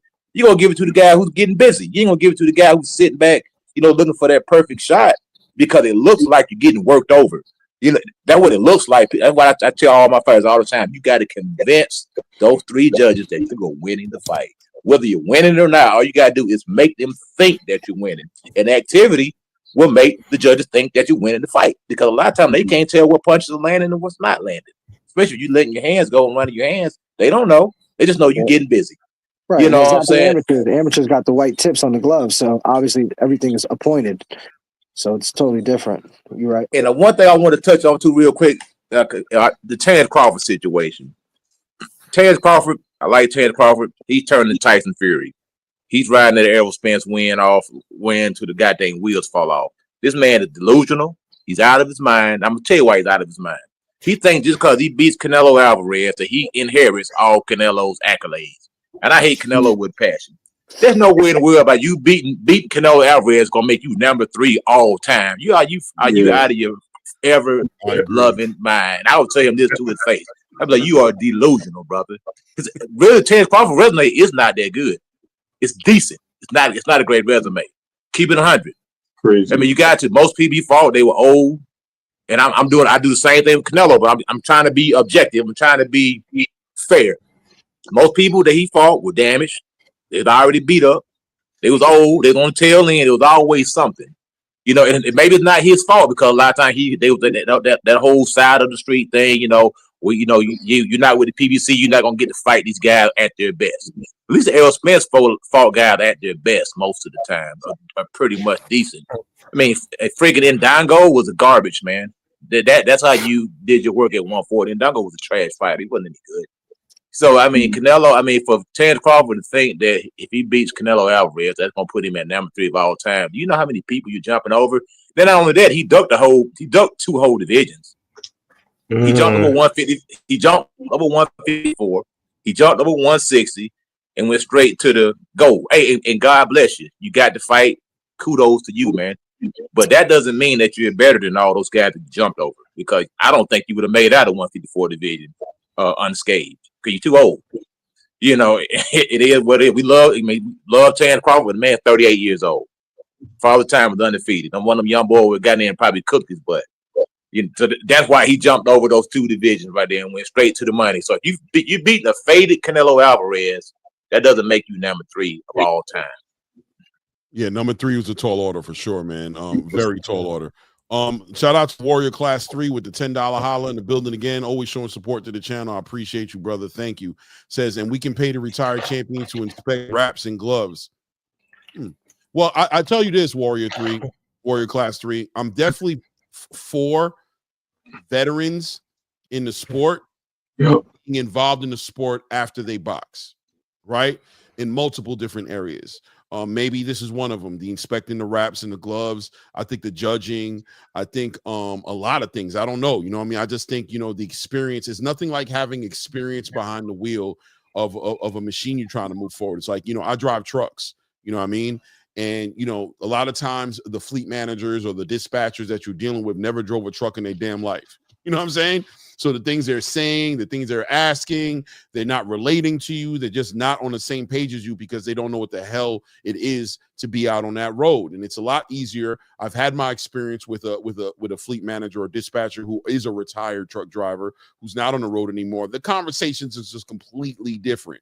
You know what I'm saying? Everything that you're talking to them about, you guys are just on the same page. And I would think that in boxing, something that boxing could benefit as well from the Roy Joneses and the Paulie Malignaggi's and the you know, rest in peace George Foreman, when you saw the commentating happening by the veterans, by the Hall of Famers, even Tim Bradley. People may have their indifferences with him, but he brings the fact that he was in the ring.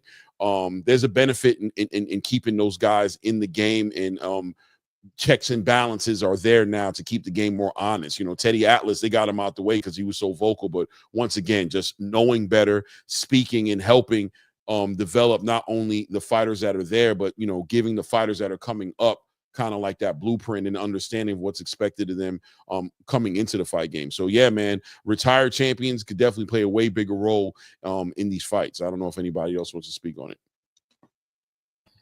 Well, sorry, Blaze. Did you want to go? Oh no, I mean I was going on my turn. You can speak on this, and then I want to, you know, I got something I want to say. So go ahead. Well, it's a fantastic concept having older retired fighters play a role in the sport, and like you said, because they're experienced and because they won world champions, they would be the best people to add expertise. Like they would be adding expertise, not these pencil pushers. But there's in order to do that, there would need to be structure to the sport and ways like a pension, for example, and that's probably never going to happen. But yeah, it's great. It's hard to get guys to, I guess, commit to the sport in ways that benefits the sport when boxing is always the wild, wild west, and you do what's best for yourself. If I could just after Blaze goes, if I could just comment on what Eddie said about Crawford's comments about legacy. Sure. Go ahead, Blaze. Yeah, you know, we call the boxing the Wild Wild West, but it's really the Wild Wild World. It's international. So many sanctioning bodies, so many different, you know, factors play into it. So many different rules and regulations of how people can do things. You know, when we talk about refereeing and just you know, oversight and all of that, like, right, you're dealing with the whole world and different standards. You know, and I think that's just the nature of boxing with the judging. You know, and how it play out is that, you know, it is baked in. We know that it's subjective. We also know the dirty shit that goes on behind the scenes in boxing and with robberies and you know, looking up I'm trying to fix fights. You know, this stuff is a reality, right? And so, you know, it's just hard to kind of get some type of uniformity and standard for an entire international sport, right? So, you know, that becomes the difficulty. If it's a closed system like an NBA, NFL, you know, that's a closed, so many teams, same standards, you know, the same people, same governing body, you know, that creates a kind of uniformity to where you can have more of a confidence in anything not going, you know, outside the lines. You know, and I really wanted to speak about Bud, and you know, we're witnessing a boxer, you know, an all-time great boxer, control his destiny on the business aspect inside and outside the ring, whether you agree with it or not. You know, my thing with Bud, which I find is just disappointing, is that he was the first man to go 2-time undisputed or 2 division undisputed, and it gets minimized. Like, it gets minimized that he did that. It gets minimized with his accomplishments and what he had to do at 147. I think, in my opinion, maybe I'm sure he might have confirmed it. Y'all might have heard it in an interview, but you know, one of his biggest issues, you know, with even when his recent interview, he said Top Rank did as best as they could do for him, but the one thing that they didn't give me was they didn't give me that Pacquiao fight. He wanted that Pacquiao fight, Jeff Horn. So just think, if he got the fight over Jeff Horn, he got to win over Pacquiao inside of his career, right? And so for him to go undisputed at 147, spend all those years trying to chase down Spence to get that accomplished, then go chase Canelo, he's able to do that because of the position that he put himself in, not only as a boxer, but as a business person. And like the brother on the panel, where you talk about his son and all that, is like, for us in this age, with anything that we do, you need to understand the business side to it. You know, if you're risking your equity, your life, you know, you're dedicating your life to something, you would want to have some type of ownership and understanding the negotiations and understanding of the business that you're in. And that's what we're witnessing with Bud. See, with this is like, I believe as a fan, he has a shot at beating Canelo. Now, if we talk about the fight, I tell him, like, it's like I see it like anybody else. If he catches that left hook like anybody else, he's going to go down. He's going to go down like Magina. He's going to go down like Berlanga. He's going to go down like anybody else goes down, because Canelo's that good. And Canelo, and it's interesting that people saying Canelo's outside of his prime. How is he outside of his prime when he's winning? He's beating everybody that's standing in front of him right now. The argument is he's ducking Benavidez, you know, which is somewhat of a valid argument, right? But outside of that, dude, you can't take away that he's on the back end or he's like slumping in his career. This has got to be a legitimate fight. You know, arguably you can say it's a lopsided fight, because Bud is going up 2 weight classes. We 3, you know, if you just count, he only been at 154. He didn't go there and stay there long enough to be legitimately considered 154. And he had a challenge in Madrimov, which optically gives fans the belief that he can't hold his own in 154, much less go up 2 weight classes. So when he gets in the ring, let's still remind us who Bud is. Bud is an undefeated 2-time undisputed champion, and he hasn't caught damage. He's a boxer. So it's not like he's damaged, right? He's older, but he's not giving credit for him being a masterful boxer that took very little damage during his career. And now he's going up. Yeah, you can answer. Hold up. And now he's going up to 168. Hold up real quick. Let me just finish my thought. He's going up to 168, and he's really, in my opinion, really going to get in the ring to compete. Whether or not he wins, lose, or draw, he's going to show up to fight and give his best effort. Okay, and I'm complete. So my answer to wait, Lex, let me just do the super chat, or I'll forget. Shout out to Warrior Class, always supporting the channel. Hey, y'all don't be scared to put some color in the channel. Warrior be going ham up in here, bro, showing the love, man. I appreciate you, Warrior Class. He said this could help older boxers to becoming boxing administrators that will help them with retirement benefits as well. So basically what he's saying is based off of that final idea as far as involving the champions, this one right here, and can we pay the retired champions to inspect wraps and gloves, as far as the idea of, you know, giving them just involved in boxing and keeping them with jobs and keeping them making money and keeping them involved in the sport in a productive way that also helps in the development of the sport. I like it. I mean, listen, man, involving these guys, and when we're talking about, a lot of these conversations end up being these fighters not having nothing when they're done fighting, not having nothing to go to, being broke, not being involved at all, and just, you know, kind of like taking pictures and signing gloves, trying to make ends meet doing that. Getting them involved in the actual forward movement of the sport. I like it, Warrior. I don't know what you think, right? And I was just going to say that, Clay. I mean, even if you can't do that, just bring them to the events and pay them. You know what I mean? When you're in their cities, you know what I mean? Make boxing what it is again and spread it around the globe. You know what I mean? Go from city to city. You know what I mean? That's not just keep everything in Vegas. And if you have it in Vegas, Bring some of these guys there. Have them promote some of the fights, some of the dinners, some of the functions. Just keeping them alive in the sport all helps because, have them go to schools and talk to kids. Keep the or the gyms, local gyms. All this stuff is inspiration. And all this stuff that these former boxers or retired boxers can do is just create great business for the sport. Bring the parallels of the casuals into the fruition of being full-fledged fans. So that helps in enough of the aspect of us as boxing fans to understanding where boxing is being gracious and appreciative of the fighters before the current fighters. You know what I mean? No doubt. Go ahead, Lex. I know you was in the middle of a thought. My bad. No, it's all good. All good. Like my answer to the Crawford thing, I think he has everything in front of him. I think because of the reason why he's being discredited at an all-time high is because he's not a marketable fighter. He doesn't market himself. He doesn't really promote himself, and he doesn't really show the face. The only reason why he's somewhat of the face of boxing right now is because he's undisputed. And he forced his hand to become undisputed, which is what it takes to become champion. But you still got to have a marketing edge, and he doesn't have the marketing edge. If he had the marketing edge, I think everything would be on the front end for him, just like it was for Pacquiao, for Floyd, and for Canelo.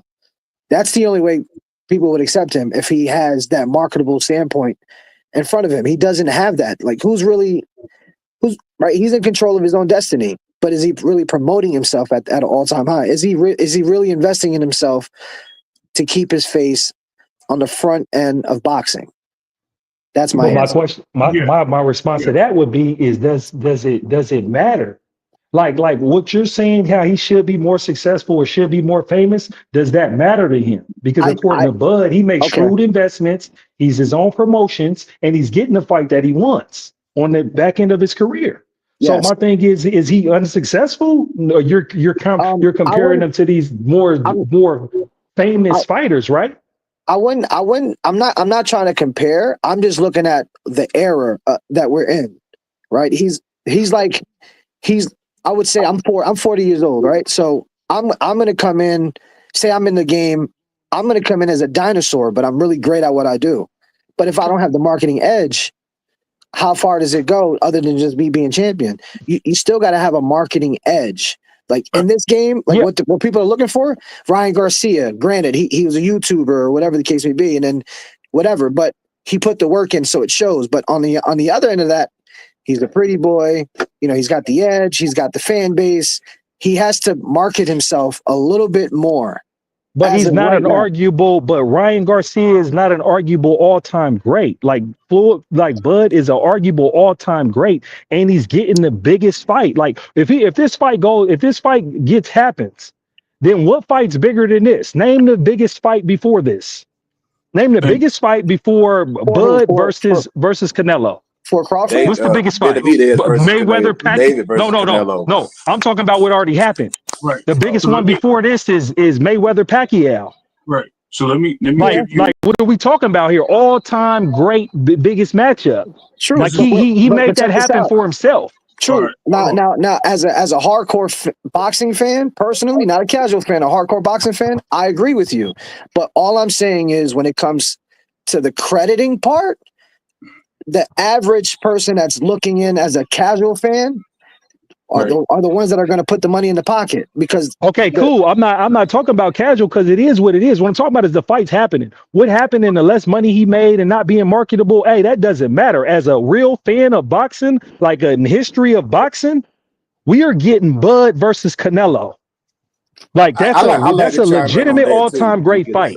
But because you feel me, and he stepped out away from Top Rank, he got his own promotions, and he did it the hard way, bumped his head, not really knowing the business, so to speak, because he got a whole bunch of investments. He holds the city of Omaha, Nebraska down, and he's reaching the kids. I mean, so I personally wouldn't take it away from Crawford and what he's doing. All I'm saying is the only reason why that fight is really happening is because of Turk. Because if it wasn't for Turk and his finances and everything behind it, that fight wouldn't even be marketable. No, it's because of Bud. No, because Bud got to get with Turkey to make it happen. See, you can't take credit away from this man. He goes and gets Turkey, but he makes it happen. That's not what I'm saying. It's not about taking away credit from Bud all the way. But that's not what I'm saying. That's not what he's saying. What he's saying is the stars aligned for Bud in order for this to happen, rather than absolutely he didn't have the sellability. He didn't cross over. He never crossed over because he never did those things. So thank God for a Turkey who's doing, in my opinion, the right thing by putting a big fight like this together. I think Bud earned this fight as far as what he's done inside the ring. But I think what Lex is saying is the things outside the ring. You know what I'm saying? If Turkey wasn't around, he wouldn't have gotten these fights. He would have been iced out. He'd have been frozen out. He'd been blackballed. I get it, but Clay, all I want to say is this, and then I'm done. I'm gonna fall back. The stars align for him, but he got to push for it. He has to be the one to get to set it up. He played a role. He did not do nothing. He played his role, but what he's saying is the reason the journey was so difficult for Bud, the reason he went through all the hit all the walls he hit, the reason he hit his head was because he didn't have that X factor. He didn't have the I don't want to say the looks of Gervonta, but he didn't have the braids. He didn't have the Mayweather next to him. He didn't have the state of Texas behind him like how Errol did in Cowboy Stadium. He didn't have those intangibles. You know what I'm saying? But I'm gonna tell you why he don't have that. He has integrity as a proud husband, father, not the one to be minstrel, shuck and jive. You feel me? He's an old school throwback boxer. He didn't care about the fame. He got like a George Foreman, and so he gets penalized. You see the shenanigans Ryan pulled with the last fights for him to be famous. He's not chasing fame. Right. He's chasing going into this ring and beating Canelo. Right. So that's why we believe he'll win. And I'm complete because I'm gonna step out the way. I like to chime in on that really quick. Yeah, let me tap into what you're saying. So I agree with everybody on the panel. I think we're missing the point is what both of you are saying is we're looking at the starism and we're looking at the casual fan base of following the boxer, right? And we have to remember that boxing has gotten away from what its history is, right? What has Bud been for the last 5 years? The pound for pound #1 fighter in the world. But people don't recognize that accolade. That right there in itself says a lot for who Bud is. But then we're also missing the point that people don't recognize him as that because they don't care for that anymore. They look at it as Clay said, right? What has he done for the streets? Who is he representing over here? What has he done for me lately type atmosphere, because they really have a casual background to boxing. They don't have a historic background where they understand what the belts mean and legacy. They understand what pound for pound means. They understand what being an undisputed champion means, because they just don't care. They only care about what the bag brings and what the fame brings and who's my favorite fighter. And when they see things like that, it kind of clashes. That's why I think this is, and to your point, Blaze, you were saying it was a great fight of all time. I take that back. I would say I think this is a great fight of this era. I think this is a magnitude fight for this boxing era, because we have a pound for pound great on one side of the street and we have the face of boxing on the other side. You're putting two different faces of the sport together to clash. I think Turkey seen that plan and was like, yo, this is actually going to work. I think Bud actually seen it as well, and he helped promote this by pushing this fight and asking for the fight and Canelo shooting it down.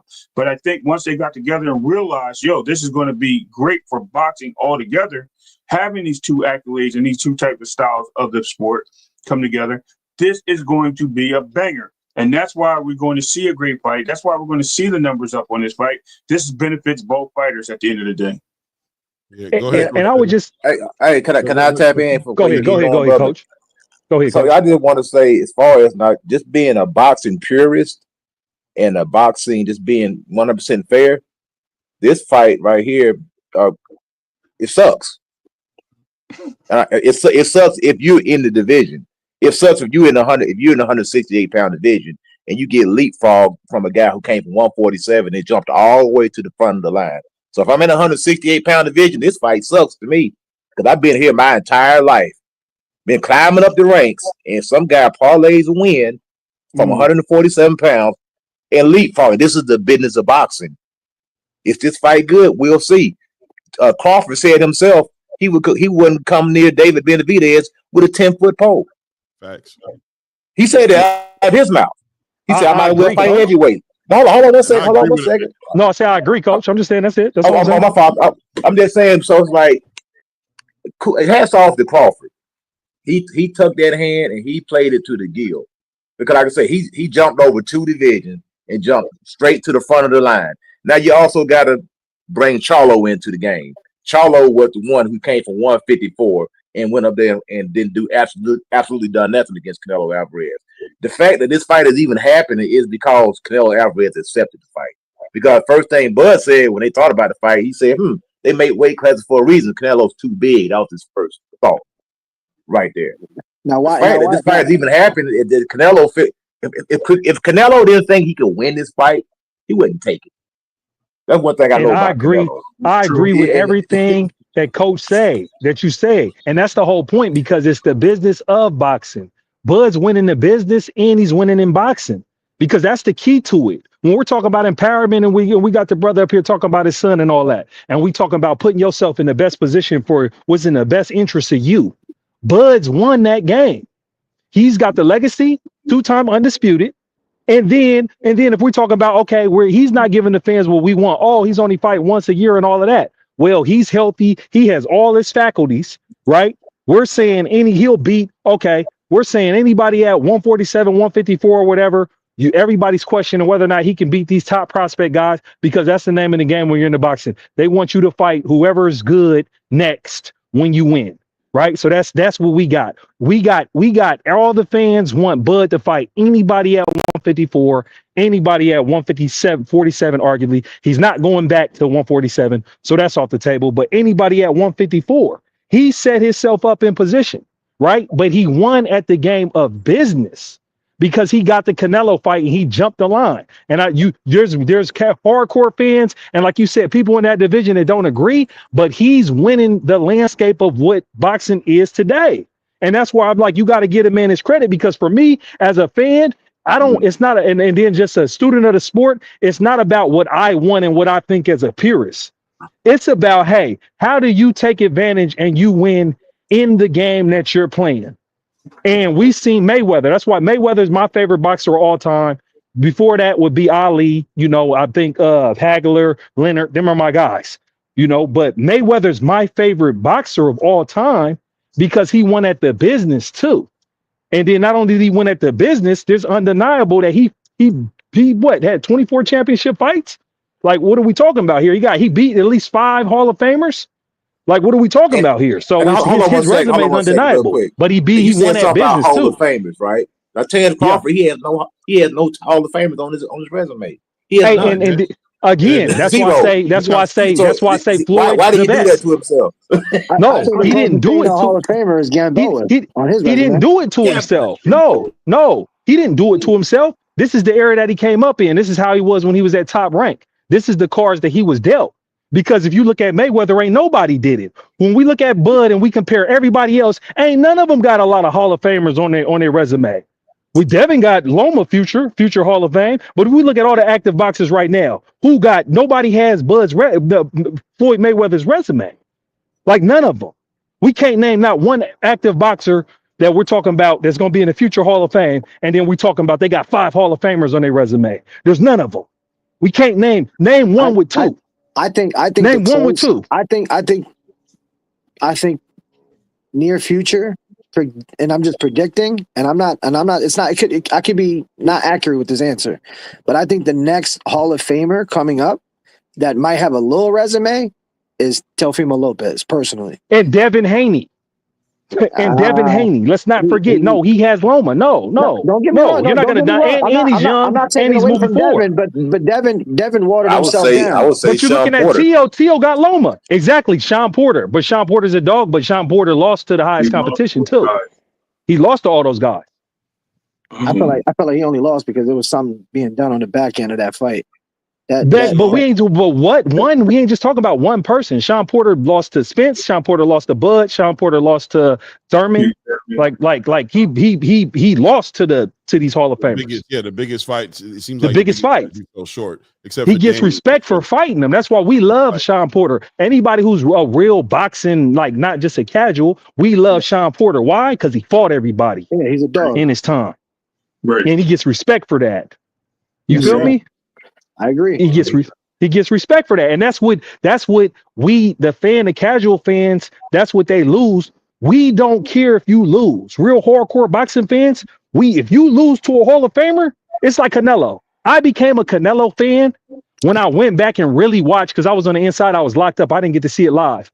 When I went and watched him fight Bivol, that's when I became a Canelo fan. I am a Canelo fan because when he fought, when he did what Bud's trying to do, he went up. So do we discredit Berlanga for going against Canelo? No, we're not discrediting Berlanga, but Berlanga does not. From a skill standpoint, he don't stand of nothing. He's done nothing. Like, what are we talking about? But he's a marketable. Canelo's always trying to find a fight that he knows that 9 times out of 10 he's going to win. Because I'm gonna tell you, if he would not have took this fight with Bud if he didn't think he was gonna win this fight. But let's not forget. Is in that chapter. Canelo's in that chapter of his career, but he has another chapter as well. When he was fighting those guys, but when he was fighting everybody, I think at the end of the day, what it comes down to with Terrence Crawford right now is that, and I hear the passion in Blaze pound for pound.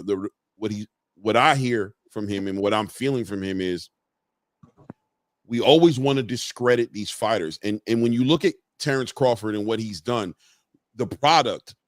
That day when you hear him speaking about where he places himself 3 times of all number 3 all-time great if he beat Canelo, or discrediting Errol Spence's resume as far as it being Hall of Fame worthy, and these conversations, it comes from somebody who's been attacked from multiple different directions by a boxing space that has never acknowledged his accomplishments, right? They always find a way to discredit everything he does, so he ultimately paints himself in a corner to where he's now going to be his biggest fan.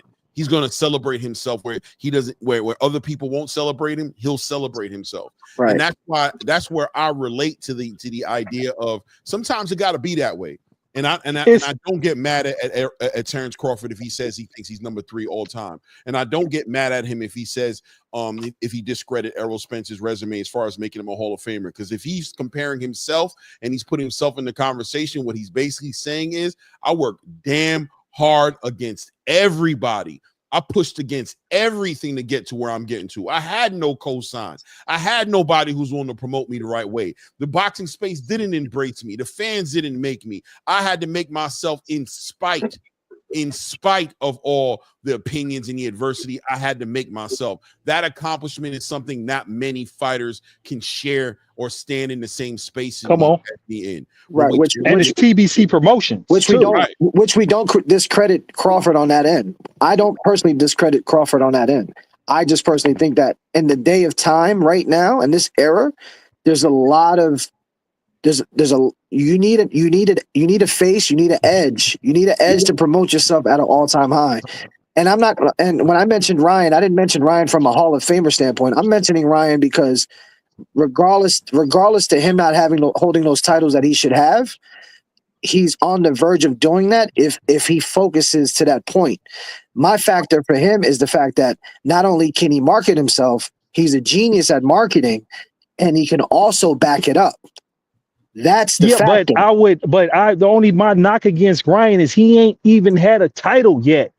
And these annex, like let's not forget what he done did. He got popped for PEDs. He came in for a championship bout to win the belt over the scale, took that out the way, right? And he has all these social media and YouTube antics. That's not boxing. You can make yourself 12 million pretty boy, 12 million followers. You can sell arena. You can put on these spectacles. But hey, when that's some casual shit. We're not talking about that over here. Okay. That's why I'm not on the casual metric. But how is that any different than what Bud did? Bud they win into the biggest fight of his career, bro. That man jumped over. Bud is 2-time undisputed. Bud has beat 10 champions. What are we talking about here? Bud is number 1 pound for pound ring. I have a question for you. Honestly. I mean, yeah, the business side of boxing, yes, okay. I guess it's a feasible fight. I guess it's well promoted. I guess it's now in the people's mind and they want to see it. But to be be honest, he hasn't earned the fight. He didn't climb up the ranks to fight Canelo. He don't deserve a shot. He just got it because people want to see it. He doesn't deserve it. He just got it because people want to see it. But David Benavidez deserves the shot, deserves the fight with Canelo 10 times more than Bud does. I Fact. totally agree. Coach, I agree, coach. But I agree, coach. But what we're looking at right now is like we're looking at the business side. Canelo has over 60 fights. He's cherry picking. He's cherry picking over here on his side. Bud done been 2-time undisputed. If Bud retires right now, he's Hall of Fame. So him setting up this fight, it takes 2 for him to get this fight. You have to have a Canelo on the other side for him to do that. So let's not get it twisted. He's winning the game of business because you got Canelo on the back end of his career, picking and choosing who he want to fight. And he's like, hey, you know what? I just whooped Charlo at 154 coming up 2 pounds. He couldn't do nothing. Oh, what? You know what? Measure him off. You know, he didn't look that good at 154. He want to come up here easy money. Like, what are we talking? He's on the other side creating this. So he's dodging. It's Canelo dodging Benavidez, not Bud. Yeah. So Blaze, that's my argument on it. Blaze, let me ask you a question, right? We were talking about Ryan Garcia a little bit earlier and about how, you know, he made all these antics and he built his whole entire status of basically of social media antics and spectacle fights. But ultimately, if Ryan Garcia capitalizes off that and takes boxing seriously all of a sudden, and now he does become a champion. Now he does become a unified champion. Now he does all the things because he's still young and he does those things. Doesn't his star power and his sellability and everything start to count then once he starts to become a more accolade-driven fighter? If he does, obviously. If he doesn't he benefit off of all that marketing and all of that, all those antics? Doesn't he benefit and become even a bigger star than he would have become? Absolutely, but it's a lot of ifs, Clay. If he don't turn his back when he does the Philly Shield, if he comes in on weight, you feel me? Come on, man. If he really fights for a title. I'm definitely saying it's all these ifs for Ryan though. He got the fame side. But if he does it, if he does do it, if he beats, but he has to do it though. Okay, I'm not convinced he'll do it. I'm not comparing him to what Terrence has done in comparison to what Ryan could do. I'm not doing that. But what I am saying is that if he wins this fight against Rolly, which he probably will, now he becomes an interim or regular WBA champion. And then he unifies, let's say he fights a Mario Barros and he clips him, and now he's a unified What about Haney? What about the Haney rematch? Wait, hold on. Then let's say he fights Devin Haney and he beats Devin Haney, right? He should retire. Let's say he moves forward and he unifies with a Mario Barros and becomes a unified champion. Let's say he fights a Boots Ennis or Stanionis winner or Brian Norman. And let's say he starts to do all these things. Let's say he gets on this movement. Can we not factor in the antics and be like the antics are now playing a role in him being the biggest draw in boxing at this point as a champion now, as a unified champion? Do those antics in hindsight start to look as building blocks as far as marketing, as far as the business is concerned? Was he a genius now? And we could say that, yeah, you could say, but there's a whole lot of ifs. But my thing is like, we're not talking about casual here. We're talking about boxing and him being a disciplined and professional fighter. He hasn't shown that. No, he hasn't shown that. Not one step of the way. But what I'm telling you is like, I'm saying he does it now. I'm not saying that's what I'm saying. The antics. What I'm saying is he does that. I'm speculating to say like, or I'm saying in a fantasy, in an ideal world, he does that because he has time to do that. Does that now added to what he's done combine and become part of the big picture and the fact that absolutely, because what you would do, he's done what nobody has ever done. Right. He'll be that famous, right? And then as he mature in his career, right, really be great. We know he has the physical tools to do it. Right. We know he has the physical tools, but the mental sharpness and the mental discipline, it plays out right before his eyes. He fails every test. Right. That's the problem with me. Like, I like Ryan. Look, I like all these boxers, bro. I like Ryan. That left hook is vicious. That aggression and that speed that he has in the ring is vicious. But from a professional standpoint and how he approaches the sport, he doesn't check the box at high level elite boxing. He fails on the scale. He got popped for PEDs. He turns his whole fucking body with the Philly Shield. Right. Like, let's not forget we didn't see that. But did he fail on purpose? No, what I'm trying to tell you is it's not about failing on purpose. It's just about whoever's in his camp, whoever this young boy got that's supposed to be guiding him, wherever his parents, his training camp, whatever, or whatever. That is what they say, oh, he's uncontrollable. He can't be listen. He doesn't listen. Then that's going to be his downfall, bro, because I'm telling you, he's not running in the boots like that. He's not running in the elite fighters like that and going to win. Not moving up. He's not going to win, bro. I'm going to sit here and be like, hey, as a fan, as an analyst, it's like Clay just ran up a bunch of ifs, but then he has to tighten up, and he has the opportunity to do that. And I wish him well for that. I do, because I wish the best for all these fighters, because I want the best to fight the best, so we can say in our day, hey, we got the witness, right? Right. All these great boxers, these young boxers come up, and we can tell the stories about how, you feel me, they clashed, they did their thing, how they came back from adversity. So I'm rooting for him, but in real time right now, he ain't showed me nothing. And so it's like, okay, he's a cash cow. He's damn near on Jake Paul's side with me if you want to get a money fight and you want to get some money.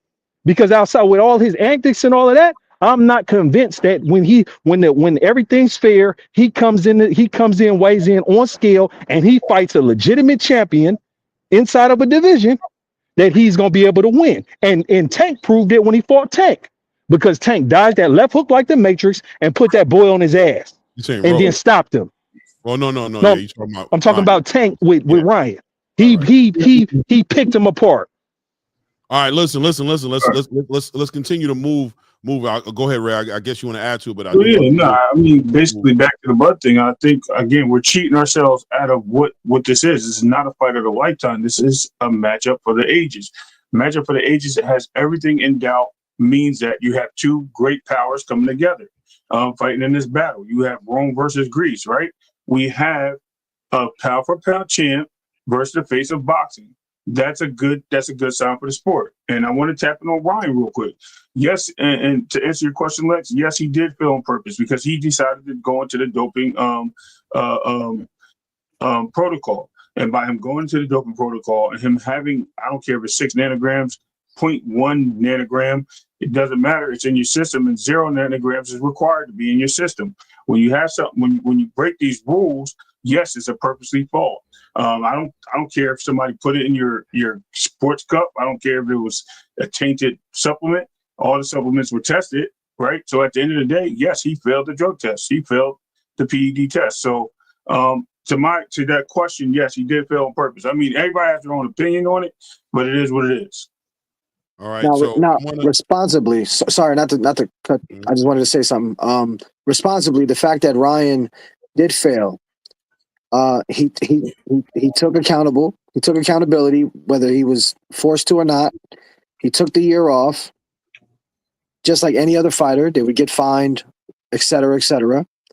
Now he goes back into this rematch. He gets the rematch after this fight, after the Rollies fight. He gets the rematch. He comes up clean. He knocks out Devin again. What now? That he's checking the boxes that Clay's talking about. Right. He's checking the boxes. Look, bro, I'm not, like I said, I'm only pointing out what he did. I wish the best for Ryan, because he's in the middle of the sport right now. He's in the way.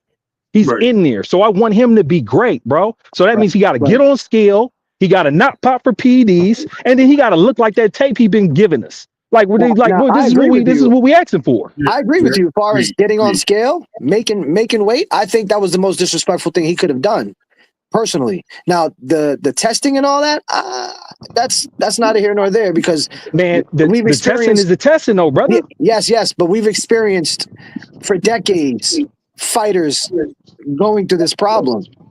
All in all, I would say you this. If your son got in there and lost and somebody popped like that, you would feel some type of way, right? Yes and no. Yes and no. Yes and no. I'm gonna tell you why.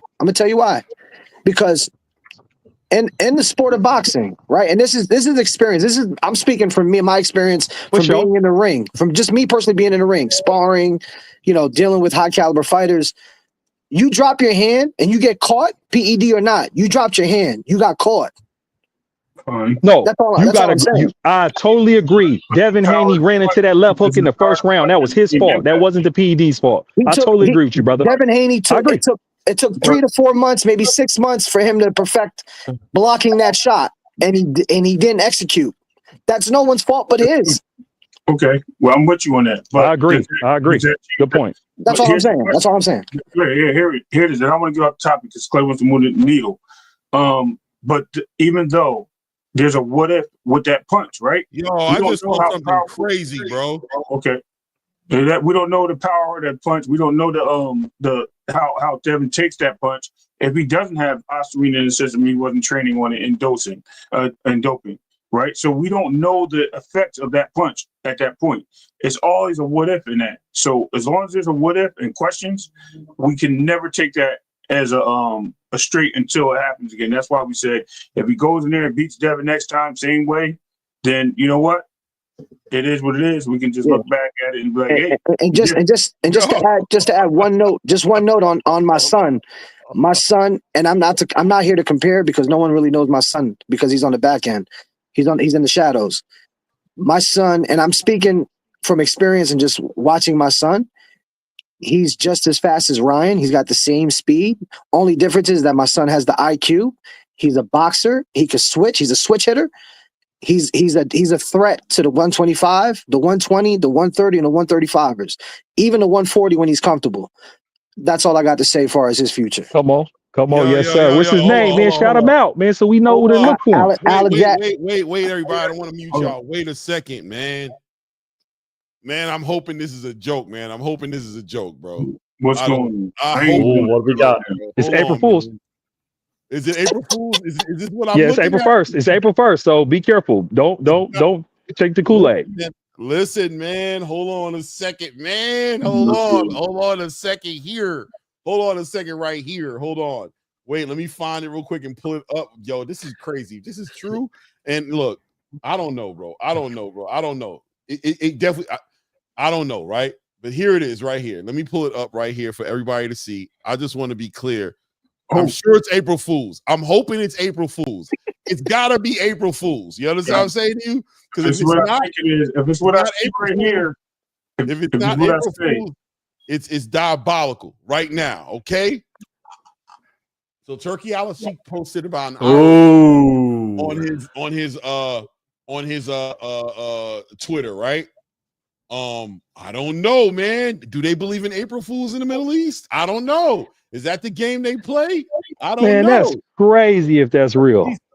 He says, "Dear fans, today marks our final day in boxing. I want to thank everyone who's been part of this journey with me. To my dear friends scheduled to fight on the London and NYC cards, I apologize for the time and effort you put into training camp. I wish you the best of luck in your future fights, as those two events have now been officially canceled. Yours, Turkey." Cap. That's gotta be a joke. Gotta be a joke. Huh? I think that's fake. That's fake. He's got everybody shaking in their boots right now. Bro, this is definitely his account. That's a fact. What about the message right under it? What does that mean? What is he responding to? This is not true. No, somebody said that. Crossover, CBS News, and at Ring Magazine replying, wait, Turki Alalshikh, this is not true. Oh, hold on. Is that what it is? Yeah. But that's before it, though.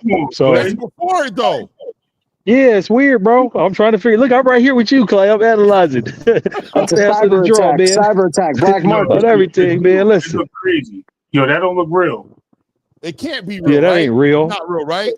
That can't be a real Turkey picture on his page. And it ain't breaking. If it ain't breaking, check and see if it's breaking anywhere else. If it ain't breaking, it's nowhere. It's on Ring Magazine. It's on Instagram. It's on Ring Magazine. Bro. That can be hacked, though.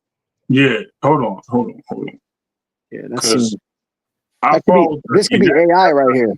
That wasn't his picture on his X page. It was him without his what's the name on his head. I'm just saying his crown. It's on Ring. It's on. If you go on Instagram, it's on their site. If you go on Instagram, it's on their site, bro. Hold on. I gotta go look this up now. Hold on. Ring Magazine just also broke out that Caleb Plant and Jamal Charlo are fighting. Come on, finally. I think about that smack. I think the story is that they're fighting the same card. They're not fighting each other. Yeah, they're gonna have tune-ups and hopefully fight each other, but it's like 4 years too late or whatever. Hold up, man. This is on it. It ain't 4 years too late. They give you run that. Right here on Ring Magazine, man. Read what it says right here. Repost it, right? Help me. Underneath. Look underneath. Repost it 1 hour ago. And then it says, "This is not truth. Yeah. Don't lie." So it's a repost of what he posted. This is not truth. Don't lie. Yeah. He's joking, bro. Yeah. It's a joke. Okay. He's got to be joking. Yeah, that's dope. That's a joke. Yo, do you know how April Devin? Yo, let me tell you something, right? Let me say trying to something, make right? us drink the Kool-Aid, Clay. Hold on, let me tell you something, right? That feeling I just had when I read that, right? The feeling that I had, that's the danger of these type of situations, right? Like he could do that. Right? like he could walk away and we just be over here. I would have ended the show and I would have seen y'all tomorrow. Like legitimately, that'd have been the end of the show for me, right? Today. I'd have legitimately ended the show. I'm like, I need some time. You guys salute, appreciate the panel. Thank everybody. You know what I mean? Shout out to Warrior 3. Yeah, we're gonna build on this tomorrow because I ain't got it in me. Yeah. I ain't got it in me. That's So crazy. That's crazy. That was a horrible feeling. Tell me I'm lying. Yo, Blaze, tell me you wasn't sitting here like this man better stop playing with my face. Yo, Nah, I was April Fool's on the jump, so I was already skeptical. But but if it's real though on everything, it's shattering. It's crazy work. It does cause emotional reaction because we're like, hold up, we got a whole lot of emotion going on over here for you to just ghost us. Oh man, we ain't feeling that. No, you was there. Blaze on that. Was like April Fool's. He was like April Fool's. He's like, don't show it. He was like, it's April Fool's. Don't forget. You about to do it to yourself. Don't do it. He's laughing at you with his new turban on his head, bro. All good, man. Salute to Turki Alalshikh for being a funny guy. Being a funny guy, man. Was it a repost though? Huh? It wasn't a repost though, man. It does the real, but it's a joke. I get it. Because you can tell if it's a repost because the thing underneath the post says repost. It says Turki Alalshikh right there. It says Turki Alalshikh reposted. Part of it? And it shows the Ring Magazine conversation. Man, all right, man. That's what it is. But it's what it is. I don't really care either way. I'll be honest with you. No, I do care either way. The hell with that. I'm super caring. No. Yeah, it's this right here. Look, and I just click repost and it shows the Ring Magazine thing. Right. It's a joke. Okay. Click where it says repost at. Okay. And it shows Ring Magazine. It's it. It's just him joking around, man. He just blowing smoke. Okay. It's April. Okay. Stop playing. Okay. No way. Ray Vargas is coming back to fight Shushu. Oh my god. No, I'm about to tell y'all that's what I was about. Literally, I was trying to move forward with it and tell y'all what I thought the game plan was going to be. Let me tell you, Stephen Fulton is leaving. That's what I wanted to bring up. Let's move this conversation forward. Let's continue to talk about boxing. We talked about Terrence and all that for a long time. I want to talk about boxing. 126, in my opinion, is one of those. It's the next Hornet's Nest. It's the next division, right? We just saw Shushu Carrington perform the way he did in front of, I can't remember his first name. I know his last name is Vivas, but it is what it is, right? He wants his next fight has to be for a title fight. All of a sudden, first of all, I want the opinion on Stephen Fulton leaving 126 right now in this particular moment and going to fight O'Shaquie Foster at 130. I think it's diabolical, right? But at the same time, I was going to bring up Ray Vargas is the WBC champion in recess at 126. So he's the real champion. So if Ray Vargas would have returned and Stephen Fulton would have stayed there, there's an argument to say that Ray Vargas would be fighting Stephen Fulton. So that being said, and taking that into consideration for whatever it's worth to you personally, how do we feel about Shushu Carrington fighting Ray Vargas for that WBC title? Is that a vacate? Are we looking at that as a vacated title that Shushu's fighting for, or is he in reality fighting the true WBC champion and still should be celebrated as a WBC champion who fought for the belt? I mean, I'll go. Oh, sorry. Go fight sports over. Ray, go last. That way, let them build. Go ahead. Your show, right? You go first. No, let him go last. Trust me. It works better if he goes last because now he gets everybody's input and he gets to speak on it. Trust me. Go ahead, fight sports, and then we'll go around the room. Yeah, well, Clay, you took the words out of my mouth. What, along with 154, 126 is the division in boxing. Like, I love it. So it's okay. I don't understand why Stephen Fulton is even thinking of moving up because, okay, on one hand, I appreciate him looking to challenge himself, but you've got enough challenges at 126, and it's. I think he beats Nick Ball. I think he beats. Shushu Carrington. We'll get to him in a second, but I think right now he would probably beat Espinoza and, you know, Leo. These are all real fun fighters, but Fulton's a very difficult guy to catch. So I don't see why he would look to move up and fight O'Shaquie Foster. Like right now, I would have to pick O'Shaq because size should matter, and Foster's a very awkward guy himself. Young, fast, slick, good counters, decent power. So I think that's a very weird. Personally, I think that's a very weird move from Fulton. In terms of Carrington, another young guy who, for me, is doing he's doing everything right to make you want to see him fight these top guys because he's young, he's confident. Technically, he doesn't really make many big mistakes, and yeah, he's very similar for me to Xander Zayas and Jesus Ramos, and also throw Uranus Tellers in there. He's a very confident young guy. So him fighting Ray Vargas, to answer your question, Clay, it's an interesting one because when did Vargas because Vargas last fought Nick Ball, and okay, that was super close. I will have to rewatch that fight to remind myself how I scored it. It's an interesting move because again he's fighting a super dangerous fighter who again could have been unified champion, but it's one of those things where again I feel Fulton is the better. Well, no, I feel Fulton is the better fighter. So I kind of wish that fight was happening. And again, I don't know why Fulton's even thinking of moving up, but you know we'll see. But yeah, super excited because this division is loaded. Yeah, definitely. Go ahead, Coach Eddie. What do you think about 126 right now, man? I like first of all, I like Fulton moving up. I like that fight. I think he's trying to move it. I think he's following the Bud print. You know, trying to get in that 135 division, a little bit more money up there. So he's moving up. It's only a 9-pound jump. And you ever seen Stephen Fulton? Stephen Fulton is about 147-pound guy when he's not training. He can move up, no problem.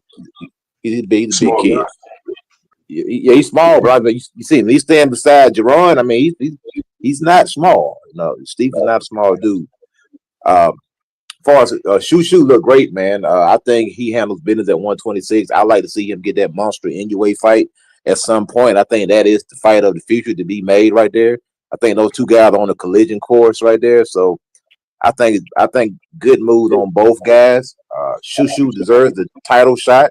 You know, he's a marketable guy. He knows how to, comment. I mean, he's good on the microphone. He's a good fighter. He's a personable kid, very articulate. So I think Top Rank has something special. He's with Top Rank, right? Yes. Yeah, Top Rank got some good fighters over there, man. You know, some good young talent over there. I think Shushu in a good position. And Stephen Fulton, hey, shout out to him for moving up. I'm gonna pick him. I think he beats Foster. I think Foster can be inactive at a lot of times. Doesn't let his hands go enough. I think Stephen Fulton will win that fight if that fight does happen. Interesting. Okay. But okay. I'll be honest with you, as you're speaking about it, Coach, I see the route for Stephen Fulton to win that fight. I see Stephen Fulton smothering, pressuring, putting Foster on his back foot. I could see him trying to do that, but once again, risk there because I think that also is one of the best counter punchers in the game. Exactly. You know what I mean? But I can see good fight. I think it's going to be a great fight. You know what I mean? And him leaving, I think, is a shame. I would love to have seen him compete at 126 and defend that title, unify, maybe even fight Monster Inoue for a second time if and when Monster Inoue comes to 126. But at 130, sounds good to me. I want to go ahead and read the super chat real quick so I can pull it off the screen, and then I'll send it over to Lex, because I love to hear Lex's opinion on it. And also, Lex, when you get a chance, if you can let me know what weight class your son competes at, I'd like to know that too. But hold on one second. Warrior Class 3 with the $5 holla in the building. Yo, shout out to Warrior Class. Always supporting the channel, man. Always supporting the channel. Hey, you guys in there, put $1, $2 in the super chat, man. Refresh the super chat, show some support for the channel. We appreciate everything. But Warrior Class, definitely the sponsor of the show today, again, says facts. The sanctioning bodies created this super champion monster for Canelo that allows Canelo to pick and choose his fight. Bud's just not treated the same. I think Blaze pound for pound would have really appreciated that statement and that comment, and I appreciate it. I agree with you, man. I think people like Bud just haven't been dealt the cards and haven't been able to play the game the same way as everybody else. He kept his integrity intact. He always put boxing first and just had certain he stood for something so he wouldn't fall for anything. And listen, man, I think alhamdulillah, you know what I'm saying, he was blessed by God to have somebody to see it in him, to show him a way to get to that bag without him having to sell his soul. I think he's being rewarded, to be honest with you, for him being true to himself. I think one way or another, God got involved in the conversation and gave him a way to, you know what I'm saying, be able to make money and not have to do the other things maybe other fighters had to do. So salute Warrior class, without a doubt, man. Hey, Lex, let me know what you think about 126, what you think about Shushu right now, what you think about this fight with Ray Vargas, what you think about Stephen Fulton going up to 130. And once again, like I said, super interested in. I personally think 126 is probably one of the best classes in the game right now, outside of 154 and 140. I just personally think that Shu is an immaculate fighter. IQ out of this world. I think that he will become a true 4-time, 5-time world champion. He has all the attributes to become great, become a Hall of Famer. Fulton, on the other hand, granted, we all know that when you fight great fighters, if you come up short, it could either make you or break you. The fact that he showed adversity coming into this fight and winning, in a tremendous, in a tremendous win. I felt like he had a tremendous win. He was playing the dog role. He was walking, he was walking the guy down, things of that nature. I think moving up in weight right away instead of defending his titles, I think it's a no-no for him. I think that if he goes up in weight, I think he doesn't have a real good chin. So it's a possibility it could be an exit out for him. He probably won't make it into that division, maybe 1 or 2 fights, but I see him dominating the 126. I see him becoming, like, in order to be a Hall of Famer, you got to fight immaculate fighters. You got to have those rematches. You got to have those things. So I say stay down at 126. I don't see Inoue moving up to 130 anytime soon, maybe in the next 2 years. I think he still has a lot of work to do in that weight class. And I think Shu and Inoue would be a tremendous fight. But we talking maybe 4 years from now, 5 years from now. That's something that we can see in the near future, just like a Loma Tank, something to that extent. But I like it. I don't really see Fulton gravitating to, even though he's the champion, and once you become champion, obviously you're a top tier fighter. But I always, me personally, from outside looking in, I look at him as a B+ fighter. I think he has his A game when he has good nights, like when he won. But I think that if he would have fought somebody else at a higher caliber, he probably would have lost that fight too, to be honest. Does Stephen Fulton beat Shushu? Does he beat Nick Ball? Does he beat Rafael? Does he beat Shushu? Does he beat any of the champions? Respectfully, does he beat Shushu? Hell no. Wow, there it is. Oh. Hell no. Bang. Go ahead and shout out Mr. Ishmael for the $2. Thank you, Mr. Ishmael. Man, that $2 means everything, man. I appreciate for the support for the channel. Thank you, King. He says, great boxing talk, gents. Respect. That's all it's about, man. It's all about that respect, man. But go ahead. Were you still saying something, Lex, or I know I jumped in the middle. Oh no, there was something else. Your son. Oh yeah, my son. Oh no, well, yeah. Go ahead. You had something else with Fulton or Shushu? Go ahead. Yeah, no. Fulton and Shushu. I think that I don't see that fight going past maybe 7th, 8th round. Shushu getting him out of there early, or mid fight. I think because you're talking about Shushu and Vargas right now, or Shushu and Fulton? No, Shushu and Fulton. Okay. Shushu and Fulton. If they fought right now, even though Fulton has the experience, I still think Shushu goes in there and dogs him, because on the back end, see what casual fans look at, they only look at what's in front of them. Real boxing fans that are in the community and they know what's going on, we know that Shushu has real dog experience on the back end. And when we talk about real fights, we talk about sparring. They fight harder in sparring than they do in the real fight. Let's just keep it funky. Yep. Shushu has, not only national experience, but he has pro experience on the back end to becoming national champion. So I think that him going into that fight and knowing how hungry he is and the IQ that he has and how disciplined he is, I see him, like I said, I see longevity in his career, and he's really young. He's going to break records after records. As long as he's not sticking his neck out, as a rookie, as long as he's not sticking his neck out as a pro rookie, the future is his. Now him engaging with, some caliber fighters like my son.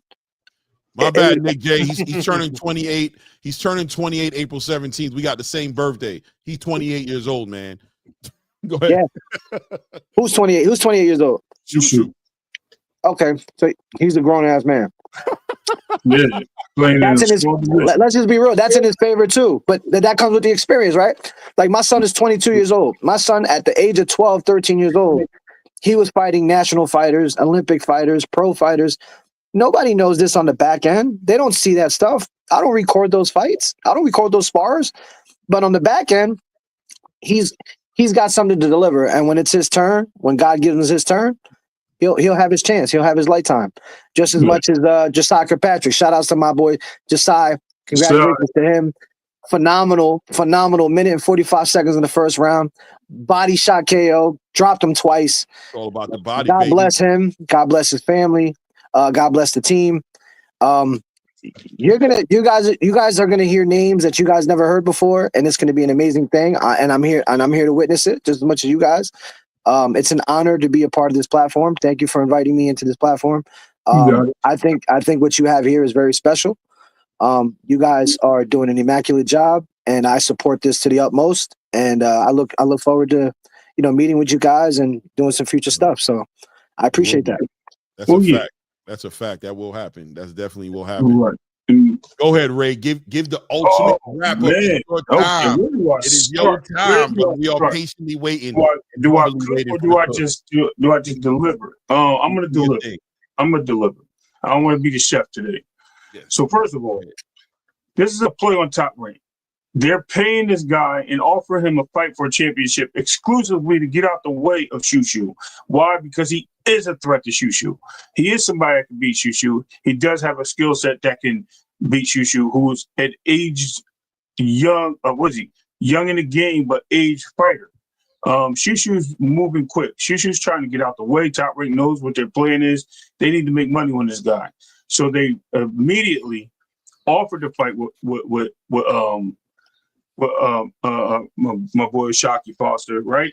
For Fulton to have that fight happen at a bigger weight because one, he's a PBC fighter, and Fulton may have trouble with Foster. Now, on the other hand, with Shushu, gets him an opportunity. You got Ray Vargas, who's a top ranked fighter. Let's get him back in the ring. We don't think Ray's past his time. Ray should have been out the game when he lost to Nick Ball, but it's okay. We're gonna put him in front of Shushu, and we're gonna test Shushu with this guy, and Shushu should walk him out and take this title, and we'll move on to bigger and better things with him. As far as Shushu and Foster, Fulton. I don't know. I don't really see Shushu beating Fulton. I think pedigree and championship runs have a big time difference. As far as him having a beard, he does have a beard. What did Inoue do? Inoue beat him down. He didn't knock him out like, okay, one shot, drop him. The other guy got a lucky punch in. He just came off the loss, so he was a little fickle in that fight. Tap dancing a little bit, and he got caught. What did he do after that? He got on his horse and he worked his opponent. I think it was starts with a C. You talking about Castro? Castro, right? He dog walked him after that knockdown, right? And he won that fight. Then he gets into the next fight, and he made sure that wasn't going to happen again, and dominated a guy that he had one of the best wars with at 122 in Figueroa, and dominated that fight. So at the end of the day, if that's the Fulton that we've seen, the offensive juggernaut, the guy that's not a knockout artist, because I think that's where we lean into boxing, is we always support the knockout artist. We don't support the boxer. The guy, the skill set of the game is boxing. The art of the game is boxing. And I think we so much lose that because we see these guys that box a little bit, but they go for the KOs and they knock people out, that we trap those guys in our memories and we just push the other guys to the side because they're boring. So I think Fulton outboxes Shushu 100%.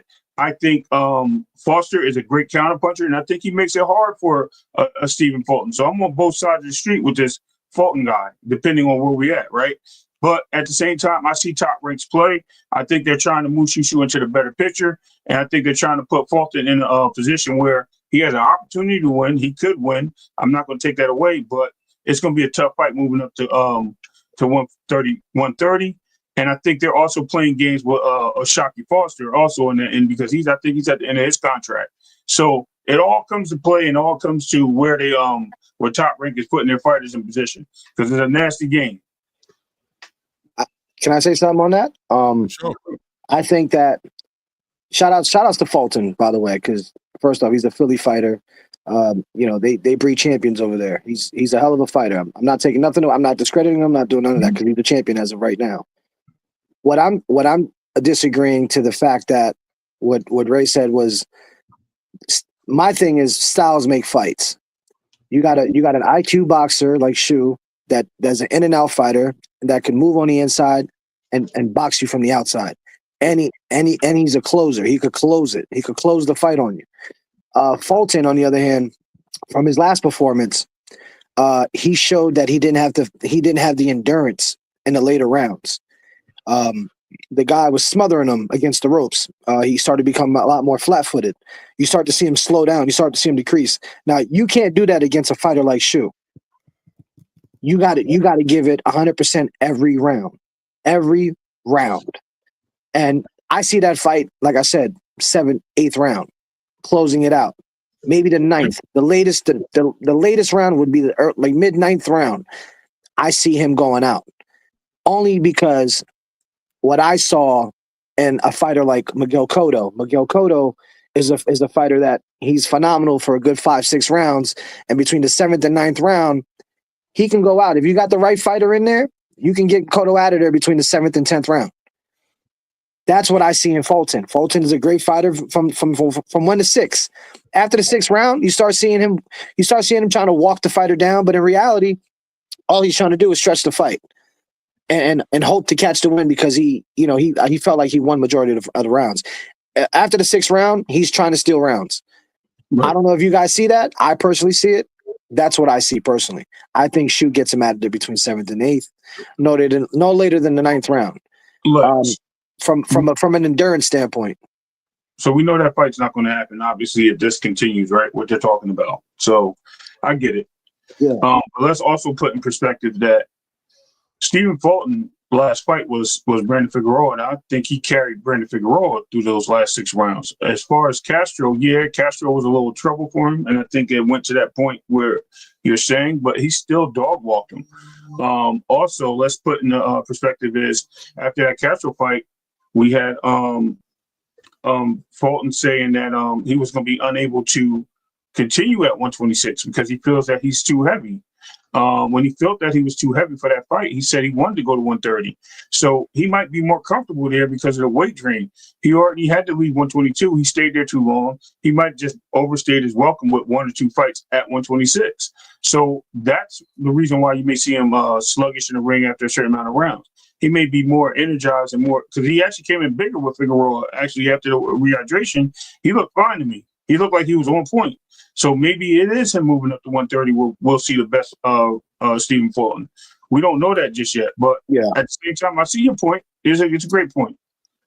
Yeah, I'm only looking at it from a styles make fights, right? Okay. From that perspective, because you got someone that looks like he could box, and I'm speaking on Fulton's end. And then, granted, he is a boxer. He's a boxer puncher. But my factor is that when he slows down, it shows. We haven't seen that from Shu. We've seen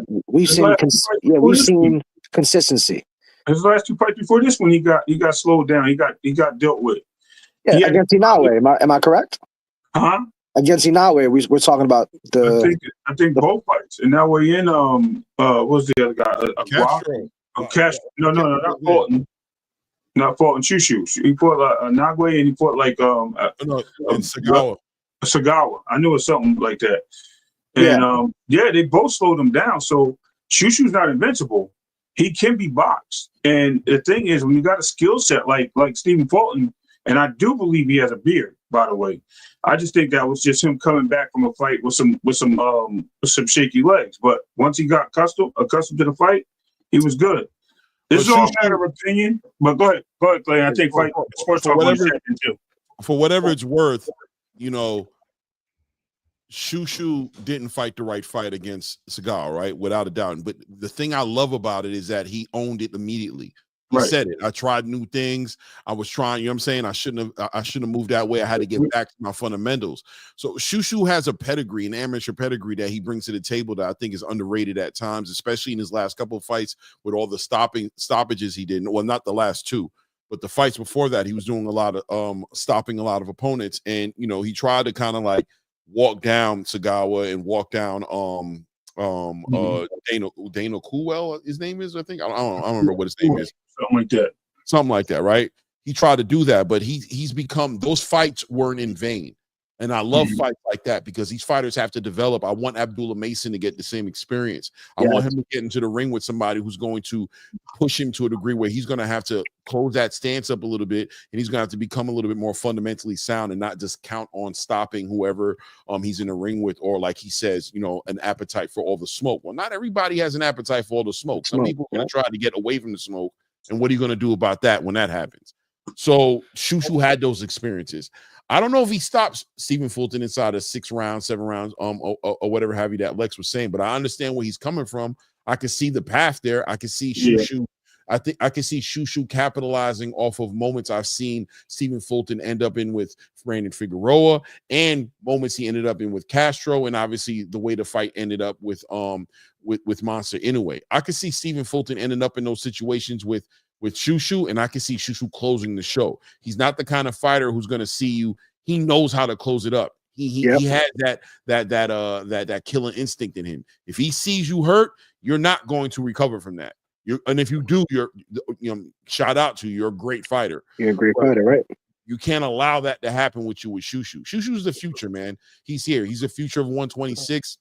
He's the future of potentially 130 as well when he goes up there. He's just a generational talent, one fight at a time, of course. I don't want to put the carriage in front of the horse. He has to win this next fight against Ray Vargas and whatever else he has in front of him. But, man, I do think Stephen Fulton may be on his way out the door, man, with the way. And I want to be very fair about it because he's a great fighter. But I think the way I've been seeing him fight lately with the Bozy Ennis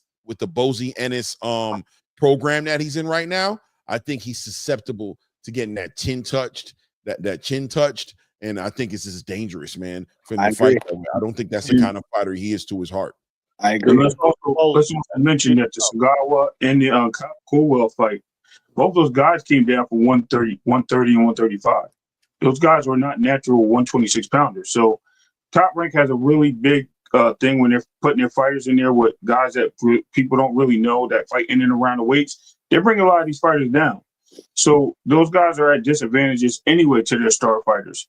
So Top Rank is very good at hiding that in the smoke and mirrors point of the game. So on the other hand, Nick J just said something. Yes. Real quick, salute to Mighty Brooke in the building. Salute. I guess is a late start in the boxing, but she's a boxer who's fighting at, according to what she says here, unless she's lying, she fights at 105 to 108 pounds. Female boxing, currently 5-2 right now. No easy fights. Salute, sis. Salute, congratulations, man. Yes, congratulations. Absolutely, shout out. Yeah, but what I was saying, what Nick J actually pointed out is, Fulton's a shelf fighter, right? PBC puts him on the shelf. He's only had like 1 or 2 fights in the last 3 years. The Inoue fight was another fight that he had like so long ago. So he's 3 fights in 3 years. So it's different if he's active, whereas opposed to Shushu is active. So that's an advantage for Shushu. I get that. Even Oshaki Fulton hasn't been active, so that actually is a better fight and a better step up fight for Fulton because they've probably been sitting around for the same amount of time. I think that'll be the way to go, is to go up in weight, feel more comfortable, establish the fight with Oshaki, take a big chance on winning that fight. You know what I mean? You're at 30 years old, that guy's at 36 or whatever, and then you have these young guys fight it out. Vargas is also an older fighter. You know, let me ask you this, Ray. I want to ask you this, right? First of all, where do you believe? Because I heard Coach Eddie say earlier, and he can tap into this part of the conversation as well. Yeah, let them talk. I'm gonna listen. All right, Coach Eddie too, but I mean you too, Ray. Whatever. Where is Stephen Fulton? Is he a natural 126-pound fighter in your opinion? No. I know he walks around at 147, but do you think he's a natural 130-pound fighter? He's probably 135, natural 135-pounder. 130. You think he's a 135-pounder? Yeah, natural. Wait, hold on. Okay, Fight Sports. Go ahead, Devin. My bad. I'm gonna back up. There were a few things I wanted to say earlier, but Ray, you just really opened my eyes. I didn't know that Fulton was that big. I didn't know Fulton was having that much trouble with the weight. So I guess in hindsight, it kind of makes sense then. I personally, again, and I say this as somebody who didn't know the facts you guys just mentioned about him being like him walking around at like 147. It looked like he was going the Iran Barkley route of moving up divisions very quickly. And I thought, okay, if you can do that, then no problem. I just felt that, again, my personal feelings at 126 is that he might end up being the best guy in this division. Because, again, huge fan of Espinoza. You know, I've said to you guys repeatedly, you know, I love his character and everything, but the guy makes too many mistakes. Angelo Leo, I mean, Fulton already beat him, and Nick Ball is a little pit bull, but like a pit bull, he's easy to hit. So that's good for Fulton. I felt that because he could become the best guy in this division, I thought, why would you move up? But if it's a size thing and a weight thing, then hey, that makes sense. I don't think Inoue is going to be moving up until next year. I mean, now this Nakatani super fight has been delayed to 2026, so he's not going to be moving up to 126 anytime soon. So there's no reason for them to start preparing for Inoue to come to this division yet. Like, they can just fight each other. If Fulton, I guess the one thing that the Inoue, or there were several things the Inoue fight showed, but he's very, very good. Because again, I love his character since he's come back from that defeat. But if you can match him for speed, which Inoue can, because Inoue is just naturally a tornado, then he's going to have a hard time getting his rhythm going. So and the thing about Oshak is, again, I know Oshak's not a perfect fighter, but he's actually pretty fast, and you know, counters are good and everything. So I just thought if Fulton walks onto one of those punches, because like you said, Clay, I feel he has looked a little sluggish lately. And the thing about Figueroa was that he just fought in the same manner the entire fight. He made no adjustments. So for Fulton, it was kind of like a routine sort of fight. But I don't know if Fulton's going to be the best at 130. But if it's better for him health wise, then hey, no problem. Yeah, I agree with you, Fight Sport. That was my whole thing that I wanted some perspective on. Is, wait, hold on, man. Is this guy a 126-pounder, or has he been, or is he cutting too much weight? Is he really a 130, 135-pound fighter? And if that's the case, then this move might be the move for him. I am still questioning that chin, but listen, man, cutting weight, dehydrating yourself, not being your optimal self could look like you have a cracked chin, when the reality is that you ain't got enough water and liquid around your brain and you're getting punched in your head. You know what I mean? So maybe at 130, the way he's fighting right now with that Bozy and his program, he's fighting like boots. He's, you know what I mean, like how Bozy's trying to get Andy Cruz to fight. Maybe putting on that size is what he needs. You know, we saw who was it that we saw do that well? We just watched Tiger Johnson do that at 147 pounds. We see him putting in work. He put in that work at 147, sitting on his punches and just picking apart picking apart his opponent and stopping him with body shots. He seems like he got stronger. There's even more pop in his punch. So kind of what we're hoping to see, or wanting and wondering whether we'll see in Devin Haney as well at 144 pounds going into 147, seeing if, maybe him fighting more as his natural weight is what the solution is, and why he might have looked as punchy as he did against Ryan Garcia. Just saying. It is what it is. We never know. Go ahead. I agree with everything you guys just said, man. I think, be honest, man, like I say, I counted Stephen Fulton out his last fight, man. And to me, he looked rejuvenated. He looked better. He looked like he'd been, working on his craft a lot. I know you can't teach an old dog new trick, but it seemed like he just got better. And I think the move to 130, it's going to be a good move for him. And I'm going to favor him to beat Foster. I know a lot of people may be picking the other way, but I just think Stephen's going to pull it off for some reason.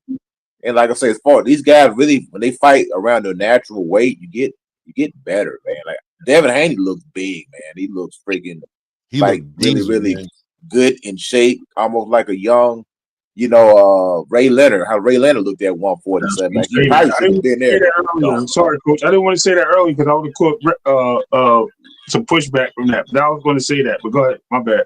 Yeah, no, I was saying Devin looks good at 147, man. A lot of times, when you feel strong, you fight better. Because if you get in the ring, you're like, dang, man, feel weak. You know what I'm saying? You get this feeling like weakness, and then you're afraid, well, I don't want to push too hard because I'm going to get tired. So, but now when you get in the ring and you're feeling good, you're feeling strong, you're going to fight that way. So I think, I'm expecting to see a good Devin Haney. I'm expecting to see a good Stephen Fulton. Because like I said, Stephen Fulton's a big kid, man. I mean, if you watch him just when he trains alongside with Boots, he looks like a freaking welterweight, man. And Boots looks like a middleweight. Stephen Fulton, he's a strong guy, man. So it's going to serve him well that weight. Yes, sir. And just to touch base on something, I just want to bring something up into the equation of chins. Sugar Ray Leonard, my favorite fighter, always got put on his pockets. Always, in almost every fight, got up in one of those fights. No one questioned his chin. But now today, somebody can sit on their pockets once or twice in their career. All of a sudden, they got a glass jaw. I don't get it. I don't understand it. And I just think people are too quick to reach. I'm being real with you, right? Program. It's about how you fall in your pockets. There's some people who fought back in the day that just had balance issues, right? Like they get thrown off balance very easily and fall. But when you get clipped and your eyes roll in the back of your head and you hit the ground, I just think there's different ways of getting knocked down. When you're somebody who like you just a wild fighter, right? And you're getting knocked down because what I'm saying, you're not in the right position. Your feet aren't in the right position. You're not, you're fundamentally flawed in that area to where your balance isn't always where it needs to be. And you're finding yourself on your pockets every now and then. That's different than somebody who's getting them, who's getting the eyes rolled in the back of their head, who's getting clipped. And, like you see it, like you see they're getting hurt, like they're getting up and their legs aren't there. They're having to recover. Like, and I'm not saying that makes them chinny. Or I'm just saying there's a difference. Maybe I am saying they're being chinny, right? But I'm just saying there's definitely a difference there in the two people falling. I don't know how you guys feel about it, but it's like there's a difference between that guy and like exactly like flyer frequency, like you said, Munguia. When Munguia got knocked down by Canelo Alvarez, that wasn't chinny to me. That was, him wilding out and him getting put on his pockets. Like, boy, chill out, slow down. Right. And he got right up and was like, oh, boy, you kind of crazy for that when you put me down. But, when Devin got knocked down by Ryan, he was hurt every time. Like, he had to recover. What about Rossi tripping up? He had heart. I'll say that. He showed heart. Let's be real. Let's be real about the Devin Haney situation. Let's keep what Rico said real quick. So when McGee got hit, I know when he got hit by Sarasi, his eyes rolled back, right? Who? Munguia, when Sarasi knocked out Munguia, he got knocked out. But then his eyes go back, and then he get up. So, bro, did he get up? Not before he get up, right? Okay, but did Devin get up, shake it off? Did Devin get up, shake it off, and get back into the fight, and still win rounds? He didn't just shake it off, bro. He had to recover. Okay. He was hurt. He was hurt. Matter of fact, from the first knockdown, he was never the same. He was punchy for the rest of the fight. But he won 2 rounds after that. So what do you mean he was never the same? I think people are having a hard time telling the truth or embracing the reality. Was he fighting cautiously? Yes. Got hurt by Ryan Garcia. He got hurt by him, and he was hurt for the whole fight damn near, bro. He was recovering the whole damn fight. He got knocked down like 2 or 3 times and did not get counted as knockdowns. He was fighting for his life for a large portion of that fight. And I respect. Pushing the trip is not a knockdown. I try to argue that point. Bro, I'm not into that. Hold on. I'm into the real. I argued that point multiple times. A man who was frequencies in the building. I argued that point with him. He said a push in the trip is not a knockdown, regardless if you get hit or not. Yo, y'all talking we gotta leave that alone for a half a second, bro. We have to stop playing the technicalities of what the rules say it is, and we have to let our eyes. We have to allow our eyes to acknowledge what's really happening. We can't play that game. Right. Ryan Garcia was on PEDs. Ryan Garcia did all these things. Devin Haney got hurt multiple times in that fight. I agree. Got hurt. He was recovering for a large portion of that fight. I remember calling that fight, and I remember thinking Devin Haney wasn't going to even make it to the 12th round. I'm be real with you. I thought because he kept getting hurt. He kept getting clipped and hit with shots, and he was hurt in real time. If you want to attribute it to the off screen. If you want to attribute it to him punching harder than normal, I'm okay with all those. I really care about those things. I'm not going to act like that man was just getting hit, knocked down, getting up, and he was okay. He wasn't. He was not okay. I said he had to recover, but I said he still won rounds.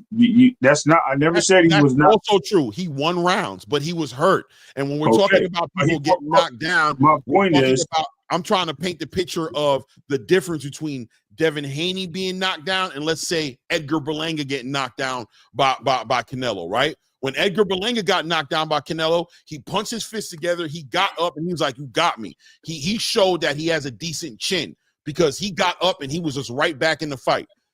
Devin got hit. I agree. Devin was like hurt, bro. But Edgar never tried to win the fight, though. Right. Edgar went into survival mode. Another conversation, coach. Like, I agree with that as well. I agree that he got hit, knocked on his ass, and decided at that moment, no more of that, right? He got it. He understood, like, I don't want to do that no more. I didn't like the way that felt. I don't like the way he got hit, but he was able to, okay, I got you. I just got a text. I was about to literally pretty much you're just saying Berlanga adjusted in the fight to not get knocked out again. Devin Haney didn't do that. But Berlanga tucked his tail. That's what he did. This man was 200 pounds. He was a cruiserweight. He didn't even try to win. He fought cautiously. It wasn't that he just went in there to go recklessly after that point. He fought cautiously. He was hurt, but he fought cautiously. He still won rounds. Well, Edgar Berlanga tucked tail and he stayed away. Totally different fight, bunch of fights. But it is what it is. No, Nick J. I'm not acting like, that's one thing about me, right? Like, I'm just speaking the truth.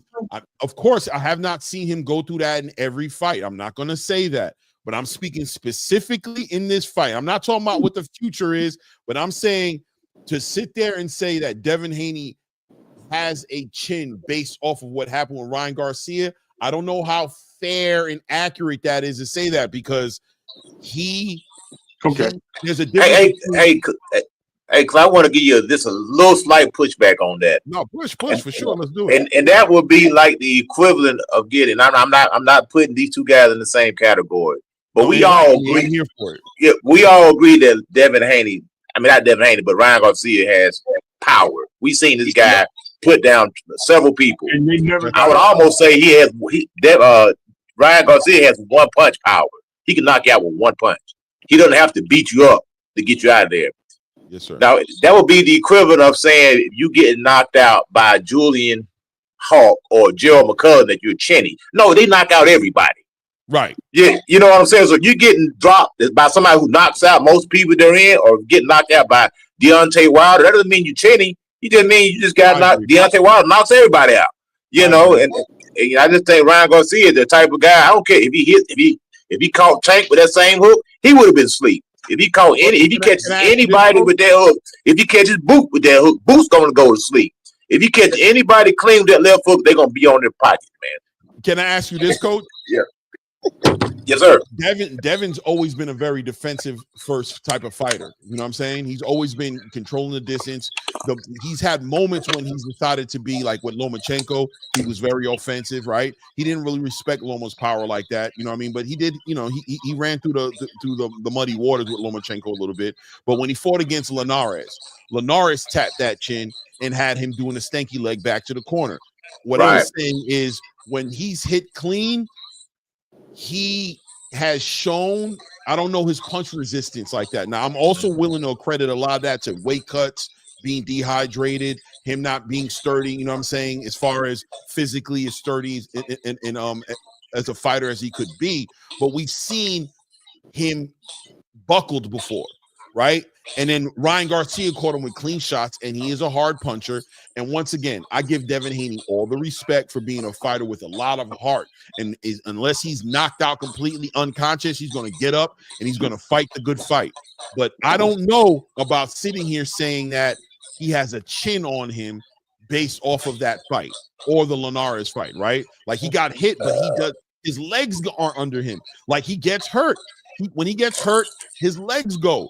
So we'll see. I mean, we'll see what happens May 1st. But I'm just saying the moments that he's been hit, I don't know of the fights where he got hit with clean shots and just took it and it didn't hurt him. I just know he don't get hit. He does a good job of controlling that distance, being a boxer, hit, don't get hit. And when he's doing that, he's in his bag and he's top level. But what happens when that chin gets touched? I don't know, man. Yeah, 2 cents. Jojo Diaz also caught him and wobbled him. Yes, he did. So I don't know, man. Yeah. I don't want to over call it on him, right? I don't want to make it sound like this is a Devin Haney bashing show, right? That's not what I'm trying to do. But at the same time, I'm acknowledging the elephant in the room. I'm not going to lie. What I saw against Ryan Garcia, I need to see something on May 1st. I'm looking at Devin Haney and I'm looking for boxes to get checked. That man got hurt, man, bad. If I could just comment on that quickly, Clay and Nick J. Yeah, I see your comments. There's a difference between, and I'm going to check out your channel, okay, Nick J.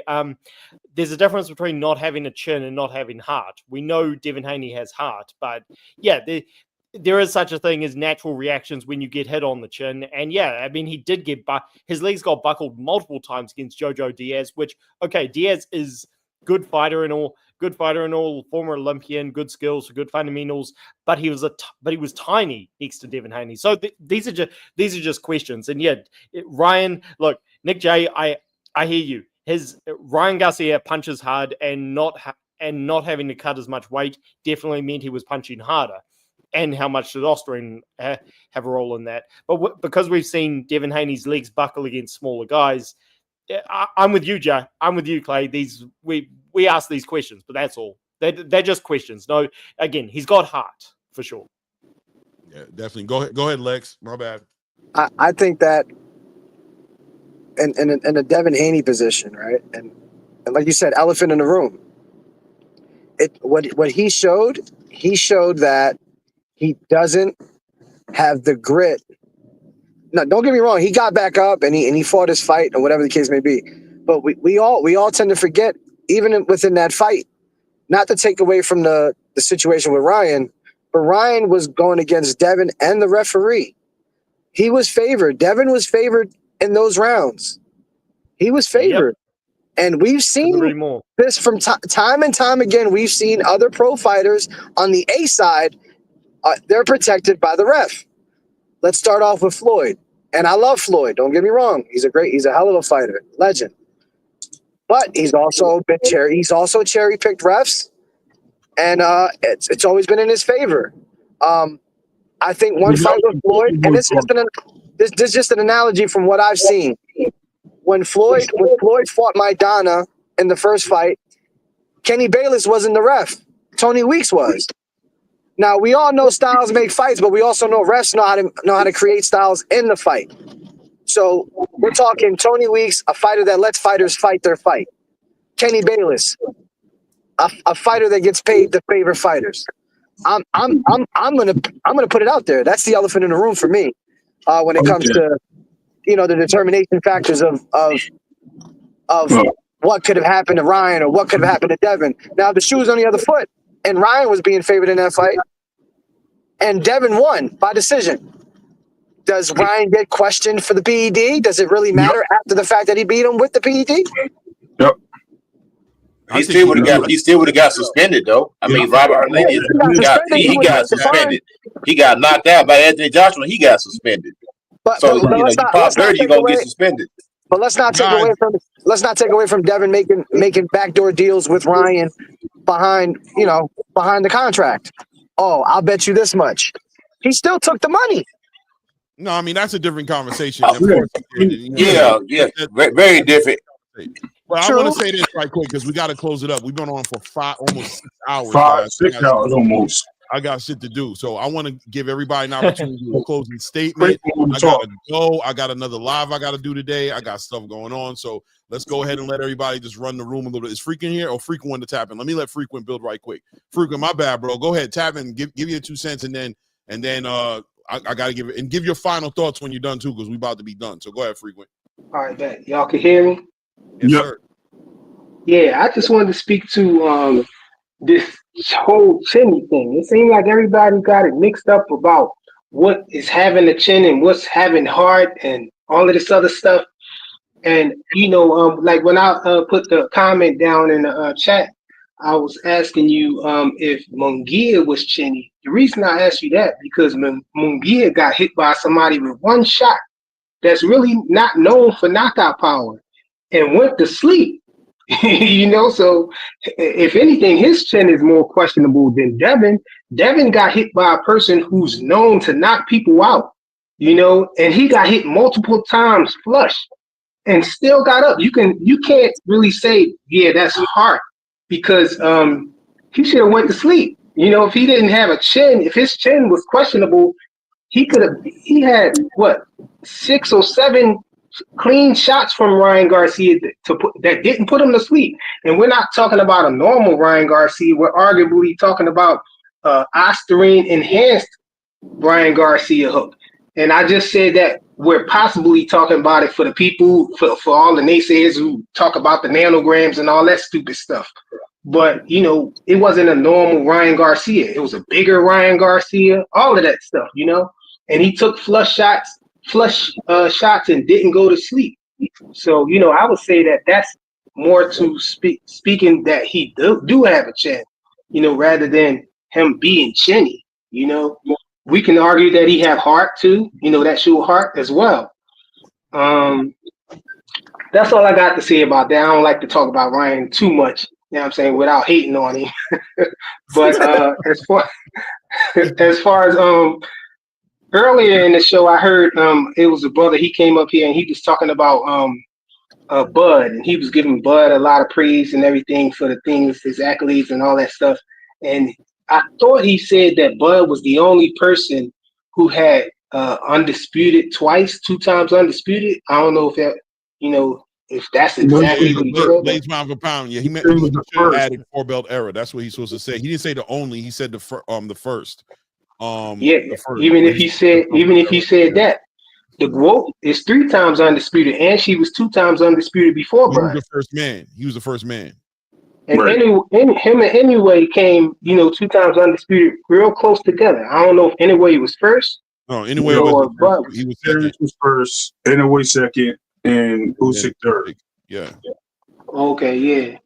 That's why I don't got nothing bad to say about Bud though. I definitely think that he can't come up here and hate on Bud. This is a Bud channel. You know what I'm saying? Yeah. This is my last thing. I'm gonna land it after this, Ray. But I think that was diabolical for Coach to say that he just he ducked 2 whole divisions. He ducked everybody in the division because he got the. Coach was going hard on Bud today, bro. That was diabolical, bro. Bud pushed the button with Coach today. He was going to have it. He was like, I gotta humble this giant before he goes too far. Let me be the one to do it. Let me give him that tough love that he been needing. The only questionable thing that I think that Bud did was when he didn't fight Boots, because that would have been an undisputed right there in one fight, but he chose Madrimov over Boots for undisputed again. He could have been 3 times undisputed by this time. Yeah, but I digress. Leave Bud alone. I'm trying to tell you, man. Salute to everybody on the panel. Great show, man, as always. Yeah, man. But salute to you, Fireman. That Freaking was saying,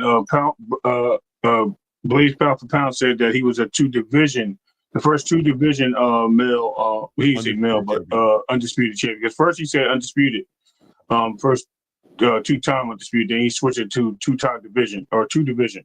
So he did correct himself, because I think it was a good play on words. Because if Canelo beats Skull, he'll be a 2-time, technically, not a 2-division, which I think he's just reclaiming undisputed. He's not really a 2-time because they stripped him of the belt. He never lost it in a ring. So, but yeah, I hear you. All right, go ahead, Fight Sports Talk. Let me get the outro, man. How you feeling? Say something nice to us and tell us how great we are. And Misha, go ahead, dude. Do you think? Okay. Well, I was gonna say that anyway, because I've said this before, and even if I'm boring you guys, I'll say it again. You guys, I feel, run the best boxing show. I go on as many shows as I can to, I'm just getting feedback from somewhere. Don't know where that's from. Somebody getting feedback. I got to mute somebody. Hold on, let me find. I'll mute myself. I don't think it's me, but I'll mute. Yeah, that's good. I to try and get my channel out there. I go on as many shows as I can, and you guys, I feel, run the best, which is why we got to grow this to 1,000. But yeah, thanks for having me on as always, guys. Love the topics, and yeah, I feel talked about everything. I'm just going to shoehorn one in there because I feel like I got to.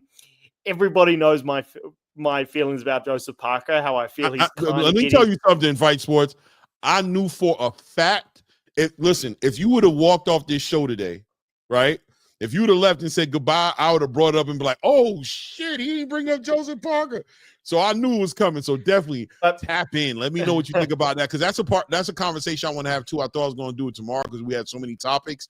But yeah, we got Chisora and Dubois. We got Joseph Parker. Look like he's about to be left out in the cold. Usyk looks like he wants Daniel Dubois. I'm gonna be real with you. I think Parker gonna have to fight a G Caballero. But please, Bill. Yeah.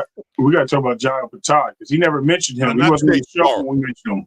Tomorrow for sure. Go ahead. Well, yeah. Even though I'm from New Zealand and Jai Patai's from Australia, we're pretty much the same place. It feels. Also, I might be moving to Australia later this year, but yeah. I feel. Last thing I'll say is I feel that. Listen, if Joseph Parker fights Caballero, I'll be the biggest fan of that fight. But I'm sorry, guys. And Clay, I know we disagree on this. Daniel Dubois is getting reward. Okay, if Dubois fights Usyk again, and I'm actually less convinced that fight's going to happen, Dubois is getting rewarded for being a punk. So I'm just going to throw that out there. Parker, he deserves his shot against Usyk, and so I'm just going to leave it like that. But thanks for having me on as always, guys. And I cannot wait to be on tomorrow. But course, I get called the biggest. Everybody knows me as the New Zealand guy, so I can't leave without at least saying, hey, what about Parker? No, you're doing your job, man, and I would expect nothing less of you, brother. You are doing your job, and we respect it to the fullest, man, for sure. And shout out to Fight Sports Talk. I heard him last night on Dub.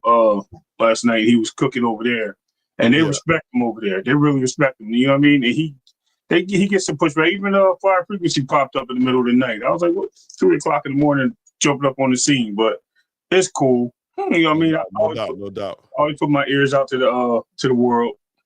Yo, salute. Coach Eddie, how you feel? Say your outro. Man, yo, Coach, you was cooking Bud today, man. I mean, it is what it is. You had to get at him, huh? It wasn't. Did you know today was gonna be that day? You had to get at Bud today, man. I was trying to fight for him and everything. But Bud been that's my guy, man. But Bud doing too much now. Like I say, man, hey, you beat Errol cool, man. Bud is like the dude that jumped in the crap game with $10 and walked off with all the money. You know what I'm saying? I'm just being funny, but Bud, hey, he took that win, man, and he played that thing to the gill, bro.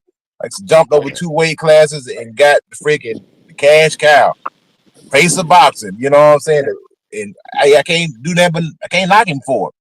But I think for sometimes he's starting to read his own press clippings, bro. Just because you beat Canelo, you inherit all the Ginzu beans. Just because you beat him, you don't inherit his resume. You just beat him. That doesn't make you like number 3 of greatest of all time. I can think of 20 people off the top of my head that you're not greater than of all time. So but I think people. I mean, I love boxing. I ain't got nothing against Bud. I'm gonna keep it 100 though. I don't think he believes that. If he doesn't believe that, he's being delusional. You know what I'm saying? But like at the end of the day, man, it's all good talk, man. Good boxing talk. I enjoyed it. I enjoyed the banter. You know what I'm saying? I think my man Blaze, he's real passionate about his position, and that's always good to have passionate people that's on the panel. It kind of brings a little balance, I guess. You know what I'm saying? You got to have that passion, but it's not a disrespectful passion. It's just he's just making his point. He's passionate about it, Right. Man. And like I say, on here, man. And I appreciate all you guys for always being respectful to each other, man. And everybody who comes up here always seeming to like just kind of respect that when in Rome, you know what I mean? Because I know in a lot of platforms it's kill or be killed, you know what I mean? Survival of the fittest. But I appreciate everybody putting that to the side when they come on the platform and putting respect at the top for each other. I love to see men respect each other. It's always cringe for me to watch men disrespecting each other. So thank you. Oh yeah, absolutely. Thanks for having me on here, man. I appreciate the invite, man. Yes, sir. Looking forward to doing business with you guys, man. This is awesome.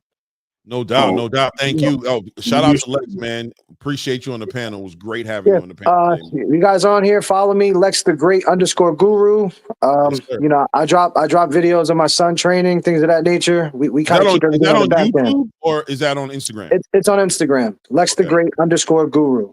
You followed him already, right? I might have. I don't know. I'm talking about Lex. I think Lex followed you. I told him to follow you on Instagram. I believe I follow him. I gotta check it right after I get off. I found you right here. Yeah. But man. Listen. First of all, I gotta wrench up Lex.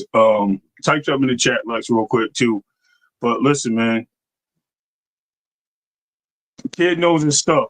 He's been around the ring for a long time. You know what I mean? He's from the neighborhood. I knew Lex since he was in he used to live over there by my aunt. He was like 10 years old, bro. Like, you know what I mean? So like 10. Before you got kids. You know what I mean? I was driving my Civic and stuff. But at the end of the day, man, Lex has always had a great eye, great tool for boxing, and I appreciate him. He's always been an athlete too. You still play ball? You ain't good. Anyway, I took a break. Yeah. I'm just messing with you. I know y'all ball. But listen, man, at the end of the day, man, this is really a great experience having somebody like Lex come in, especially somebody from the neighborhood. Like I said, we got a great cast of fighters coming out of this area. I mean, like I said, they started all at the gym. Joey Santiago, Coach Jackie, and Thundar over there doing their thing, bro. Shout outs to them. They're moving these fighters. So, you know what I mean? Unfortunately, people go to different places and see different faces. They get different trainings and they spar with certain fighters, and they all came up the same way. So it's good to see these guys now reaching that plateau of where they are. And I always tell Lex how proud I am of his son. And I'm glad he's making it to the big stage. I'm glad of Josiah. I'm glad of Keith Cologne and all these guys, man. So at the end of the day, salute to all y'all, man. Respectfully. Yeah, much appreciated, man. Appreciate that. Just put out the shout outs to Southpaw Gym, Neptune City. Yes. Shout out to Hook Boxing in Neptune City. Shout out to Ironbound Boxing, where my son is currently at. Shout out to Elite Heat. Shout out to all the boxing organizations in the area. New Jersey, man. New Jersey, we got a lot of fighters, got a lot of breeders. We like to migrate to Virginia. We like to migrate to DC, Philly, where all the other great fighters are. That's how you become great. It's right now the sport of boxing is on the rise. I see it personally. I'm grateful for it as a big fan and as a casual, inside fighter myself when I go in there, because I'm not just on the corner watching my son spar and doing these. I'm actually involved. I'm training him on the back end. I'm studying. I'm actually putting my body out there for my son, for him to get better. I'm also a heavy bag in front of that man, and for me to take punishment like that is crazy. But I'm willing to put my body out there to get my son where he needs to go. So that's, much respect to other fathers that do that for their sons. So yeah, Clay, you wanted to ask him what weight class, right? Early? Yeah, I asked him that earlier. What weight class is young Lex in? Yeah, so young Lex, he walks around at 140 naturally, but he's capable of coming down to like 125, comfortably 125. We'll see what happens. We'll see what the coach has in mind and what they have in mind. I'll kind of let them make that decision when that time comes, and just look out in the near future. Yes, sir. It's gonna be amazing. All right, Lex. Thank you, brother. All right, Lex, thank you guys for having me, man. God bless y'all, man. This is a great platform, and I salute you guys and everyone else in the chat, man. You guys were amazing. Appreciate that. All right. I appreciate you. All right, brother. All right. And yeah, man, we did it again. Yo, 6 hours, bro. This was the longest I know, one.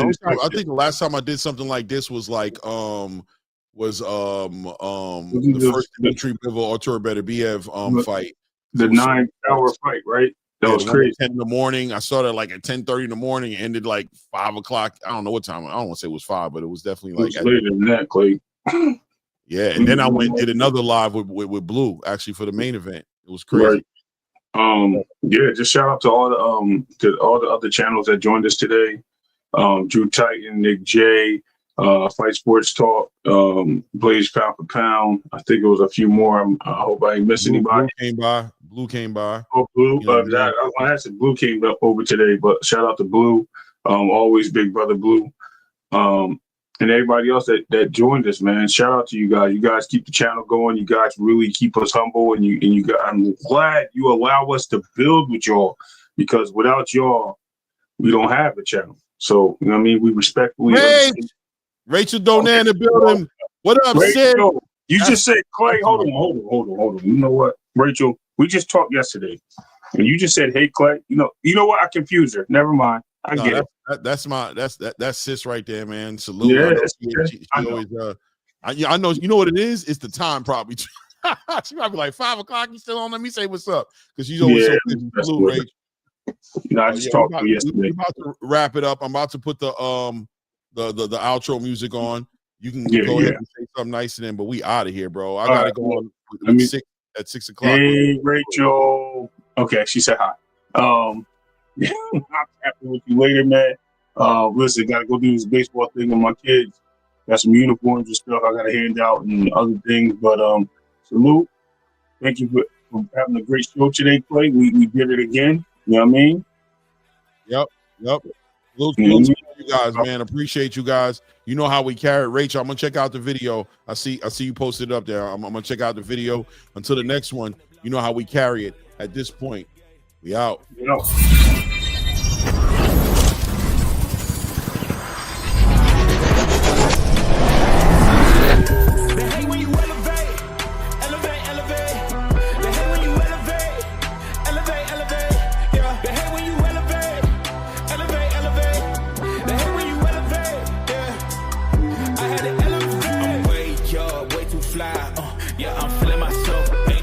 I'm coming down, no. Got a soul view to myself, yeah. Why would I give it up? Why do they want to come take my place? I work too hard for it, don't need a replacement. This my vocation. Now I got rollies all in rotation. Hop on a jet just to take a vacation. Remember the moments was trapped in the basement. Now the hard work is all taking me places. Squatting all bed like we trapped in the matrix. Bet on myself and go ball out in Vegas.